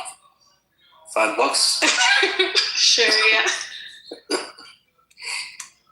Well, I'll give you a golden coin. Oh, how OG Palestinian of you. Okay. You'll get a cool. Well, you'll get an Ottoman style gold coin. Literally, tell me you're Palestinian without telling me you're Palestinian. Dude, don't you think it's rude when people come on this app and they like squeeze their nose when they talk? What? What are you talking about? Like, you know, people like they Wait, squeeze their nose. you do sound like you have a cork up your ass too, you know, Black Rabbi. Oh shit. Oh shit. Oh shit. Anyway, Jinden, let me ask you, this is a serious question. Should I go on you saw that the municipality here in Israel extended the hours for Jews on the Temple Mount during Ramadan. So should I go up there soon? Yeah, go and lay down on those tiles. Make sure they're clean. Clean them with your pants. Fucking crazy. You're fucking crazy. You're pathetic, dude. I'm sorry. I feel so bad for you. Why am I pathetic? For going to Harbayit? No, you're just pathetic. I swear that you're pathetic. How am I pathetic for going You're just, I know you're looking for something, but you're not finding it. Yeah, you just found a little comfort zone. I already found it. You stuff your face with some food, and you go to sleep, and then you walk around the ceiling. That's all you do. I definitely do that. That's not what your potential is. Your potential is in America, not there. Black. No. Well, I mean, they're connected. They're connected. No, they're not. Of course they are. Israel's giving me a platform to tell my story. Dude, pack your bags. Pack your bags before it's too late. I'm telling you, you still have a few more good years in your life. Pack your bags, go back home. More good years. Bro, I'm like way younger than you. What are you talking about? Pack your bags, get your stuff. If you don't have money to buy a ticket, I'll buy you a ticket back. We're here. I have kids. I have kids here. What do you mean? Israeli kids, Israeli mama. 2 million can't have a son. You could. No, so wait. So oh my god, you have a kid, so they're not. Oh my god. So they're not black at all. So you're gonna just say that they're Israeli? Yeah, they're Israeli, bro. So black is an American construct. Black is an American. I mean, technically, yeah, you're right. But I'm just saying. You know, only use it if you know. It's not about holding on. I mean, who do you think you're talking to? I always tell black people that's a construct. You know, myself. But my thing is, at the end of the day, those people those Israelis are not your people, bro. They are the Jews are. So my thing is though, like if it's your child, you're the father. How is that child at least not half black? You're just calling them Israeli. What's wrong with you, man? What do you mean? They're Israeli. They're gonna be born here. Wait, Black Rabbi. So you knocked some woman up? Are you gonna have a baby with her? Yeah. You sure about that? Yeah. You're not lying. She's a model here. She's a model here too. Oh, she is? Yeah. But you're not lying, right? You're telling us the truth, right? Her dad is a rabbi here. She became a model. She's a story here. Hey, you're gonna have to take a picture of the X-ray. I don't believe. Bro, cash. You don't get no pussy. I don't care what you say. Cash, you're together. I seen that picture. You know the mother is Cash. It's that Abby chick. No, you know who the father is? That boy been getting fucked by Ben Javer. Are you sure you're not the one who's pregnant, like Rabbi? No, so the thing is, like, my parents' grandkids are gonna be. I'm 100% sure you take dick. I just don't know if you get it wrong. That's what's on the Cash, stop, man. This show is becoming a little too much for me. So there's gonna be a little Mordecai's running around Yerushalayim. Like Rabbi. It's not like missing any more Mordecai's. It has enough. Black Rabbi, are you in your 50s, like 51, something like that? No. Man, go look at that PTR. That nigga about 54. He ugly fucking for the guy. Yeah, bro. Cash, do something with your life, bro. I am. I'm looking at. And you were attacking them, bros. You were attacking you, Black Rabbi. No, Ambrose. I mean, she's a loser though. So what's the big deal? Loser, I think she's intellectually superior to you and your entire Mortachak system. Sure. So she's on X. She's on X. I'm an Israeli, and I know the truth, and I go against my government because I want to. Because she does. Because she knows she knows exactly what she's talking about. No. You and I both know these people like her have a white savior complex, right? They exist in America. They exist in the UK. They have a what complex? And what complex do you have? A white savior complex. What kind of complex do you have? No, there's not Jew savior complex. That's what he has. It's not that she feels that it's not that she cares about you genuinely, right? Because if she cared about you genuinely, she would just move away from Israel. I heard you have this other complex where you want to fit in. It seems like they didn't allow you right into the Ashkenazi Jewish community. Seems like you want to fit in, right? You've been trying for over 10 years now, but they're not letting you in, correct? You're trying to prove something, and this is what Ben Gavir is doing in the Knesset. This is what a lot of the Arab Jews are doing inside Israel. Some of them that are on the right side to sort of like get a validation from some of the top people like the Ashkenazi Jewish community. Do you know there was a lot of racism since 1948 up to 1970s against the Arabs and Arab Jews and the Sephardic African Jews were being discriminated against by the Ashkenazi Jews? You see what I'm saying? So you're trying to fit in, just like the rest of the other community are trying to fit in. You have that problem. Ariel's trying to fit in, and that shy guy that with the name Shai. He lives inside Israel. I don't know, man. Ramirez, I think the things you don't understand is that I'm a Black American, right? According to your tweet, you're not. Okay. So, Amir, we're the star anywhere we go in the world, right? So I don't need to fit in. It comes to me. I don't need to do anything. I'm me. You know what I'm saying? So, like, I was a star, whether before I was Jewish, I'm an even bigger star now. You know what I'm saying? And it's only because I got older, not because of Judaism. So it's like this whole notion about fitting in and everyone's so superior. And all, this is like all in your head. It doesn't exist.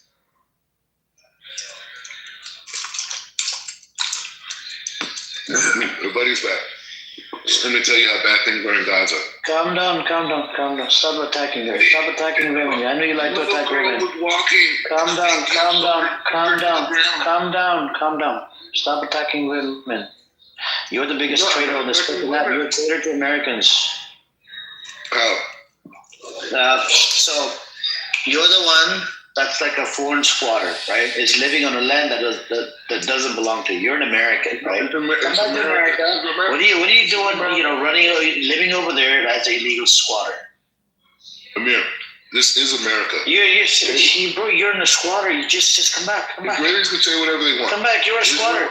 You're a squatter. You don't have an Israeli passport. You don't pay your taxes. You're illegal over there, bro. You're like an illegal alien on that land. I spent hundreds of thousands of dollars in Israel. Cash, American dollars. Fucking foreign squatter, man. That's your new name now. Foreign squatter. Oh my God. And a fucking leech. It's like you get stuck on this one thing, right? It's like you're going through this phase, right? You had that, the Muslim phase at one point, and then you had this other phase, and now you're into this Jewish phase. Something my parents chose, and I was born into it. I didn't have a phase. Parents didn't choose for you to become Jewish? No, I'm saying my parents. Did you get permission from your mom to convert to Judaism? Before I was born. Did you get a permission from your mom to convert to Judaism?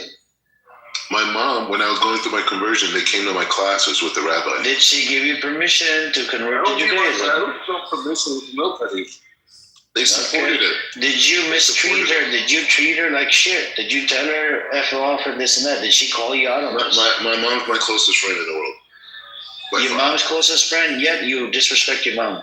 By disrespecting the Palestinians, by disrespecting mothers over there, by disrespecting women on that land, by disrespecting women in this room, by disrespecting women in all the other rooms. My family has nothing to do with house. You do know, right? We're all real people, right? Behind these PTRs. You know that, right? We're not fake people. We're not AI. That you can come over here and freaking disrespect the shit out of women, right? I haven't disrespected anyone. Okay, you didn't disrespect them, Rose. She's literally in the audience. She's one of there you go. You're attacking her again. You're a foreign squatter. Bummy Israelis that think they're Calm down, foreign squatter. Calm down, settler. Your new name is a settler and a squatter. I'm not a settler. You're a settler. You're a settler. We know I'm not a settler. Calm down, settler. Calm down. Freaking settler. Yeah. You know, she's one of these like people that should be here. He's just a racist. I'm racist? No, you're not. I said this Emerald's like she's so racist. Emerald is not racist. Emerald is not racist. You told me I shouldn't even be in the country. Because the reason why, black people shouldn't be in this. No, she didn't say black people. You're not black. Yes, she did. You're not black. No, she did not say black people. Plus, you're not black according to your tweet. According to your tweet, you're not black.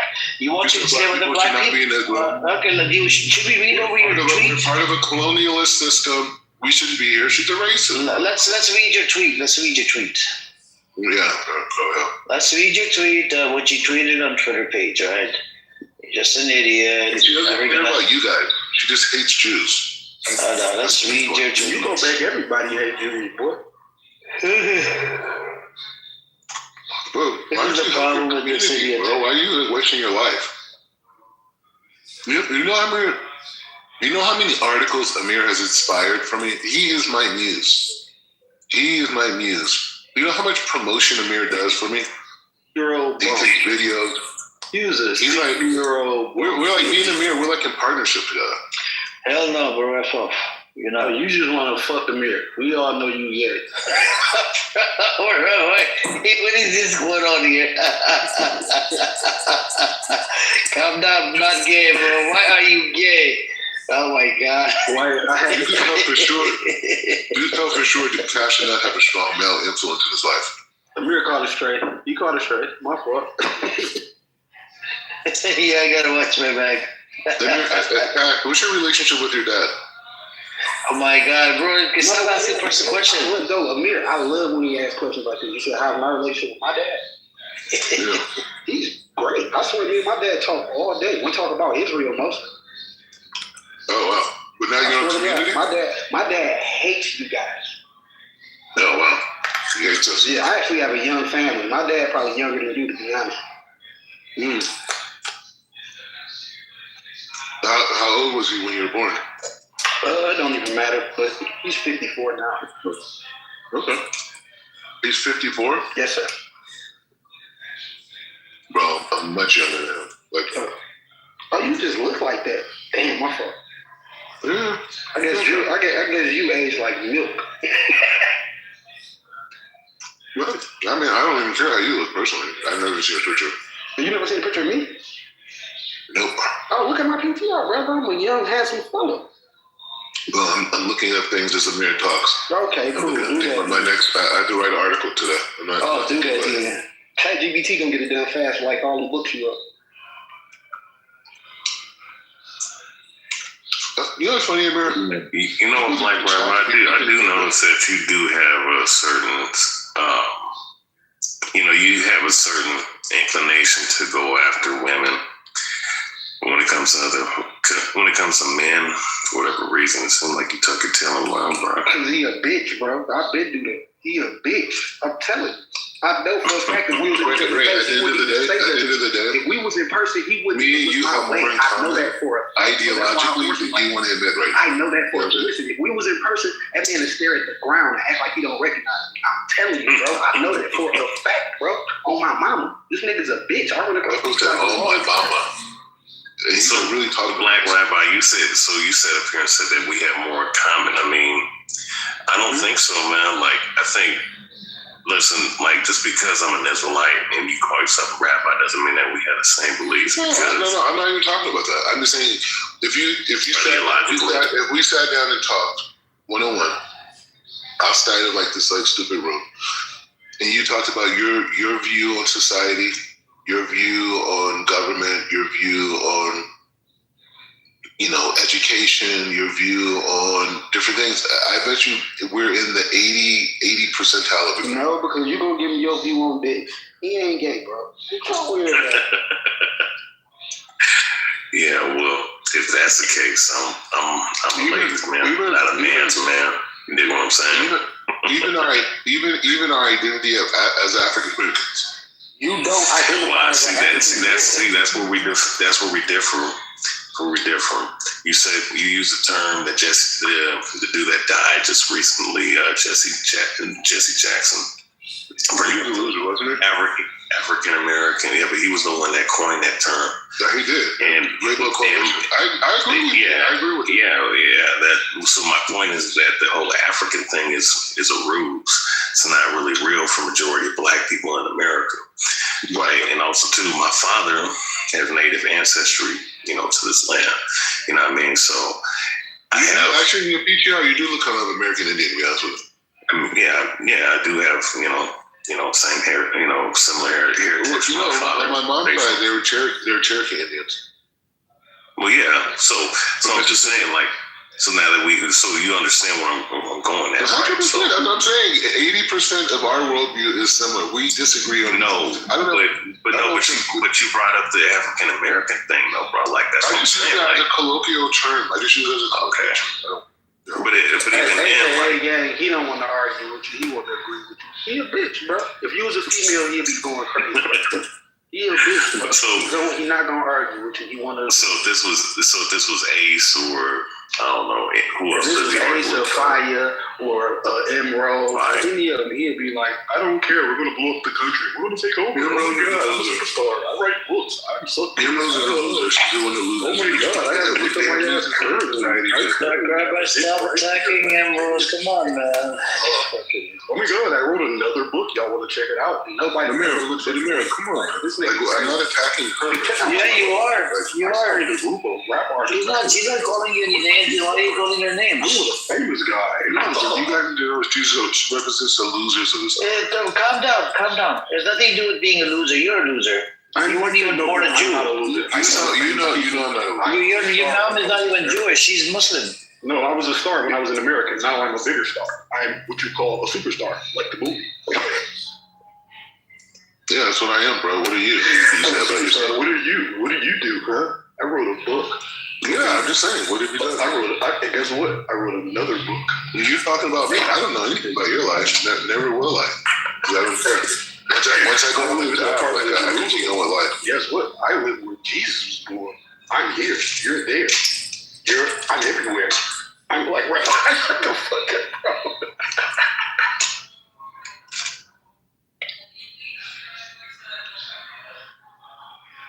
I had to mute my mic, though. I'm laughing too hard, bro.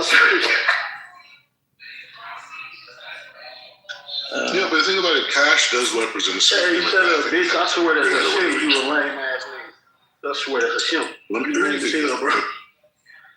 I'm sure you think that. I can tell you what type of television shows you watch. Shut up. Now I got you stuttering. I've never heard you stutter. Black Rock, I got you, yeah. You stuttering. I'm eating chips. You let me talk. That's crazy. You're always eating chips. I don't know. You don't get real food. What's going on? Eating and it ain't no chip. But you always eat chips. Well, America, you know they have like a Israeli version of Doritos here. It's not for you. That's a kosher version. Your ass gonna die, boy. Yeah, but they're not even Doritos. They're like they have another Israeli chips, bro. They not your chips. You gonna die eating that shit, boy. They for you. Why are you talking about my life so much, though? Why are you were talking about his life before. To have a real cow. No, you were asking a personal question. You were asking about it. How many of his family members are in prison, and what is your relationship like with your father? It doesn't have to be prison. I just said incarcerated. Yeah, same thing. Same shit, different tone. Incarcerated. My daddy really beat the shit out of you, boy. I'm sure you think you will. No, you're a bad motherfucker. And I'm sure other ignorant, demonic souls like yourself also. All right, look, Black Rapper, I'm gonna give you a little clue. You can look me up on YouTube, bro. I've been boxing. I don't for care. 6 years. Put your name in the chat. Put it in the I've chat. been boxing for like 6 years, man. Come on, I really Put it in the chat. Put your name in the chat. I'll put my dick in your mouth, faggot. I didn't think so. You know, So you're Cash, you come from low people. Cash says since you've been boxing, if you were to hit his stomach, right, you think you can make him skinny? I wouldn't hit him in his stomach. See, I hit him in his liver. He go throw up and rethink his whole life. Yeah, bro, you get your head blown off. I know the side that killers for black rabbis. I forgot, bro. You a gangster. I forgot. Another dead nigga. I forgot. Let's not use the N-word, please. Just saying, let's say this little criminal thug up here talking. Bro, Calm down. Stop assuming shit about other people. Stop doing that. A little criminal thug Jew with a black eye. in front of a bunch of other people. You'll just be another Jew with a black eye and a broken jaw. It's cool, bro. It happened all the time. Yeah, whatever. You're a loser. Hey, this is not black on black violence. He is an Israeli. He is not black. Loser. Your parents are I'm a real black African American. Man, you're a real thug. I grew up in Choctaw Indian.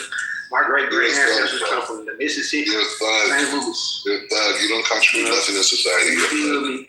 You don't contribute nothing but taking sperm in Israel, bro. You gay. What are you talking about? Why are you even talking to me, bro? Like, I didn't even acknowledge you. Because you're a bitch. Hold on, let me block you. Please. Block your boy. I would. You don't deserve I would. Shut up, bitch. I hate your voice so much you don't know. Thank you. I didn't even know you could block people on here. Do it. Even if he blocks you, there's no point of using the block feature because he's not a moderator.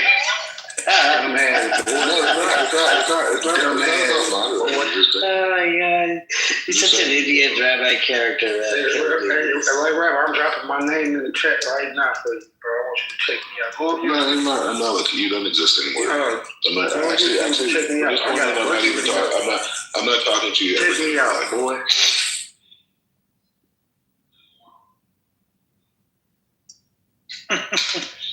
But Ray, I do believe that we would have a lot more in common than you think. And I think, and I think when it's closer to me running for president, I think that it's not going to happen, family. Bro, it's definitely going to happen. And not one of your campaigns in Michigan. Nobody is even going to beat one of your campaigns in Michigan. Nobody in our generation is going to remotely beat me. No politician. No business leader. I'm the spiritual president. You couldn't beat Newsom. I'm during the Messianic era in America. You know what I'm saying? That's what this thing is about. Bro, you ain't beating Bernie Sanders. Shut your dumb ass. So, it is what it is. But Amir says she's going to stop me. There's just clips on the... Oh, yeah. There's just clips on from his room. You know what I have to do? I have to send it out to somebody. God forbid if I do pass away for any reason, right, or something happens to me, clips will be exposed to the rest of the world. That'll be your last thing, huh? Yeah, we'll be exposed to the rest of the world. Yeah, but you know the thing about America, why would you want to rob the American people from our leadership? Like, why would you even think about that? You know what I'm saying? Like, we're talking about a new imagination for the whole world. Imagination based off the soul, based off of spirituality. Like, why would you even want to get in the middle of that? Like, hey, Amir, even trying stuff. Hey, Amir, I'm gonna ask you a question that I would ask an Israeli if we had one of him some fucking sense. But what do America benefit from this connection with Israel? Like, I'm just being real. I'm not being funny or nothing. I'm just asking, like, what do we benefit? Nothing, to be honest with you, just some bullshit. And this is why Israel is trying to convince America to do the attack on Iran, so Israel can be, can feel that Israel is still important to America. Otherwise, Israel, there's no importance in America's life, for Israel. Israel, just because of Iran, Israel's still there. Otherwise, I think it would have been gone. Do you think that they're gonna attack? Because they've been talking about just as early as this Saturday. Do you think that America might attack Iran? Or you think You never know.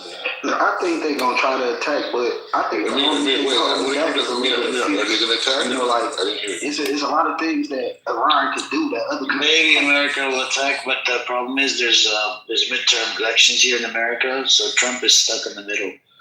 If I do it, we're gonna have problems with elections in America. And Netanyahu is thirsty and hungry for the blood, of innocent civilians in Iran. He's thirsty for the blood. He's thirsty for innocent live blood in Iran. And if he wants just another front so he can move away from Gaza and start something with Iran. I'm gonna tell you that blood shit starting to stick though, man. Because why do they like sucking blood off babies? Hezbollah and the Houthis both say that upon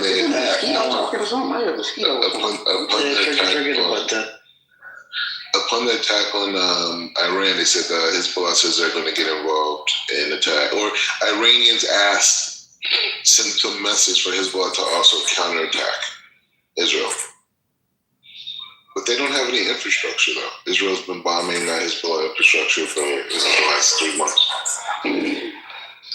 Do y'all think Israel will be doing all this weird shit if America wins the support? Serious question. They did a lot, bro, in 1 year. You know what? I love black people, but some of us are just stupid, man. We don't even get it. But damn, Amir, you hear something? It's like a mosquito. He's a self-hating person, man. What do you expect? No, I'm not self-hating. I'm just saying some black people. I keep on talking to Amir and I hear something weird. Ray, I disagree with, but he's actually an intelligent person. I don't really understand what I'm hearing. What is that? This guy's a real nigger. He's a real nigger. Stop using the N-word. I can't understand that. He's a niggerly dog. You think I give a fuck about a lost nigga calling me a nigga? Bro, you are the lost sheep. Stop using the N-word, bro. Calm down. You are the lost sheep he's talking about, bro. He came back, his sheep was lost. You him. A real nigga. Anyways, man, you inspired me today. I love you. Pray for us that we're safe in this war with Iran. And it should be very quick. And the regime should fall very quickly, and the people should be free. I'm gonna make sure I pray that the only bomb that gets fired hit your apartment, your little ass apartment. Take your ass off the front. Bro, you wish you could. Your Gentile soul will never be able to set foot in this country. You're not pure enough. If I'm a Gentile, where are you? You're a Gentile. If I'm a Gentile, where are you? You grew up looking and you're black. Shut your ass up. Those are two different types. Stop using the N-word, bro. Calm down, Rabbi characters. Rabbi. Bye-bye. Love you, Amir. Fire. It's rough in here. It's rough in here, Fire. But you're the queen, right? Just know that. Know that I believe in you. No, I know. I know some of my views for you may be kind of extreme, and it may seem callous or insensitive. But this is what leadership requires in this era, and it's here. And ultimately, the Muslim people are going to be freed from Islamic radicalism. We're going to bring back creativity. Well, what do we do about the terrorist settler attacks in the West Bank? Amir, just really quick. Can you answer the Jewish settler terrorist attacks in the West Bank? Amir, I'm opening my heart to fire. We're gonna allow Muslim creativity to exist. We're gonna create critical discourse around. Bro, you're attacking the religion, motherfucker. Just shut the fuck up. When I went to Egypt, I went to. You don't care about your trip to Egypt. Let's talk about the terrorism that goes on in the West Bank, the Zionist Jewish terrorism. I went to a masjid. Where your baby mother at, bro? And they have 4 different. Where your baby mama at? Hanafi, Shafi. Where your baby mama at? What is the 4 schools of thought? Hanafi, Shafi. What's the other 2? The other 2 schools. Think about it. I can't think right now. But the point is that the mosque was divided. It was divided where all the different schools of thought had their exact place where they would learn and study at, but in the same place. And one of the things you can't give to Muslim scholars, they did not believe in a testing, grading system for students, right? They didn't believe in that. They thought that grading and testing would create ulterior motives around learning about God and spirituality, whatever. And I went there, and one of the most fascinating things about this mosque, the way that it was designed, if you go to the front of it, like whoever the imam was, whoever was leading the prayer, the way that it was designed, that the voice would bounce off of the walls and then go all the way back. They didn't need microphones because the architecture itself was designed in such a way that the voice, the vibration of the voice, you could hear it just as clearly all the way in the back of the mosque as you could in the front. So I have had those experiences, right? So I see the potential of the Muslim world. My thing is Islamic radicalism is the enemy of the Muslim world. So I'm about freeing it. So can you please tell us the Jewish terrorism that goes on in the West Bank? Yeah, but Amir, the point is... No, can you please tell us what thousands and thousands of attacks happen every day on the Palestinians?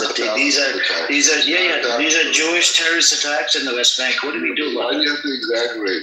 No, it does. Do you want to Google it? These are individual situations. No. These are Jewish extremist terrorist settlers that are doing the attacks on Palestinians. These are terrorist fucking Jewish Zionist scumbags that are doing it. Baya, I'm going to go to the Temple Mount. He's never going to answer the question, that idiot. You want to say Islamophobic shit, and then when I corner you on the Jewish terrorism, you don't want to address it. And your family. Amir said you're married, so I'm gonna pray for you and your husband. And also, pray for me, please. And if you want, I would love to fly you and your husband over to Israel. I'll pay for the tickets. We'll set up and give you a tour from the Israeli perspective. And you can would you? Yeah, I would. Yeah, you sure? Yeah. Okay, unless you ever come to Europe, let me know. You're in Europe. Of course I'm going to be in Europe. I'm going to tour Europe. No, 100%. No. You know the thing about it? Think about Europe. The most charming parts of Europe are Eastern Europe. Not really Western Europe. The countryside, the fresh air, the vineyards. It's all Eastern Europe. And the culture. It's nice. I mean, it's nice. I don't have a problem with it. I mean, it's even Budapest is nice. Yeah, it is. Yeah, Budapest is even nice. So I don't know. I have that's why I'm writing on my book, so I could go tour and be able to do podcasts in different parts of the world. So that's nice. We're gonna get there. Yeah. I mean, I think you can bring out the best type of man out of me. Like, you have that power. I don't know what it is, but now you can just bring out, you can just transform me into my boy, you flirt on Clubhouse. You don't get no ad. Ain't nobody perfect. You been lying all this time. If please don't flirt with this. He's a creep. He'll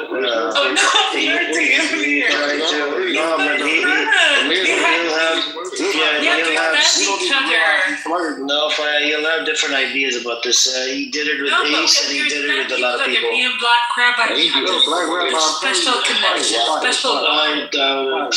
He's doing it so lame, you don't even notice that he's flirting. Yeah, he's he gets a kick out of just off the voice. So please don't do it, Black Rabbi. Okay. Black Rabbi, look what they're doing. They're so jealous of our bond. Like I said, Amir's I'm trying to protect you by you're married, because this guy would say some creepy shit in the back channel, man. He's done it to Ace. He's a respectful rabbi. If you need screenshots, we have evidence from Ace. Yeah, what did you mean in Ace? Black rabbi. You have said a lot of creepy shit. You literally said, you know what he said to Ace? He said you need melanin men to have black babies or whatever. Like, this is the type of creepy shit that he says to the girl. Yeah, you did. You want me to bang Ace? That was a conversation. Yeah, motherfucker. Just an idiot, man. Stay in your lane, man. Don't send any messages to anybody. Yeah. We don't have no screenshots from your Instagram, right? Yeah, you don't. Yeah, you fucking idiot. Not anything creepy. You would send out creepy, and he gave me death threats on text messages. He was texting Ace that I'm gonna come for Amir, I'm gonna kill him and do a whole bunch of stupid shit. I said you're threatening my family, and we will find you. And we received you will deal with the repercussions. Yeah, there's a lot of screenshots with the conversation between you and Ace. He's doing that to protect. And guess what? She sent it to me, all the screenshots, the messages, the conversation between you and her. And guess what? We even have video that you gave me a threat. No, I did not threaten you. I did not. You did. I know exactly. No, I did not. Amir, they told me exactly where you sell ice cream at. right? So it's just the point of the thing. And where do I sell the ice cream at? I don't know, some street, I don't know. But the point is like this. You're dealing with this. You're talking about things. No, I know, but he says creepy stuff. I'm trying to protect my, family member. For all Pro Patties are family members, right, of this house. Yeah. And I'm trying, and she's married, right? I'm trying to protect her from creeps like you. But you can tell like she's so married, by the way. She's married. I mean, she's married, but it's not like she's so married. What do you mean? She's still married, man. Calm down. Yeah, it's fine. But you know what? Sometimes soulmates, they meet each other and they have to leave. I know you ain't somebody crazy. You looking for love on Clubhouse and you 60. Boy, you crazy. Either way, you like that. Man, if somebody gonna grab their granddaddy phone and tell them to go to bed, if you don't take your medicine to go to sleep, boy. Hey, put it this way. Man, if you don't take that heart medicine and take your ass. Amir, we're gonna remove Amir. Shut your lame ass. We're gonna remove the evil in Iran, and we're gonna free the Iranian people, and we're gonna usher in a new era. Man, tell your boyfriend to take that evil out your ass. Bro, Black. After this war, Israel won't even function as a society, bro. So many missiles are gonna rain down. And real, I hope they use so many missiles are gonna rain down on you, Black Rabbi. You're gonna be in the bunker for fucking months. You're gonna be in your little cage underground. Yeah, but you know what? You need money to keep faggot. Why are you mad at me, bro? Like, I'm not flying any jets. Shut up, you're Jewish. I want when the war start, get on Clubhouse. I want to hear your background. You won't have internet, bro. They're gonna demolish all of his electricity, his water, everything, bro. This guy won't have shit. He's gonna run back to the U.S., bro. He's gonna be back in Detroit, fucking 8 Mile, sucking dick on his. Wait, well, I've never been to Detroit. Shit out of him. You will be soon. Here at all. I'm from LA. I'm gonna put your bitch ass in the bunker. Oh, you gonna be in Congress?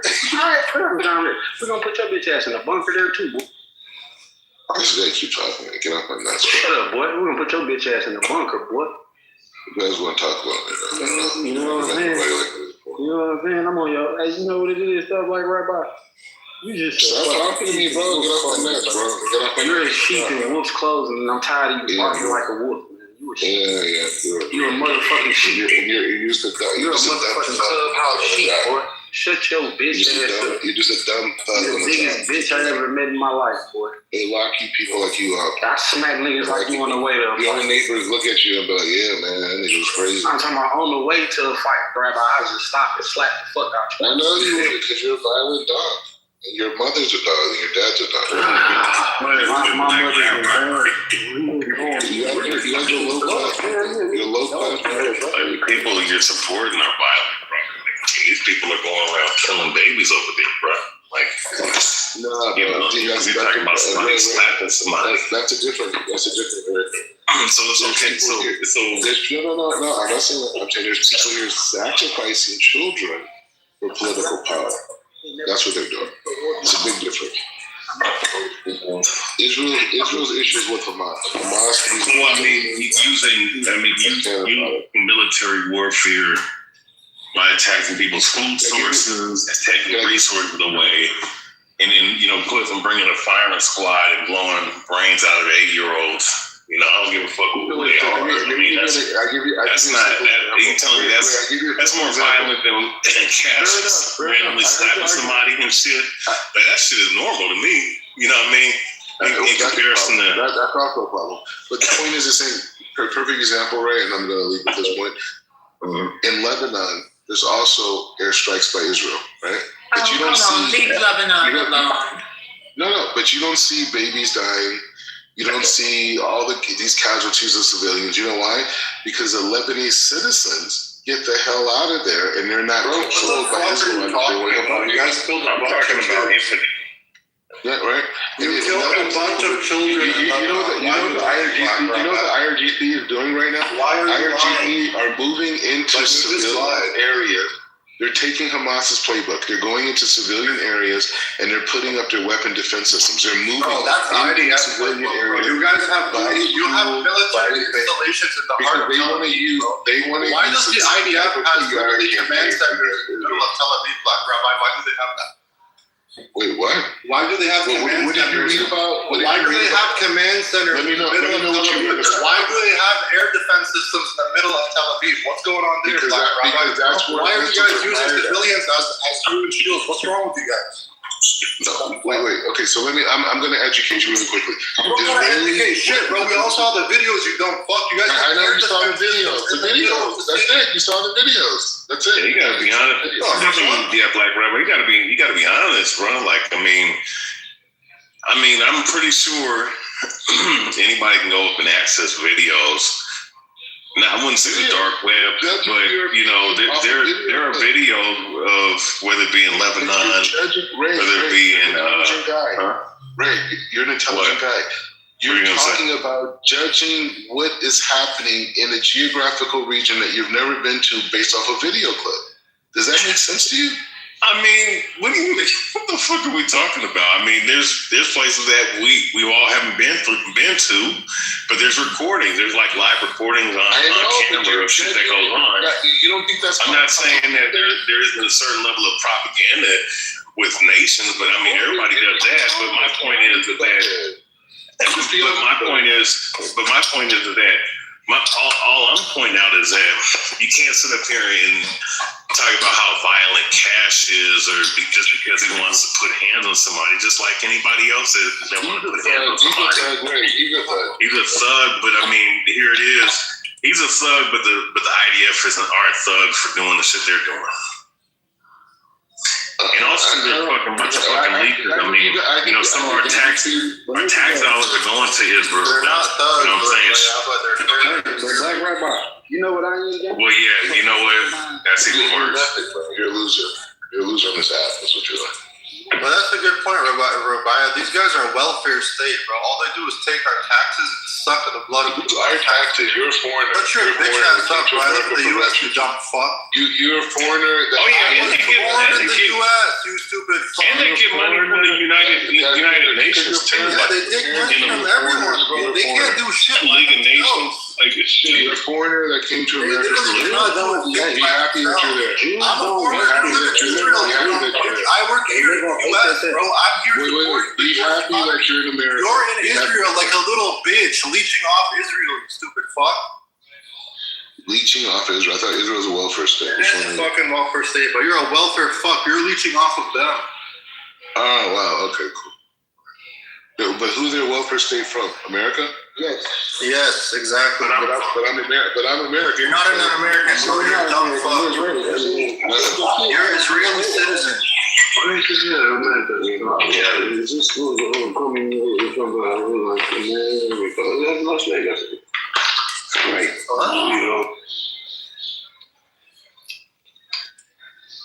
That guy sounded like Black Rabbi. Yeah. Sorry to say, John, I have to move you down because you sound drunk, and this room is not, Alcohol Anonymous. You're in the wrong room. It's probably the next room down the road, down the street. The way I'm gonna tell him this ain't Alcohol Anonymous. You know, because it's conversation with this loser in this room, I'm gonna put harsher. You're a fucking loser yourself, bro. Who are you calling loser? Amir, why are you jealous, man? You're a fucking loser. I'm gonna be jealous of you, bro. Why are you jealous, guy, bro? What am I jealous of? You guys are all jealous of Black Rabbi. Seriously. What am I jealous of, Black Rabbi? You're jealous of Black Rabbi. Everyone is jealous of Tell me what I'm jealous about. Go ahead. It's fine. Don't be sarcastic. No, I'm not being sarcastic. They're jealous of you. I mean, it's so obvious, Black Rabbi. A little bit. Fire, how tall are you? I'm 167. That's 5'6". What is that? 5'6". Okay, that's okay. I'm 6'3". Oh wow. Yeah. Nice. Yeah. I'm only 4'3", Rabbi. I can still take you down. Amir, you're 70s. Well, see, you see how you got competitive? I can still take you down. He's willing to fight for you. Look at this guy. Bro, I'm trying to protect that pro Patty side, bro. Calm down. Put it this way. most people in the diaspora that are pro-Pally have really good hearts, and they've been influenced by propaganda, and they're seeing babies being blown up and all this type of stuff, and it's a heartbreaking thing. I see some of the clips too. It looks terrible. So they're not bad people. They're just, your heartstrings are being pulled. Bro, you never said that the babies in Gaza are terrorists and that they should die, bro. I heard you on another. No, I never said they should die. Yeah, you did, bro. You said they're terrorists. In Gaza are radicalized. There you go. For terrorism. There you go. We all heard the record. It doesn't mean that you die. You just said it again. I don't believe because you're a terrorist you should die. It just means you're a terrorist. That doesn't mean you should die. That's not. Stop playing with your words, bro. Say it with your chest. No, I'm just saying to you. There's a you might be right, but we found out earlier. Terrorist can be We found out earlier he There's a lot of was chest. Come on, guys. Stop attacking Black Rabbi. No, but you know why is he here? They have no choice. He's our friend. He's my friend. We have a bond, Cash. It's a soul connection. It's a soul connection. You don't want James Bond. You don't need no Bond with him. Anyways, the bigger issue is like this, Amir. You gotta remove that hatred from your heart, right? Pray for them, Black Rabbi. Hey, it's Black Rabbi. How do you expect them to remove the hatred from their heart after you guys genocided their people, literally, and you're still doing it? But there's no. We're talking about 70,000 people died out of 2.3 million. Bro, how do you know it's 70,000, bro? That's the low end. Because Hamas said it was. No, they didn't say it was 70,000. Yes, they did. Yes, they did. Stay up to speed, bro. If you're gonna talk to me, at least be current. Black Rabbi, even 70,000 is a lot. So what are you talking about? Yeah, so what I'm saying, 50,000 died in Iran in 3 weeks. Huh? Yeah. Bro, this guy's fucking retarded, bro. This guy's fucking retarded. Well, you know what, Black Rabbi, it's all good, bro. I can't talk to you. You're fucking stupid. That's cool, man. You're smart. 50,000. Yeah. What did they use? F-16s? Bullets. Yeah. Okay, so Black Rabbi, I was thinking of opening a room, just me, you, and a Christian and a Muslim, and we all pray from our religions for the whole world. We pray. Yeah, exactly. I'm open to it. Really? Yeah. Okay, I'll pray for my religion. I need a Muslim and a Christian, and you're a Jew. Yeah. So, according to ChatGPT and the internet, 3,100 Iranians have died last 3 weeks. Hey, Black Rabbi is a better source, Cash. What are you talking about? 50,000 of that. No, 3,100. They say, according to ChatGPT, that's what we know. That's what we know. They say official reports are 3,100 deaths. 3,100 deaths. Bro, how many black people died in America, bro, from gun violence? Higher disputed estimates. Black people are so stupid, man. They sit up here and talk about these foreign conflicts. They literally murder each other in their own communities. No, but you real quick, let me tell you something real quick. I live right next to Dearborn. This is my community. I grew up with Muslims my entire life, you dumb shit. What does that have to do with anything? That has to do with the people that I care about. Black people are killing each other every day. I care about how the people around me figure out solutions for that. I care about how the people around me feel, brother. You don't care about black people. I care about them all, brother. I even care about Jews, just not you. How about that? You need to focus on black people. Create some solutions. You don't focus on black people though. Like, why would you sit up here and tell him that he needs to focus on black people when you don't? I mess with black people. What are you saying that for? You mess with black. I mean, you say it in one breath, but then another breath, you're sitting up here acting like the people that's over there in that region are your people. You know, this way, Ray. And of course, based off of the little Twitter comment that you made, right? Yeah. It seemed like you have a certain level of disdain for black people in America. You got that? That's what you got from that tweet? Yeah. Yeah. You didn't get that from that tweet. Yeah, we did. Here's the thing, Ray. First day in the White House, I'm signing a reparations. Hey, Amir, show Ray that video of him getting whipped. Oh, I seen it. All right, I seen it. First of all, the video is on my Instagram. Okay, I put it out. I know, you're weird. So it's something that I'm proud of. Yeah, they probably told you, look, if you want this extra 30 grand, put it on. Why not 300? Why not 300, man? Why 30 grand? So they're giving you 300 to put that shit out there. I'm just saying, what can I do with 30 grand? What can I do with 30 grand? You can't do anything with 30 grand. You can do some small thing with 30 grand. You can buy some clothes, maybe. Buy a few clothes. Listen, I'm gonna take 5,000 of that. If I bought Faya a nice purse, it'd be like 30 grand. Bro, so that money's you not buying Fire a nice purse. You won't even buy yourself a Oh, come on. Leave him alone. Look at your suit. What's wrong you with don't that? look at your suit, because you look like a middle school teacher. First of all, he's a byproduct of slavery culture. Okay, Black Rabbi, let's pray for them. Let's pray for all people here. Please. If my woman don't let the court she likes to. You're gonna buy another man's wife a purse. Like, what's wrong with your family? I'm gonna pray, Black Rabbi, with you for Cash and for everyone in the room, because they're full of hatred. That they hate you so much and they're so jealous. Have you ever been to Israel or no? Unfortunately, not yet. Oh my God! You would love to pray on the really? Alaska and Moscow's. You would love it. It's so holy up there. I pray there. I pray up there like. I'll be like almost every day. Oh, nice. It's unbelievable. What, Muslims kill me if I go there? Muslims? What do you mean? You are Muslim, right? No, I'm not. You Christian? No, I'm not. I'm not going to tell you what's my religion, but... Zoroastrian? I don't know. Oh, wow. Anyways, yeah. Wait, so you're even closer to Judaism. I like this. I like that. If I told you my religion... You'd love me more. Yeah. Okay.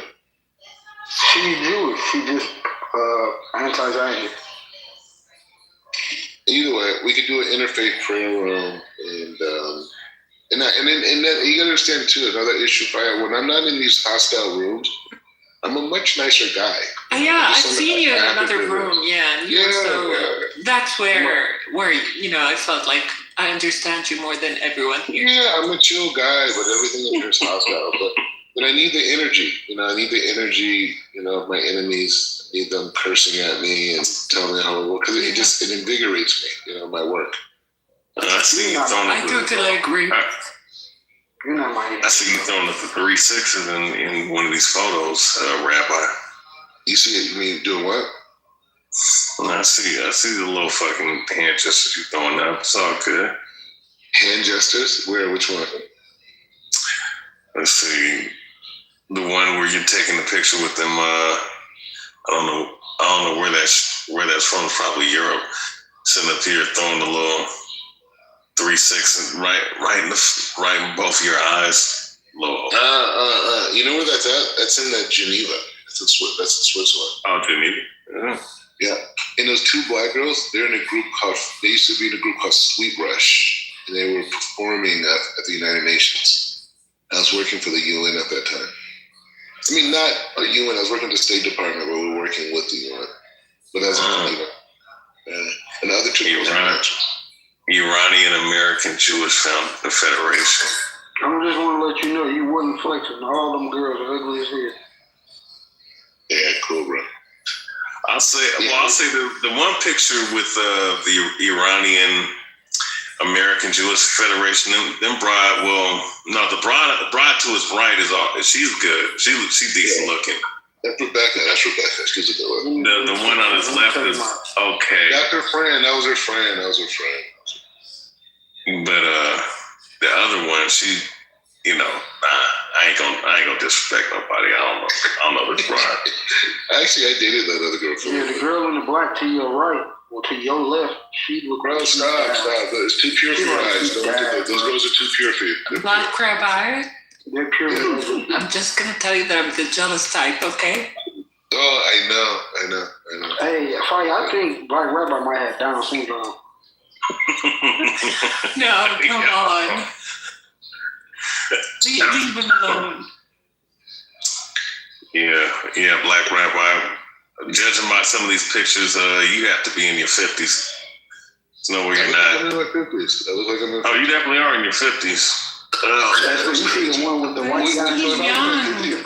Let me ask you this: if I was in my 50s, what year would I have graduated high school? If you're in your 50s, depends on which year. You know, probably. I'm saying, just say I was 50. Just say I was 50. Just 50 itself. What year would I have had graduated high school? 50, probably, I don't know, shit. Early 90s, I'd say. Early 90s, probably late 80s, late 80s, early 90s, maybe. All right, so if you look it up, I was born in the 80s, so that kind of like ruins that a little bit. So you're born in the 80s. Okay. No, somebody that's 50 would graduate high school. Age is just a number, Black Rabbi. I don't care. Yeah, it's okay. It's okay. Fine. I mean, you have children or no? No. Sorry, that shit do matter when you find out that motherfucker don't work. You find out that old motherfucker don't work down there, it do, man. Nah, you know what? He don't have to work, man. He's getting a fucking paycheck from the fucking Jays, man. They're giving him like a $50,000 paycheck every month. No, I'm talking about that thing you need to satisfy women. I mean, I could say the you know who's, you know what I mean? You know who's the fucking Ashkenazi. The Jays.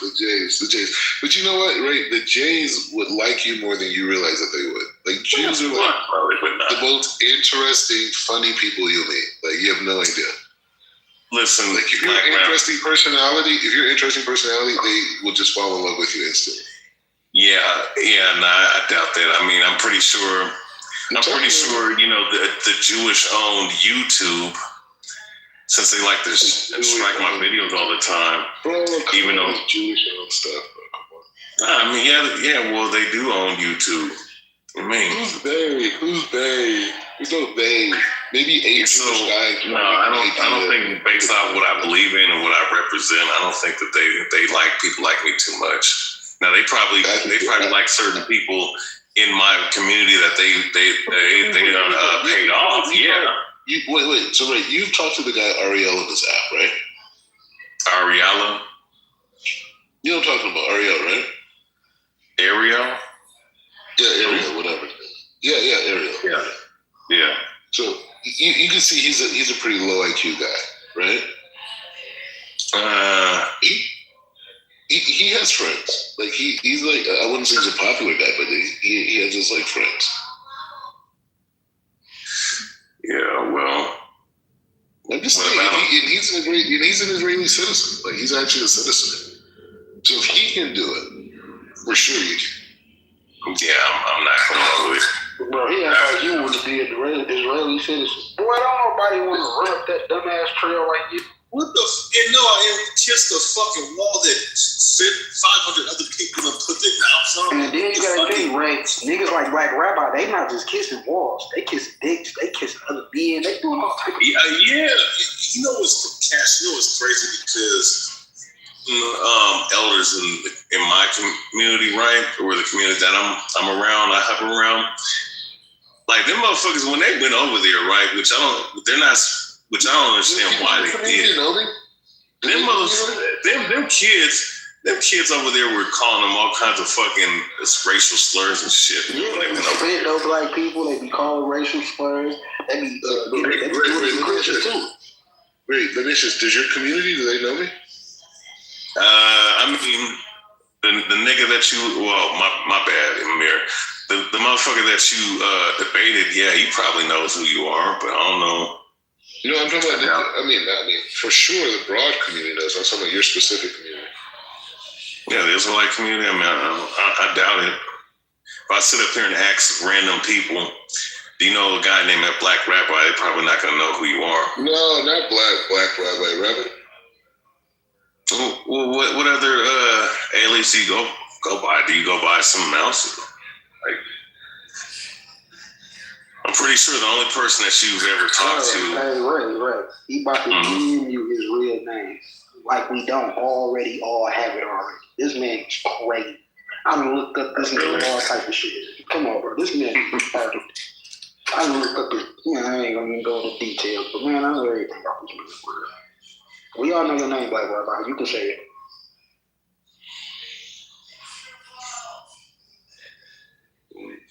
Yeah, what's your name, Black Rabbi? I mean, or if you choose to fucking give it, it don't really make a difference to me. But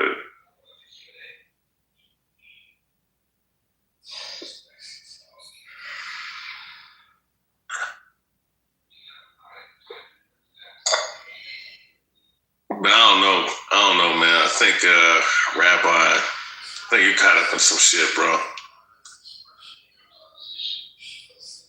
And I think that you're definitely funded by a certain group over there. It's associated with the people that you claim to identify as.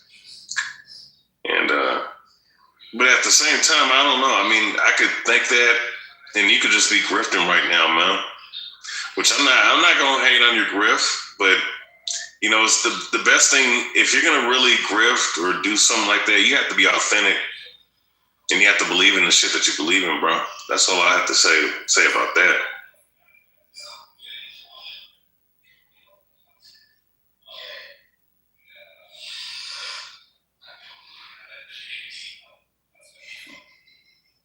Oh yeah, I was just right. His name Sharif Hassan. Wait, Sharif?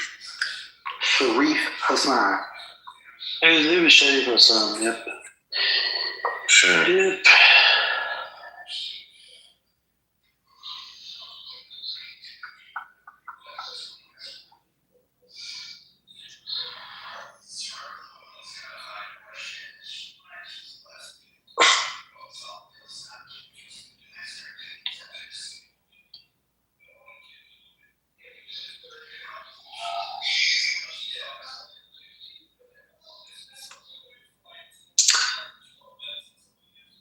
Be very interesting if America attacked Iran this weekend.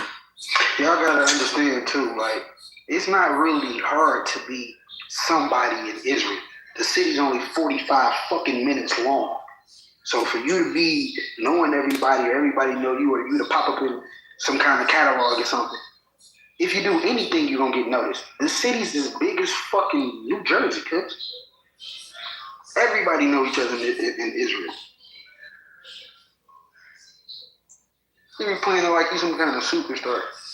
Bro, it's superstars and little ass bright mode. Like, you know, I'm like, hey, I'm here telling this superstars just in Compton.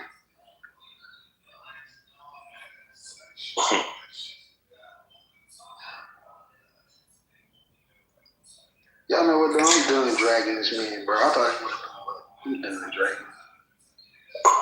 He thrives or he gets a kick out of it. He gets a kick out of being verbally abused. Yeah, I don't know. I think that's what he's into. And even the girls that he was into, like the one that he was married to, I'm sure he used to get verbally abused. Well, based off that video that he showed, allowing another man to whip him, like, must be into that kind of shit.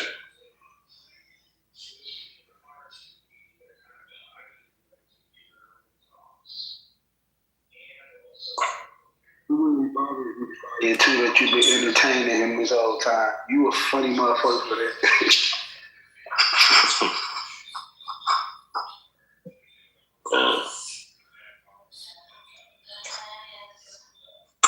Yeah, I don't think this dude understands that he's playing a caricature. I almost think that he don't believe half the shit he talks. I just feel like he kind of just like to troll. Cause like he go in and out. 1 second he be talking to y'all normal. The next minute he talking about we're gonna kill all the babies and all this dumb shit. Like I really don't understand it at all. Oh, but then he's on some pro-black shit, like, bro. Yeah, I don't understand that at all. And he one of the people that made me think all Jews is nuts. Cause like every time I talk to one, I never get a regular convo out of them. It's this superior attitude or just talking like, you know what word they love to use? I'm more intelligent than you. That's like their best comeback. I'm more intelligent. Man, okay. Cool. Yeah, that's the program. Yeah. You think you read a couple more books? Cool, man. You know. I know I knocked the motherfucking kip off your head. Damn. Look, that indoctrination of them believing that they're more intelligent because they created a system. They created certain systems that is, catered towards their understanding and their intellect. When, like when you, the point is, like, if you make the rules of what intelligence is, then yeah, you can sit up there and say that. But if we're playing on the even playing field to go knowledge for knowledge, information for information, right, and put everything to the test, find out there's not really much there, of substance for the most part. But I will say this: some of the Jews, they do know a little bit of something, but I just don't think that they're all that intelligent like they say they are. It's just that they have money, they have the certain paradigm, in their favor, and that's just what it is, Cat. Watched something back in the day, a movie that came out probably like 1932. It was about the Rothschilds, and it was just talking about how they always use money as a weapon. You know what I mean? And it is a strong weapon, especially with America being a superpower right now, because America is driven off money. You know what I mean? Like, it don't matter what it is. If you got enough money, America is willing to compromise and make something happen. So what I do wanted to tell you guys was we have a new production out, new video. Check it out. Black Rabbi apparently gets chased after by Ariel for stealing his wallet. I knew he was broke. Check it out. It's only 30 seconds. It's in the chat. Check it out. I'm not to look at this on YouTube. Yeah. It's only 30 seconds long. And by the way, the one that Norm gets chased by a resistant, it went up to 800 views. I'm like, I can't believe this shit. 800 fucking views. Wait, it's only been like 2 days. So there's a video that that my team, or you could say my people, that we came up with it. It was uploaded about a day or 2 days ago. You know that brother Resistance on this app, the crazy one. With the shouting match, he's always crashing out. Him and Norm almost got into like actual physical fight on the ground in New York, right? And so what I did is, I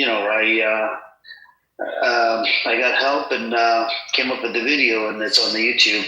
It's only been like a day. How old is the video? Let me see.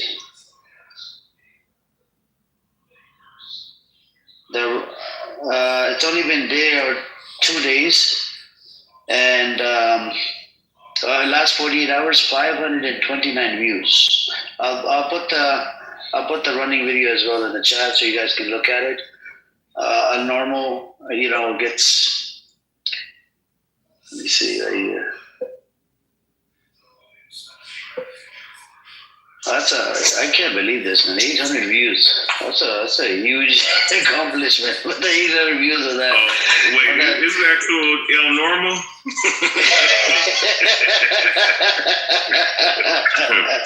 Oh, shit. 800 views, man. I can't believe this. Emerald's Norm getting chased by, what's his name? By that brother Resistance on this app, right? The crazy one. Oh my God. Within 2 days, it's got 800 views, man. 800 freaking views. And then I came up with a new one, Black Rabbi, stole Ariel. You know Ariel on Twitter? He used to be on here. Black Rabbi stole his wallet, so Ariel chases after him. I put the link in the chat. That's a funny one. Oh my, did you see it? Check it out. I put 2 links in the chat. But Amir, you have to see how you have to lie though. You did. No, but Amir, this is why you did not. This is why you did not make it in real life. This is why. Did you watch the video? I think you watched the video. Did you watch the video? I did. It's funny as fuck. Oh my God! To both of them, the Norm one, I can't believe it got 800 views within 48 hours. 800 fucking views. That's crazy shit. Amir, I can have your whole account wiped out in 1 second. Like this thing is sick. Oh my God! This fat man, this chubby ass. Do you know how many accounts I can open up? Okay, do you know I have access to, I can open up like 50, 100 accounts. I don't give 2 fucks. Even on this app, let's say, God forbid I get, hold on a second, let's say I get clipped tomorrow.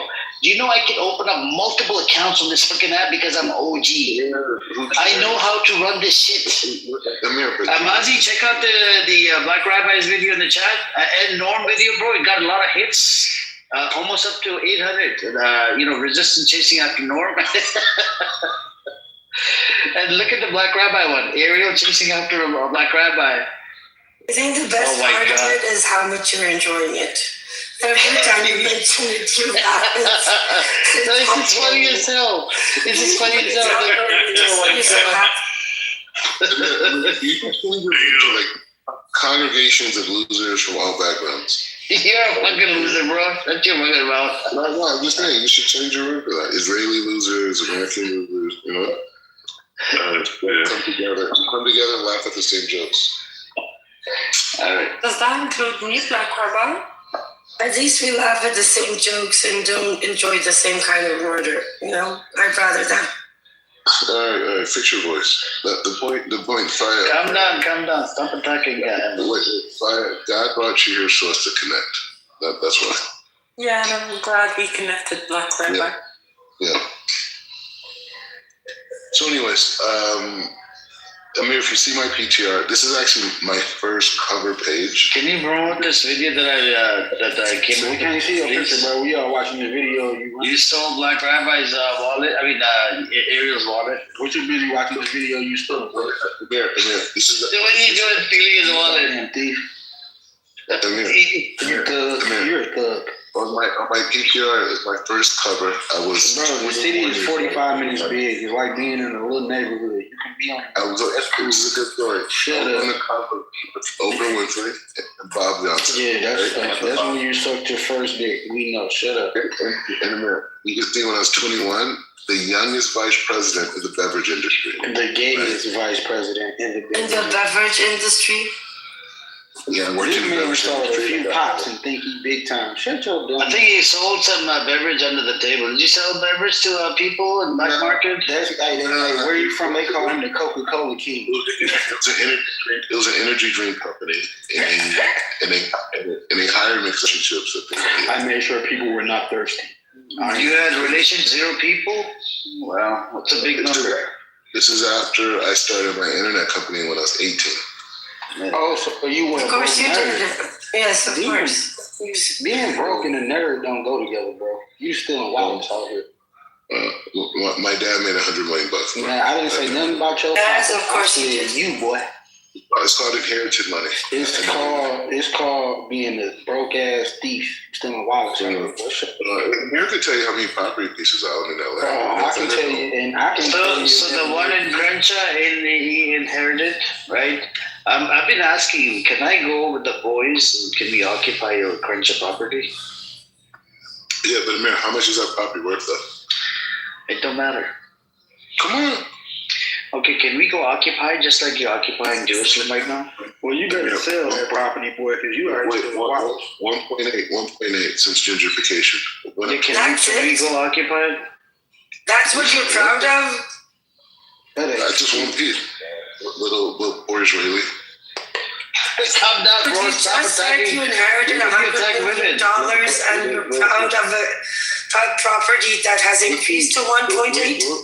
Little broke Israeli, please. You're talking outside the chat. A little dirt existence. Yes, at least I don't lie. Yeah, I don't need to lie. I'm American. We control the destiny of the country. Hey, you show me one DBA or one EIN, and I'll show you 6 of the motherfuckers. Show me one. Show me one business you own, and I'll show you how many I own. Show me one business, you faggot asshole, man. One business. Show me one business, you faggot asshole, man. You feel me? Because I'm tired of you talking all this big shit. You's a wallet thief. You's a wallet thief. You a thug. I think we should bring up the drunkie on the stage, John. I think only he can deal with you, man. One drunkie to another drunkie. No, John, the drunkie, come up, John. Let him have it, John. Freaking too many drunkies on this app. You should bring your girl Layla up here. She's rich. She was up here. She left. No, and her dad. Her dad's a pretty successful guy, actually. Okay. I don't think you know her dad. No, I do. Her dad, her dad did this to this guy I know. My dad made $100 million before I was. You don't know her dad. 100 million, bro. That's now you Donald Trump. Shut your dumb ass up, please. Yeah, what's the big deal? Hey, people get on this app and just say anything that come out their asshole. Yeah, no, but you know the thing about me, I'm verifiable. The thing about me is I was in the newspaper for selling cokes. Actually, energy drinks, waters, whatever. Yeah, but that's when I was 21 though. Like I've been like. Yeah, no, you've been selling. Did you go to college? Went to UCLA. Did you go to college? I went to UCLA. You ever heard of it? Okay, do you realize that the timing doesn't align right? No, it doesn't. It doesn't align right. My mom was a professor there too. It doesn't align right either. That boy went to college to learn how to sell Pepsi. You need to learn to lie better if you're going to lie like that. You're an Israeli. You're the liar. I understand that the conclusion Israelis do lie a lot, but not on this. One of them. You're one of them. You lie. Nope. Ain't you an Israeli black rapper? Nope. I thought you just said your kids were going to be Israeli. Because their mom's Israeli. So what are you? Also, the girl that you fornicated with, she lied to you. Maybe it's not your baby. Wait a minute. Black Rabbi, what? Oh my God, it's not your baby. Bro. Oh my God, it's not your baby. She lied to you. You said it really lied, so she lied to you in your face, and that's not your baby. Whose baby is it? You know how we know it's not his baby, Amir? She ain't never in the background. We ain't get no dinner cooked. The boy just ate some chips. Bro, Cash, he brought her on here one day, and she sounded very young. And I was afraid that what if it's like, very, very young. And I even asked him, you okay? Yeah, it's not funny. And I was asking about social services. You should, like they did on your kid. That's what I heard. Calm down, hey, calm down. Well, that's what I heard. That's what they told me. That's what they told you. They told me that you stole Ariel's wallet. No, they just fucking. We should call the cops on you. That's true. Israelis sent recordings of me to the police multiple times, and the police laughed at them. But they tried. Well, they're not Israelis. They're pro-Israeli, Zionist, American, whatever. But they're idiots. After recording, it's really funny. They're really frustrated. Seriously? Yeah. So did they come and ask you questions? No. They just tried to send it to the police. I never got contacted. But then they had a space, and that one woman, Jen, was screaming, why didn't they arrest her? And he says, I don't know. We sent 3 times the recordings. They're ignoring us. And then she goes, well, have the IDF arrest her. It's very funny. Yeah, that's how y'all play games over there, Black Rabbi, trying to take people kids. So, Emrose, it's a good thing that you're Jewish and you have Israeli residency passport, so they can't really trip over it, right? Because they give you that, for some sort of like a freedom of speech. But when it comes if it was a Palestinian, they wouldn't. No, we don't let Palestinians speak like this. Never, ever. Especially now, Palestinians 48 are being targeted right now on social media. Yep, they got. Yeah, I know, but they haven't reached my level yet. I assume after they're done with the Palestinians, we're next. But until then, rock on. Knock one of these big ass soup. Never mind. Just like Talmud Nafil says, rock it like a Palestinian.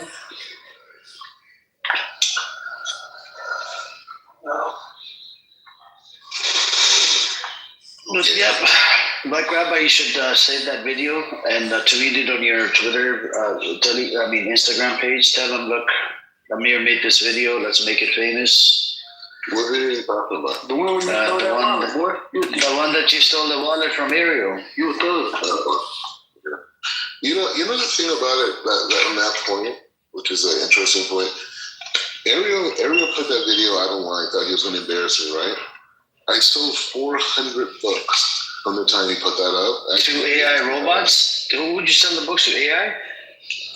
No, and I sold them for $36 a pop. It's only 103 pages. Black Rabbi, why aren't you on Twitter? Like, it seems like you'd be perfect for some of the spaces there. You get a lot of attention and love. No, I'm not really care about Twitter. Then, but why are you here then? So for me here, this allows me to get content for articles, debate for podcasts, and to be able to write content for books, right? They're sitting here and mocking the same group of people day in, day out. That doesn't feel true. Well, I mean, again, I'm smarter than you. I have a feeling you tried Twitter and they threw you the hell out because they're supremacist and racist. Maybe because you'd be perfect for like a Zico space or a stealth space, right? But I don't think they'd accept someone like you. I think that's why you're here. I think you don't want to admit that even they don't accept you because they're shitty people. I don't know who these people are. I don't know who these people are. Hey, when you move to America, you're going to be looking like a raccoon every day. They're going to be whooping your ass. Both eyes black. I'm telling you, boy. Such a loser. You're gonna be looking like a raccoon. I'm not really on the Twitter thing. I haven't really got into it. If you want to know, you should try. No, I'm not looking to debate. I'm looking for content. Right? I'm a writer, right? I'm a speaker. I'm a lecturer. I'm a social media warrior. You know what I'm saying? Got some content for you. Make sure you write that these people think I'm gay. You know, and every day they tell me I'm a fag and they think I got a boy pregnant. Make sure you let them know how we feel for real. I can fake content. If there's anything how people talk to you and you care less about it. Bro, you young and you should take the old ass to bed, bro. Take them heart pills and go to sleep. Yeah, I got it. No, I'm not into the whole debate thing. I'm more into selling books. That kind of stuff. Hey, wow, you young and dog. I know your phone smell like shit right now. That's good. I'm gonna get involved in the university system back in the States. Expand the narrative, institutionalize it. The social media stuff is good for, certain people. I get. Is it raining? So I don't know. I mean, I'm not really. Quit acting like you got somebody over there with you, bro. Okay, Clark, I put a link down in the chat. I think you should go talk to them. For what? What did I get for that? Because I think that you will find a lot of new content there. The host is named Stealth. She's a very known pro-Zio Jew. She even has a son that is in the yeshiva in Jerusalem, according to her. And I think they will love you. You should go pay them a visit. I'm pretty sure they know who I am already, but the point really? Then go. Then they know who you are. Stealth loves celebrities. She loves them. Okay, but this is the thing, though. I don't want to overexplain my opinions because I have to still come off as the nice guy, right? So, Amir has his clips on me, whatever. Excuses. No, look, if you are who you claim you are, then Stealth. Look,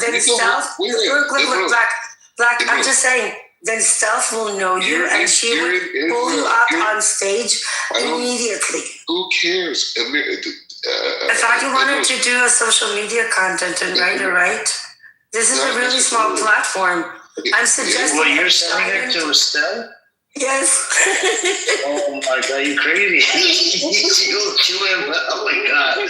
She will definitely chew him alive. I really want to see that happen. Oh my God. To see what Jewish racism and supremacy really feels like. Don't worry for me. But the thing about it, I follow stealth. I like to keep my eyes on the enemy. You see what I'm saying, Rose? I follow her. She blocked me years ago. Hey, but Rose, the difference there, I have American superiority, right? So the little So does she. She lives in America. Oh, okay, great. So then you should go pay her a visit. No, I'm not interested.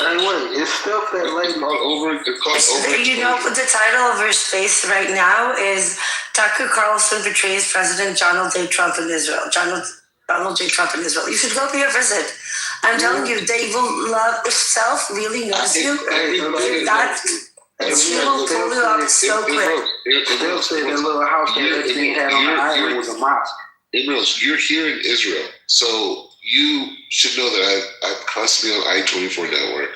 I'm constantly in Jerusalem Post. I'm constantly in the Times of Israel. No, you're not. You really are not. You can look me up. Dude, you really are not. But okay, but maybe I'm not aware. Look, maybe I'm not aware. I'm just saying, if you're that famous, listen, maybe you are. Maybe you are. If I'm supposed to see you, like I'm telling you stuff, she has like IDF spokesperson on her.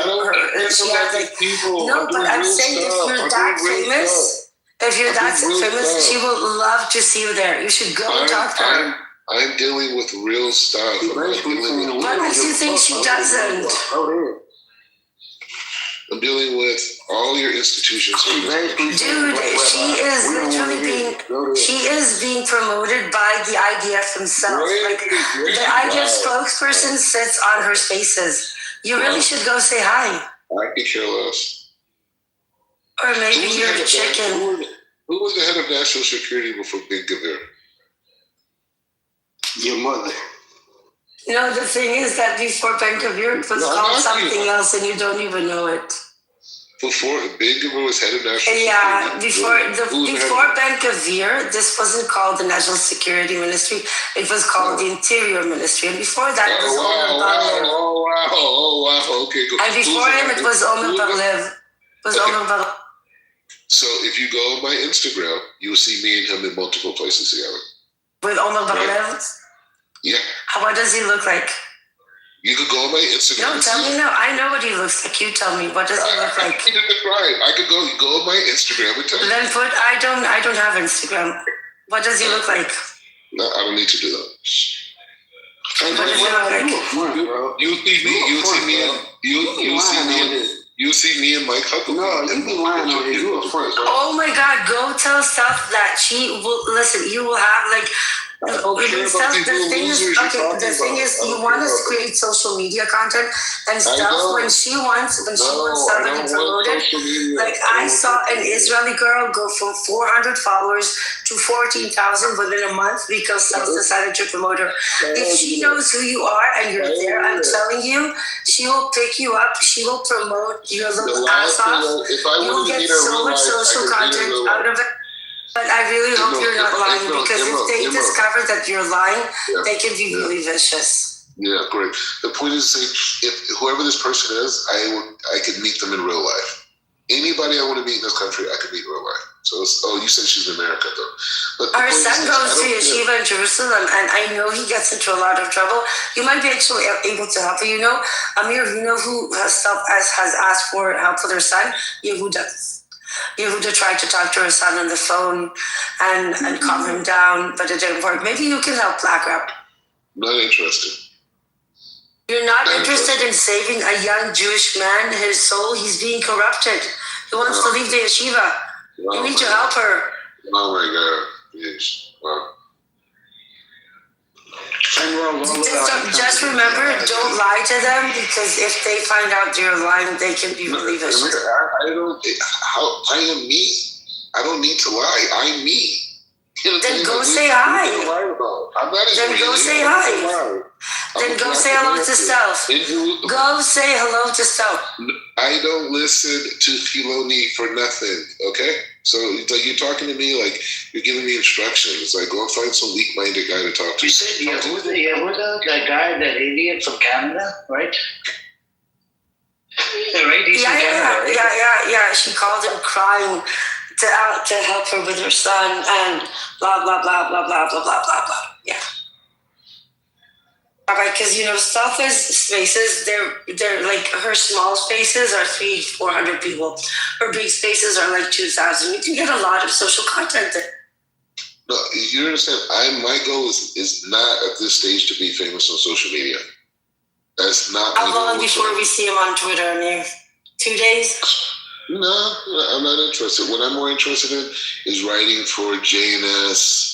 Writing for Times of Israel. That's what do you know how many reporters she hosts on her spaces? Like from I-24, from 14. I don't care. Then you don't actually, then you're not committed to your profession. You're not. You'll say you want to create, but I'm giving you really good advice here. Why aren't you taking? Amir, I'm smarter than you. You don't give advice. You learn from me. You don't give advice. I represent American genius.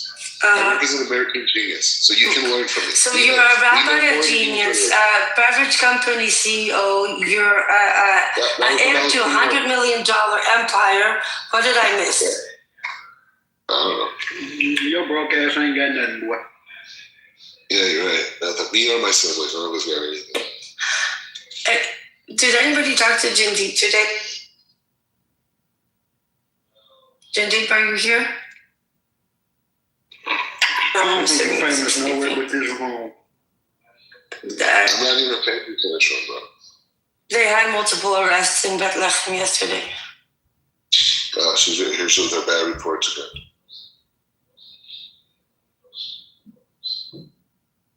Wait, so Imros, who do you associate with her? With the leftists? With the Palestinians. So you don't really deal with the Israelis so much? Only the anti-Zionist one. Yeah, very fine. So you're in the South? He admits he is anti-Zionist. He doesn't believe in this modern state, but at the same time, like he told me this a long time ago, and he repeated the same shit like a couple of weeks ago. He doesn't believe in this modern state. But I asked him, do you believe in religious Zionism or political Zionism? Because there's two different types of Zionism. And he just doesn't even know what it means. So he's like an idiot. I'm beginning to think that he's like, special, like eat the paste special. He's a clown. He might still live in California, bro. On the line, he got pictures. I think this man might be a front all the way. I figured it out, man. No, I'm for real though. He can really buy. I'm telling you, I know people like him. He might be a real front, bro. Like for real. His whole life might be a lie. What'd you say? I said his whole life might be a lie. Hold on a second. Catch it. Hold on. What'd you say? Quiet, boy. No, calm down. You really fucking weird. You get excited when the mirror look at stuff. The thing about it, I could heal him. If I spend time with him, I could heal him. I could actually heal him. No, I can't. I tried 6 months. I wasted my 6 months on you. If I would have wasted my 6 months with somebody else, I think I would only be able to change them. But with you, I wasted my 6 months, and you became from softer to like extreme, like dangerous person. You used to say there was a genocide in Gaza. You said, you kind of agreed on a lot of stuff, right? But then all of a sudden, I don't know what got into you. Maybe you broke up with your first girl. She kicked you out, or she beat the crap out of you, and she left you. And then slowly you started realizing, like, look.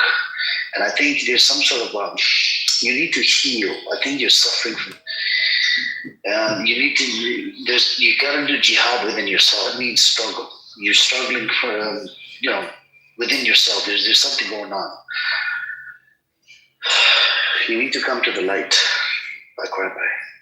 You're lost somewhere. I don't know where you're lost, but we need to bring you back to the light. He basically saying you a black, gay Israeli jihad. I think I keep talking about it. The thing is, I can heal your heart, honestly. You're Muslim, your brother. Like I'm not your brother. I can never be your brother. Somebody that says God Palestinian, Gazan children are terrorists. Trees are terrorists. Animals are terrorists. I'm sorry to say. I wasted 6 months on you, 4 to 6 months. I used to think, I was going through with the wishful thinking that maybe you'll change. Time after time, you disappointed me, and the more and more you start coming in here, you disappointed me more and more. Well, either way, man, we have a love for each other. I don't have any love for you. Wait, how can you say that? We have love for each other. No, I don't have any love for you. I even have love for Emerald, even though she's confused. No, you don't. You called her a bunch of names. No, black, gross, no. Were you rapping? Are you rapping? I'm having an instinctive reaction to that comment. Gross, no. You're rapping. Stop rapping. All right, Black Rabbi, take a picture of your living room, bro. I don't even think you at your own house. I think you live with your mom. I think you a whole lot, bro. I think you a bum. I really don't care about your existence. I know, but I really, really think you a bum. Like, I'm not just saying that. Like, I think you lie about everything. I really don't know why you keep talking. I'm telling you, bro. You live in the basement. Why do you have anything better to do? I can tell, bro. I can tell by your background. I'm just trying to figure out who you this out here guy broke is. as hell, bro. You be visiting Israel, just taking pictures. You broke. Yeah, sure. But Imrose, I have love for you, even though I know you're confused. There's a lot of confused Israelis. It's part of the culture in a lot of ways, and there's good inside of you. There's good inside of you. It's just misguided. There's nothing good inside you. Leave my country. You have no business being here. It's not your country. It's our country. We control it. We just allow you to live here. Right? We control Israel. Right? You know that, right? Yeah, I do. Leave my country alone. Okay. So quiet. We control Israel. Yeah, maybe we should start resisting. Resisting what, America?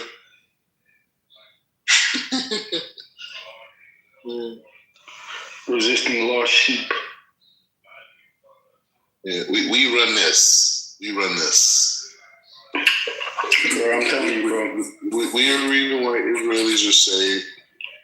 We're the reason why. We're the reason why you have an economy, right?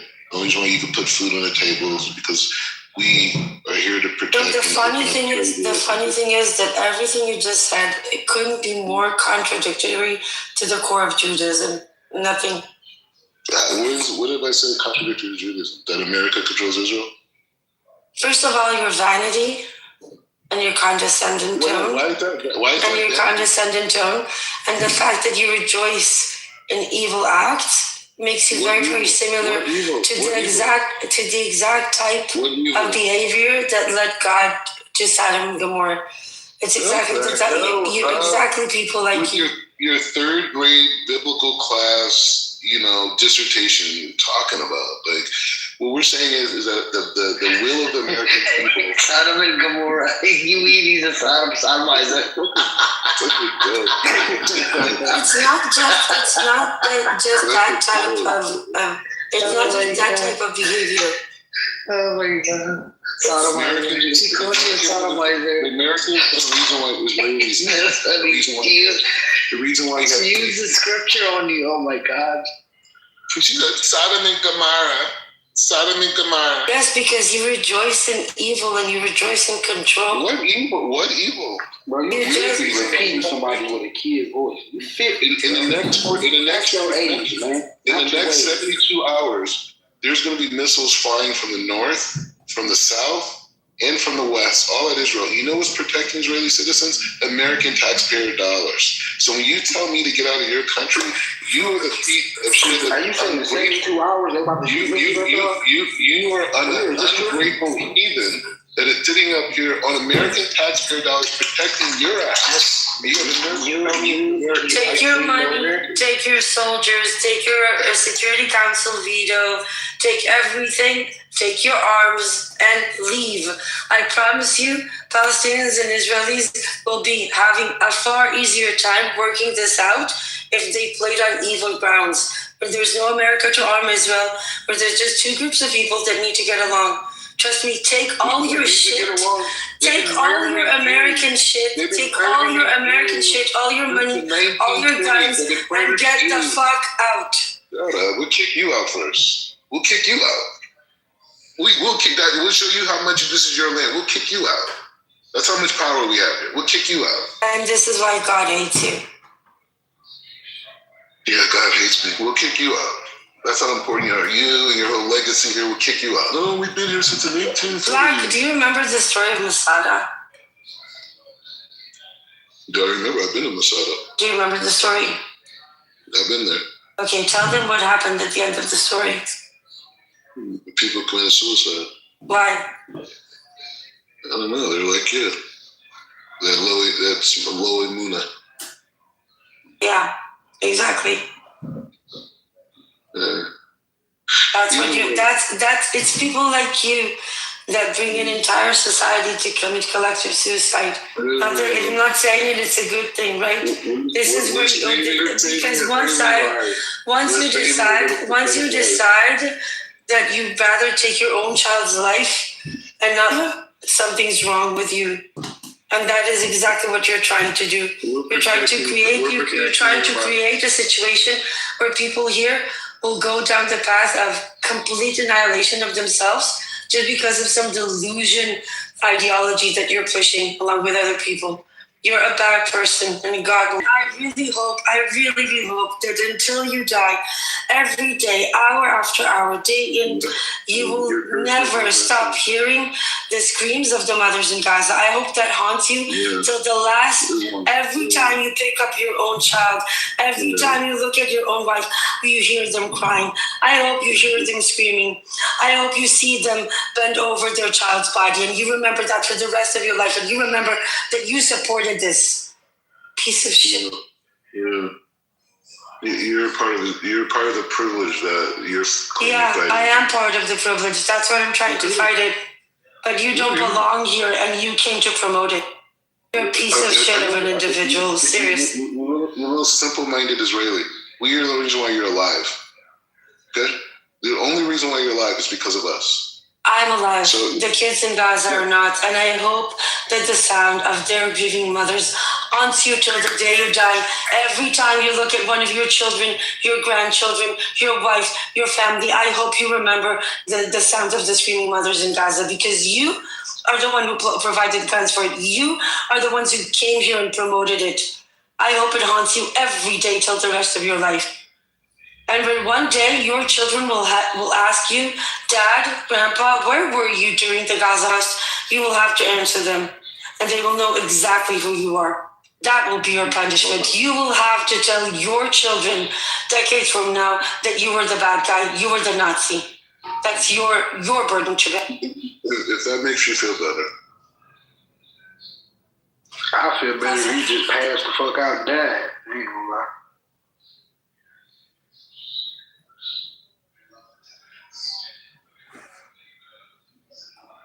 It's all fun and games until we actually mention to you what we're really talking about. It's not a video game. No, it's not a video game. It's making the Middle East great again. Our issue is much bigger on than the blood of 22,000 children. It happens. Okay, that's enough. I'm out. Yeah, appreciate it.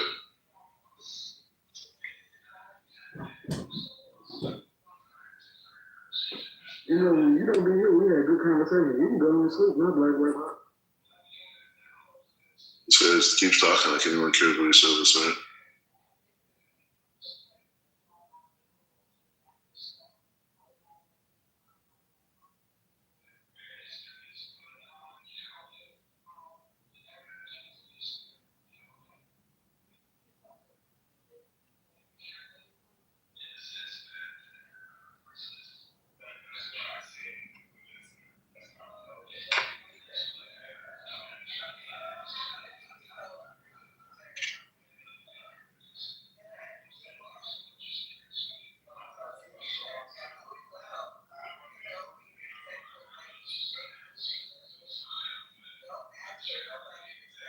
Yeah, are you supposed to attack me on your phone?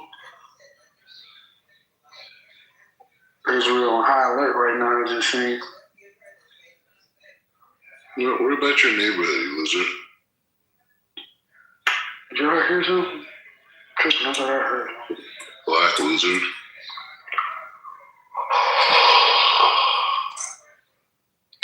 This man called me a black loser and he black as hell. Oh my god. You're a black lizard.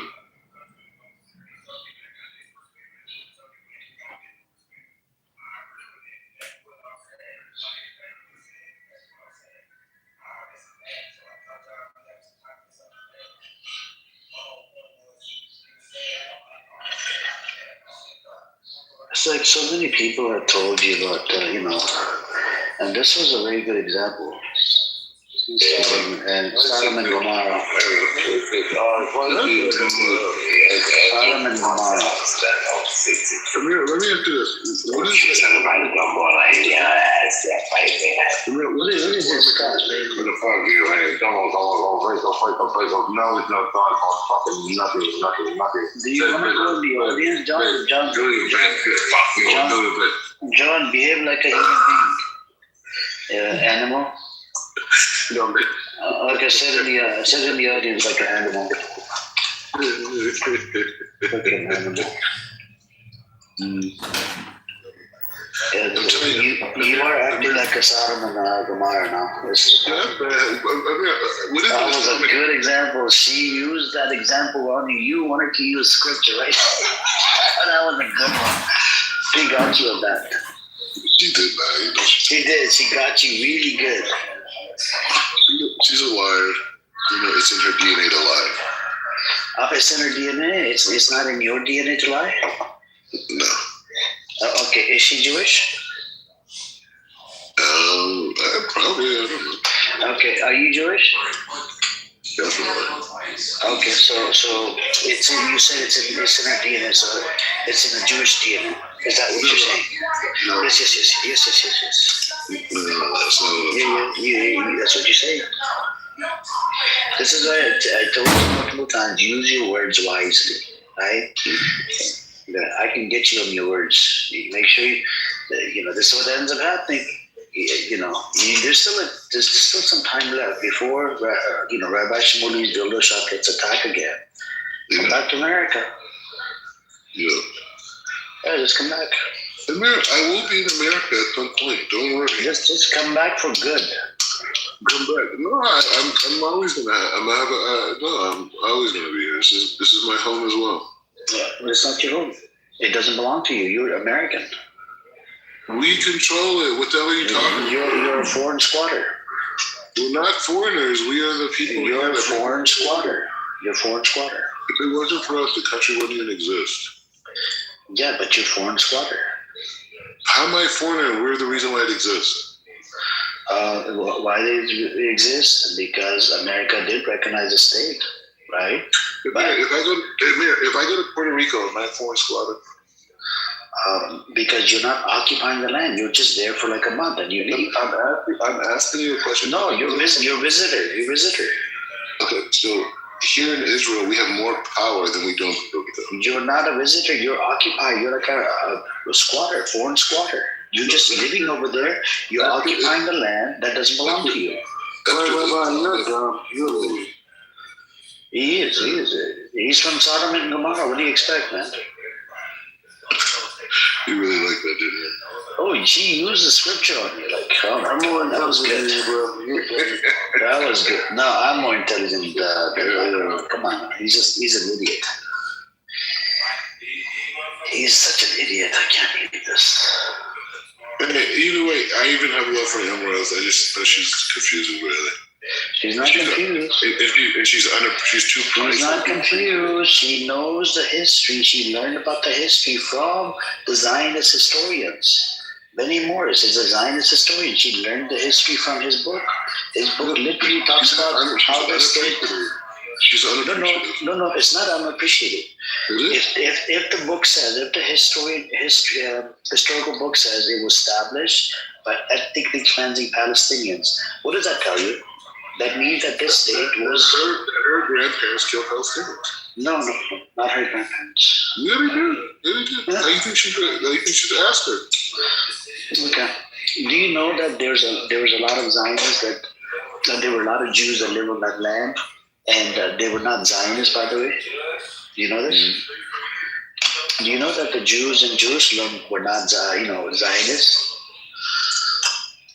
Do you know who corrupted them? Guess who corrupted them? The people that came in from Poland, Ukraine, and whatnot.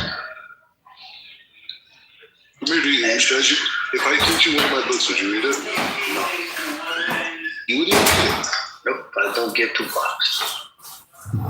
So the book I just finished today, yesterday actually, called I'm a Soul Brother. And it's all about decolonizing the human soul.